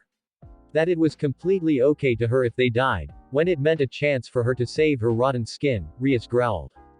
I am afraid. Her voice suddenly fell. I am afraid of becoming like her. I mean technically we are all the same person, right? I am afraid of waking up one day and be that monster. To her surprise her human double suddenly wrapped her arms around her and drew her into a hug. I don't believe you need to worry about that as long as you think like this. They were staying like that for a few moments. And by the way, Rias 01 said, as I told you before, Issei and me are not together. Not that I couldn't imagine it. I admit he is, well, quite impressive. But he also already has a harem consisting of Rainer, Irina, Asia, Yariel and a girl named Rebel Phoenix. So even if we came together, I would only be one of 6. Oh, I bet you would secretly like that, Rias 015 said with an open grin. I guess we should now continue the conversation with your parents, Rias responded with a light smile on her own face. XXXXXXX Unknown Universe, Issei's training ground. Issei woke just up from a nightmare. As he looked around, he saw that he was still in the chambers he had been given in the house in the world Darien and the others had brought him to. Nightmares. It was no wonder, he thought, after all what happened. During the last months he had already seen more terror and death than some people did in 10 lifetimes. Rainer, as she had been at the beginning, freed Selzen, Kokabil and his rogue faction. The many battles and destruction he had been shown during his training. Alec Crossell, the attack on the peace conference, the Shah. And now the Devil Hunters. Given all he had gone though, the only thing actually surprising was that he didn't have more nightmares. Or that he hadn't broken down a long time ago. In some sense he knew it should unsettle him that he had gotten used to a life full of death, violence and horror so damn easily. But this was what he had chosen. XXX it had now been a bit over 2 months in that he had been on this planet. All in all it was going quite well.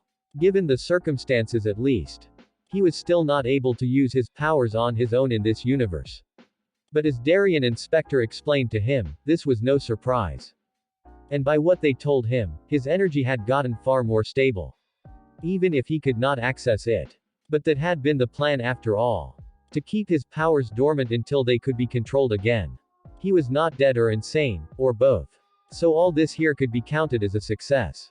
XXX the name the natives called this world, as he had found out by now, was Hyrian. Which meant in the local language nothing else than "land or ground," so in a sense the word had pretty much the same meaning as Earth at home.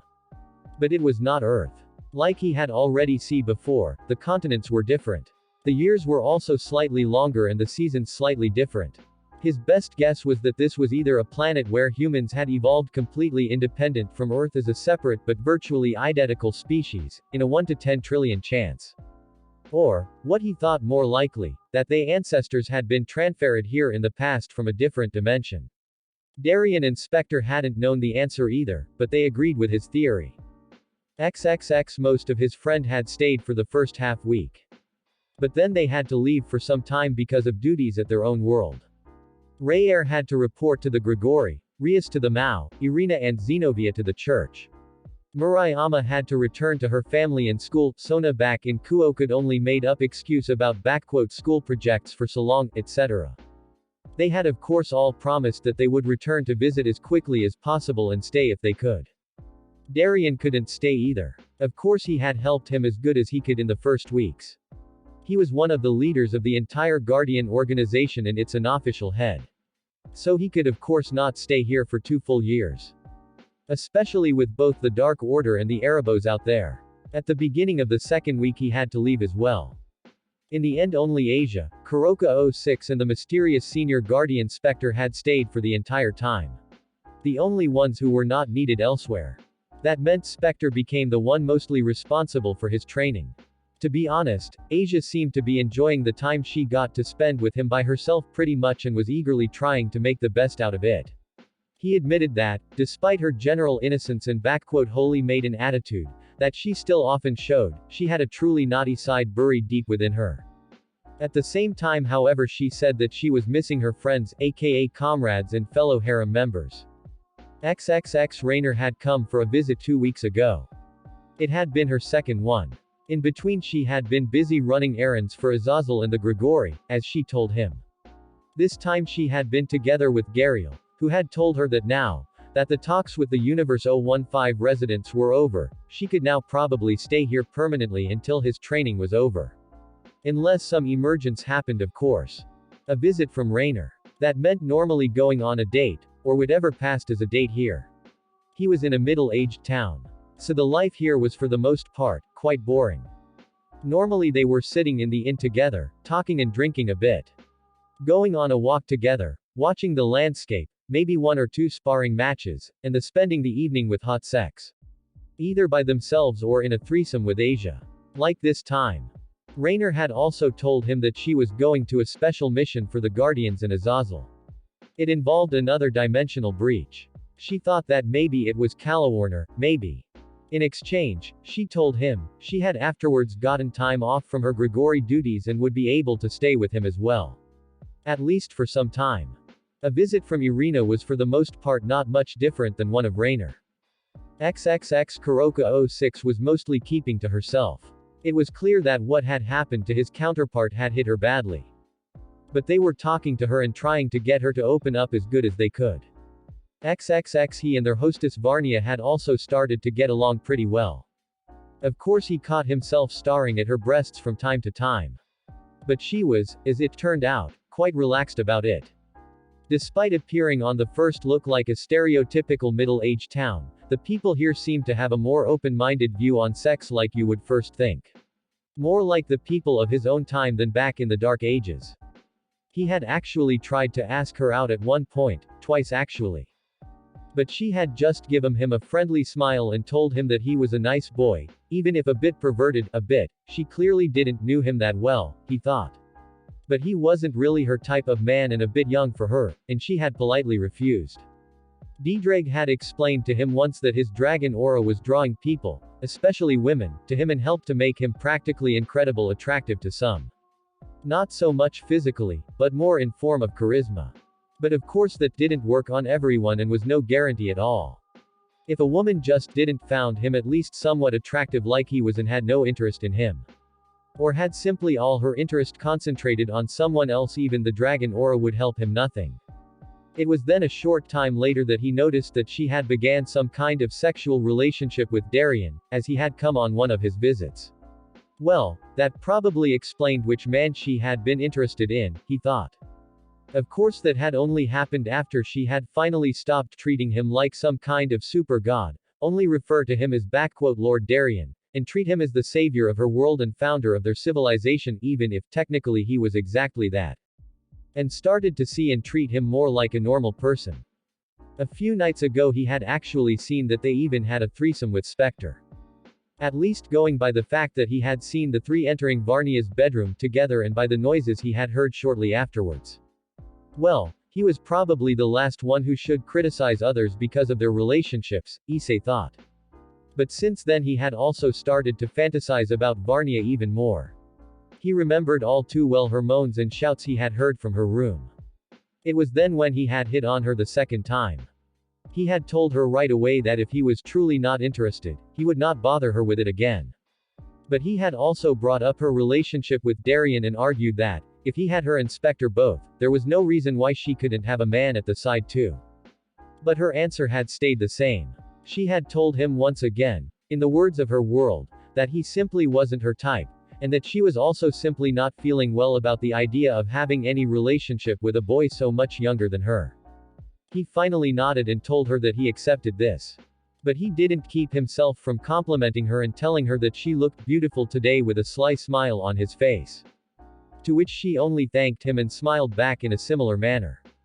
XXX on the next day Murayama and Rias with her peerage came for a visit. They normally came every month or two for 1 or 2 days. He admitted he was a bit taken off guard as Murayama asked him to spend the evening with him together. He was not sure if this counted as a date or not. Even more surprised however was he as Rias of all people had asked him out on a real date for the second evening of their stay. In the end she even placed a short kiss on his lips. He wasn't sure what had brought this on. But he wasn't complaining. XXX despite all that issei hated the fact that he was trapped here. He had also to think about Calawarner whenever he was alone. Not in that way for once. It was true that he was not as close to the fallen angel as to many of his other teammates. But that did not stop you from banging her, a part of him thought sarcastically. On the other side, if she offered to him like that, who was he not to take it? But he was still worried for her, wherever she was. If she was even still alive. Who was he kidding? In his quiet moments here, he sometimes asked himself how much of a sex maniac he truly was. Was he truly not able to live around any halfway attractive woman without instantly wanting to fuck her? Especially if he already had 2 others around and even more visiting regularly.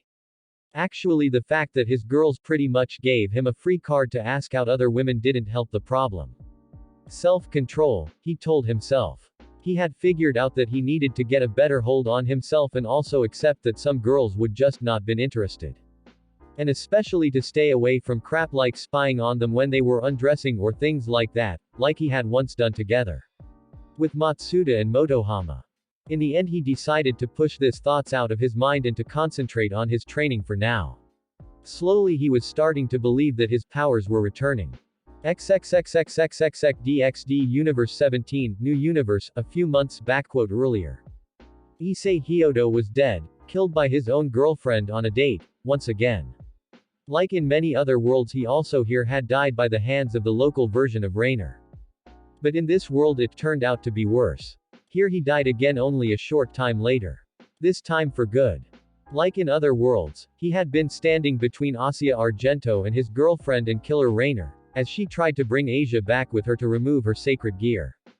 But this time, Issei stood just frozen in place, as the light spear had pierced right through his heart, for a few moments. Then he collapsed. He was dead, once again. No, that was the thought racing through the mind of the being who had been watching everything. A masked female figure had been following the events from the start. What was that stupid bitch doing? She asked herself, and moved instantly. Just as the fallen angel tried to grab Asia, they appeared right between them. What? Who the hell are you? Rainer 017 called out. It doesn't really matter to you, but you can call me Mirage, the masked female answered.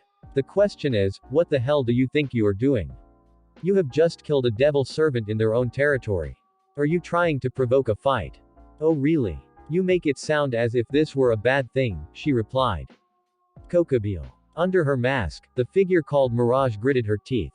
She had looked a short glimpse into the mind of her opposite and saw a picture of the insane Kadri. She realized she had misjudged the situation. This one was not simply arrogant and very misguided, like most versions of Rainer, she had seen. This one was obviously a follower of Kokobile, and a complete fanatic. She had obviously bought into his entire philosophy and actually wanted to start a fight. That is enough, Mirage said. I am taking this girl with me. You can clearly not be trusted with her. What? You dare? Rainer growled. She belongs to the Grigori. I need her for my plans. You cannot take her. Oh really? And how do your leaders think about your plan for her? Mirage asked sarcastically. Rainer didn't answer, just grimaced slightly. As I thought. Once again Mirage moved faster than Rainer could follow, grabbed Asia and teleported away. And left behind black feathers. Rainer thought surprised. This Mirage was a fallen angel. One that had fought and outmatched her without even showing her wings. She did her best to force down her anger and shame before she teleported away as well. When Rainer arrived back in the abandoned church a short time later, she was already greeted by her teammates Donasik, Kobril and Tem, a typical female fallen with blonde hair and extreme large breasts, and also a group of their straight priests, under them Fried Selzen. If she was honest she would have preferred her old teammates Kalawarner and Mittelt. Kalawarner might be a slutty ditz and Mittelt a brat, but they were still better than these two idiots. But neither of them was truly loyal to Lord Kokobile. I have just killed one of these filthy devils like we have planned. So the rest of them will probably come very soon, Rainer told them. But something unexpected happened. We have a problem. Where is the girl? Donasik asked. That is part of the problem, Rainer responded. Someone took her. A powerful fallen angel wearing a mask had suddenly appeared. A fallen angel. You think the Grigori leaders could be on Kokobile's plan? Well, it truly seems like you have a little problem here, right? Fried commented smugly. You better shut up Selzen, don't forget your place, Rainer hissed at him. Oh, but I would never do that. Especially when I am surrounded by so many powerful fallen angels, he said in mock submission. You know, it is actually your loss, Rainer stated. I was actually going to allow you to teach her a lesson and have some fun with her for running out on us like this. Really? Yeah, that is really too bad. Fried grinned. I was hoping to find out if her little holy cunt really keeps what it promises. The rest of the fallen, especially the other female and some of the other straight priests were looking at him in disgust, as expected. He actually liked it somewhat. It was fun riling them up. But then their expressions suddenly changed to shock. What? He asked. Arg. His question was answered as he felt a light spear being stabbed through his back in the next moment. They all stared at the masked figure who had suddenly appeared right behind the mad straight priest. Fried cried out in agony, as the attacker painfully moved the spear upwards, cutting to his body. Until his body became limp and sank to the ground. You, Rainer growled. How did you find us? Where do you have Asia Argento? I have known of this place for some time actually, the masked woman replied. Leave this town. What? I said leave. I know about your plans to provoke the devils here into a fight. You are risking a new war, all for the twisted goals of a madman. Don't dare to talk about Lord Kokobile like that woman, whoever you are, Donasik exclaimed. And what makes you think that you're Lord Kokabeel ever intended for you to survive this battle? Mirage questioned. Let's see, you are just 4 two-winged fallen. You are on your own deep in enemy territory only supported by hired help, in form of a bunch of weak stray priests. In this town are at least 2 peerages of devils and they can get even more help from the underworld whenever they want. For me it doesn't look as if your master has great intentions for you to survive this battle you are provoking. She saw that there was now actually some doubt on Danesik's face. Good, she thought. Mirage remembered what had happened to the Danesik she had known. Enough, Raynor exclaimed, kill her. And then find the girl and bring her back. But as soon as they started to move, a terrible shock suddenly ripped through all their minds. The 12 stray priests present all lost consciousness and fell down. The fallen angels were taking it better, but they were also visibly distraught. It was a telepathic attack, an incredible powerful one. I say it one last time, Mirage told them, leave. Believe me, the only reason you 4 are still standing is because I wanted it that way. Attack me and you die. Okay, we will leave, Raynor finally said in rage. But Lord Kokabeel will hear about this. Oh, I count on that, Mirage replied confidently. XXXXXXX, you have been waiting here? Mirage asked as she returned to the place in the park where she had left Asia behind. Yes, the girl said. Good. What will become of me now? Asia asked. There is something I need to see. You don't need to worry. He will take care of you. And if he cannot, I will, she added. She was trying to keep the guilt out of her voice. XXXXXXX Grigori HQ. A short time later Azazel 017 was just entering his personal quarters. He just had some time off to work a bit on his newest invention. To his surprise however, he noticed someone else in the room. As he turned around, he saw 2 female persons standing beside him. The first was wearing a mask, but was clearly a female fallen, ultimate class at least. The other was a young human girl. But he could sense the energy of a sacred gear inside her. Well ladies, he addressed them, I admit it is not so often that I get visits from women here these days. If this is your way to invite me to a threesome, then. While he spoke he prepared himself to instantly power up and discreetly began to form a light spear with a hand behind his back. He realized that the young human girl was blushing deeply at his suggestion. She was obviously quite inexperienced when it came to that things. Oh really Lord Azazel, Mirage interrupted him. You don't need to worry. We are not here to attack you. So you can power down the spear. And about your offer, as much as I would like to accept, I have other things to deal with. So please power down your other spear, too. Azazel grinned, but then turned serious again a moment later. How did you get in here? He asked. Well, for beginning, I have entrance to the wards as a member of Grigori, and for the rest, these walls are no hindrance for me. They call it phasing. To prove her point, she moved her hand through a solid piece of forniture. Who are you? Azazel 017 asked. As an answer she just removed the mask from her face. They both froze. This could not be. Lady Raynor, Asia said, but you. It is okay Asia, Mirage, aka Raynor 01 answered. As you probably realize, I am not the Raynor you know. I come from what you would call a parallel world. How did you get that powerful? Azazel asked. Even if her story was true, the Raynor he knew was a 2-winged fallen and this woman was not far away from Kadri level. And the technique she had just shown was something completely uncommon. That is a long story. I had a lot of training and help from some new allies. I will tell you everything about it. But I am not really here to talk about me. At least not this me. She looked into his eyes. Are you aware what my other self was doing right now at Kokabeel's order? His interest was growing even more instantly. He had seen how the Raynor he knew had come more and more under his influence. Kokabeel was a dangerous fanatic. But he was also one of the founders of Grigori. He could not simply remove him, unless he actually did something treasonous. But if he actually did now. I take it the word Chaos Brigade says something to you, she questioned. It does, he said sternly. XXX Raynor 01 knew that she should have probably killed her insane counterpart in this world. She had intentionally tried to start a war in Kuo and was willing to let that bastard Freed rape Asia for God's sake. But she just couldn't bring herself to do it.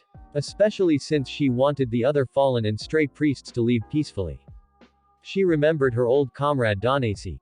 killed by the same man he had admired. She had wanted to spare this one the same fate. XXX, I will tell you everything I know, she said. Of course I cannot guarantee that everything will be exactly like it was in my world.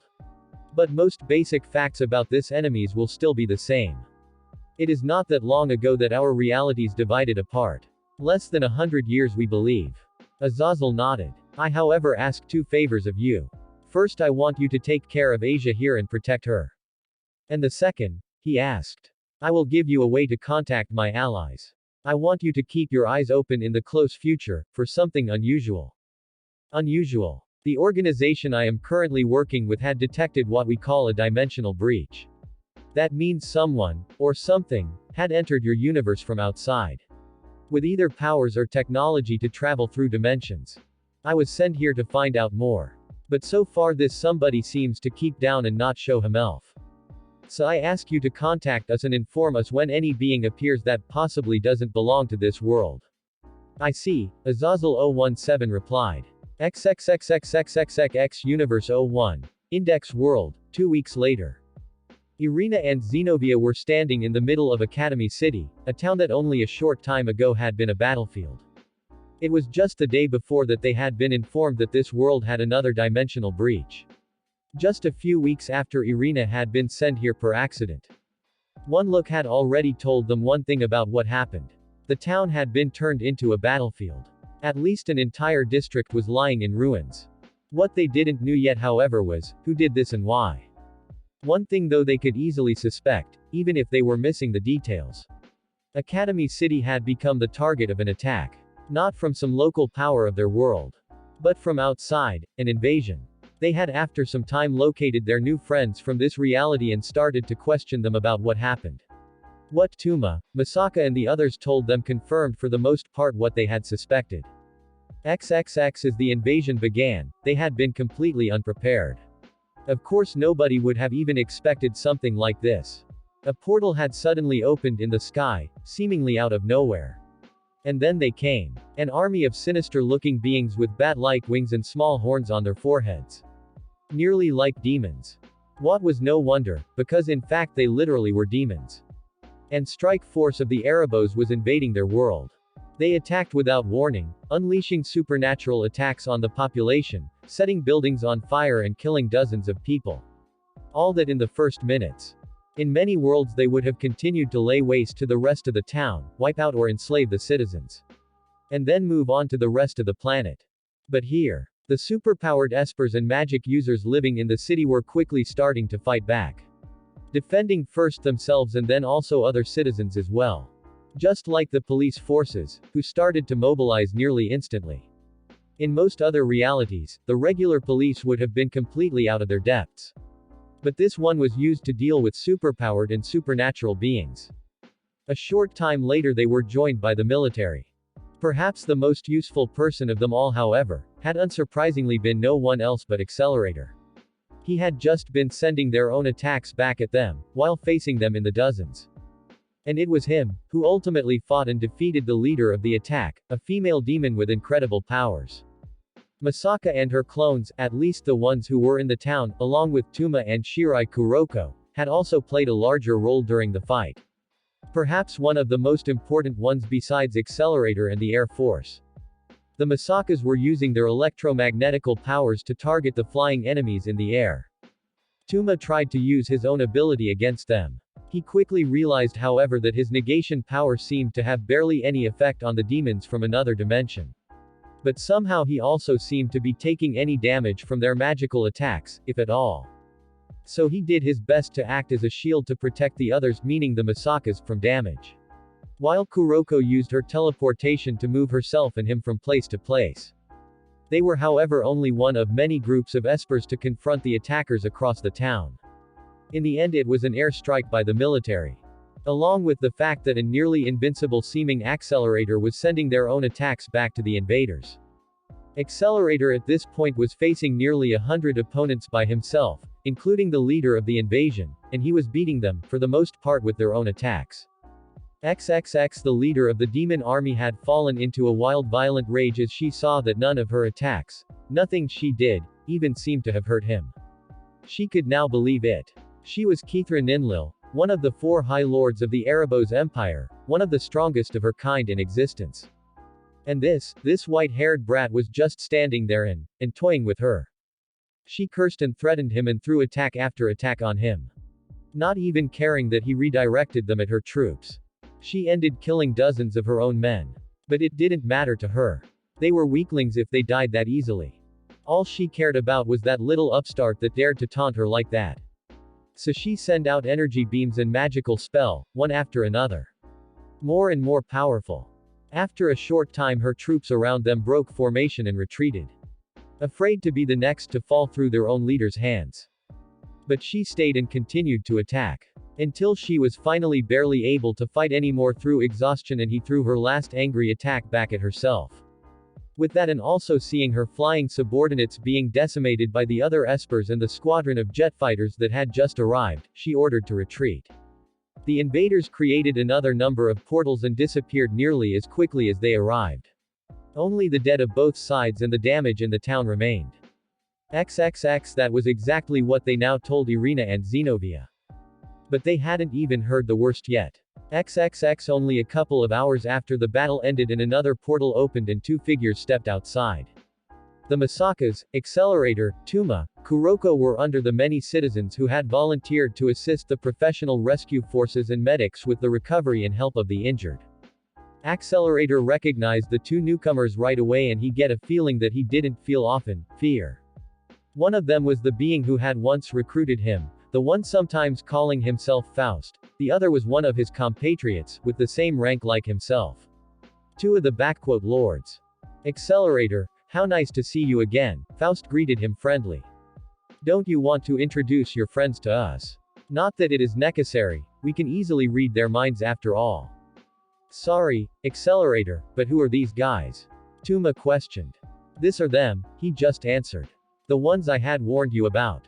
You mean? Tuma said in realization. Was it you who sent this army to us? He asked the 2 newcomers. No we didn't, Faust's partner, nobody else than Dracula, replied. That was another faction that has little to do with us. But that doesn't mean that the attack didn't have any meaning for us. To be honest, we were impressed. Other worlds that faced such a sudden attack would have been overrun. But you fought back, and won. We came here to give you a message, Faust said. What kind of message? Accelerator asked. Quite simple. After some consideration, we have decided to see this battle and the way you reacted to it as a test for you, a test you passed. With your victory here, you have proven yourself and earned your right. Our right for what? Masaka asked. 4 of her clones were standing next to her.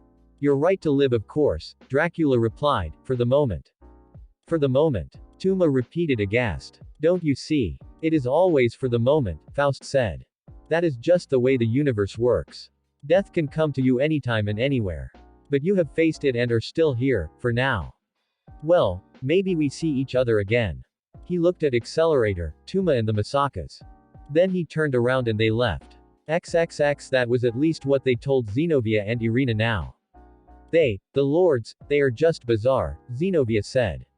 I just don't understand then. Maybe that is a good thing. I am not sure if I even want to understand them, Irina replied. Thank you for telling us everything, she said to Tuma and the others. We have to return now and report all this. I am sure we will meet again when we visit this world another time.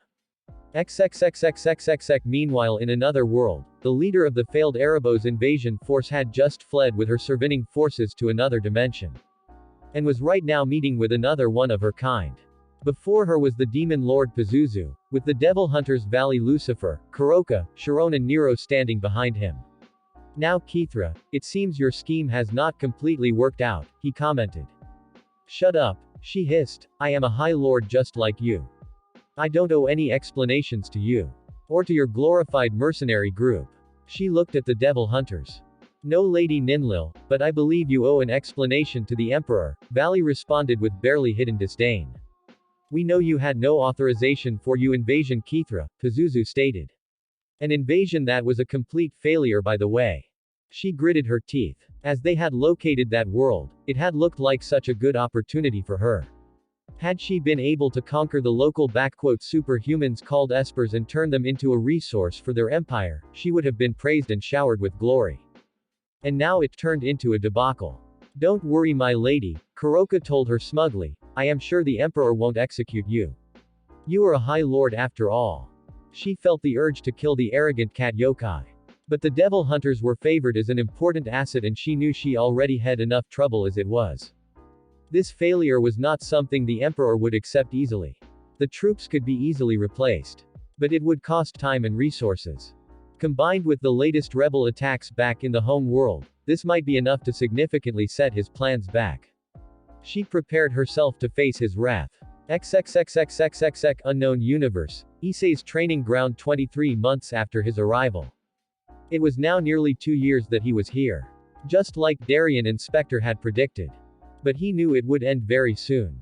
His control over his powers, that had grown significantly, was now nearly complete and even better than before he lost control. Good. He was truly looking out to seeing Kuo again and his parents and his friends from school. He had regained the ability to use his powers around 2 months after he arrived here. Enough time for his energy to stabilize itself. All had gone well. Issei was once again training. He was in his Crimson Awakening mode, but showed no outer sign of it. He was in his civilian clothes. Of course, he thought. The armor had always been a manifestation of the power, not the power itself. If he wanted, he could suppress its appearance. He was doing one of the lessons Darien had showed him. Influencing the weather patterns over the continent. His mind and powers were controlling the winds and rain over thousands of miles around him. XXX They had also heard about Odin's noble sacrifice around 16 months ago. Darien had given him the message. They all had been sad. They came to see the old man as a friend. During the same meeting Darien had also shown him how to summon Odin's spirit and they had a short conversation about his reasons to sacrifice his life. Summoning the spirits of the dead. That was something he had not been able yet. But just because he had not figured out how. Not because of lack of power. As Darien had explained to him, it was an ability that was developed by him and the other older guardians in first line as a way to deal with their eternal life. Constantly seeing people around them die, all except themselves and their enemies. And that combined with the constant pressure to control their own powers. It would have broken them otherwise. He himself would not have been able to take it, he willingly admitted to Issei. XXX Issei decided to try something else. Something Spectre had taught him. He opened a portal to the closest parallel realm. Issei didn't need a control device and technological support anymore. He could do it just with his own power. Of course he still needed to know about the world he was connecting to. Otherwise he risked landing in a world with completely different concepts of space and time, where life was impossible. Or end up somewhere between the worlds. But as soon as he had an idea where he was traveling to, it was no problem. I have to say it turned all out well partner. Ddraig said in his mind. I would say we are ready to return. Yes, we are, Issei said. That's it guys. Thank you for watching. And support the author as well for making this story.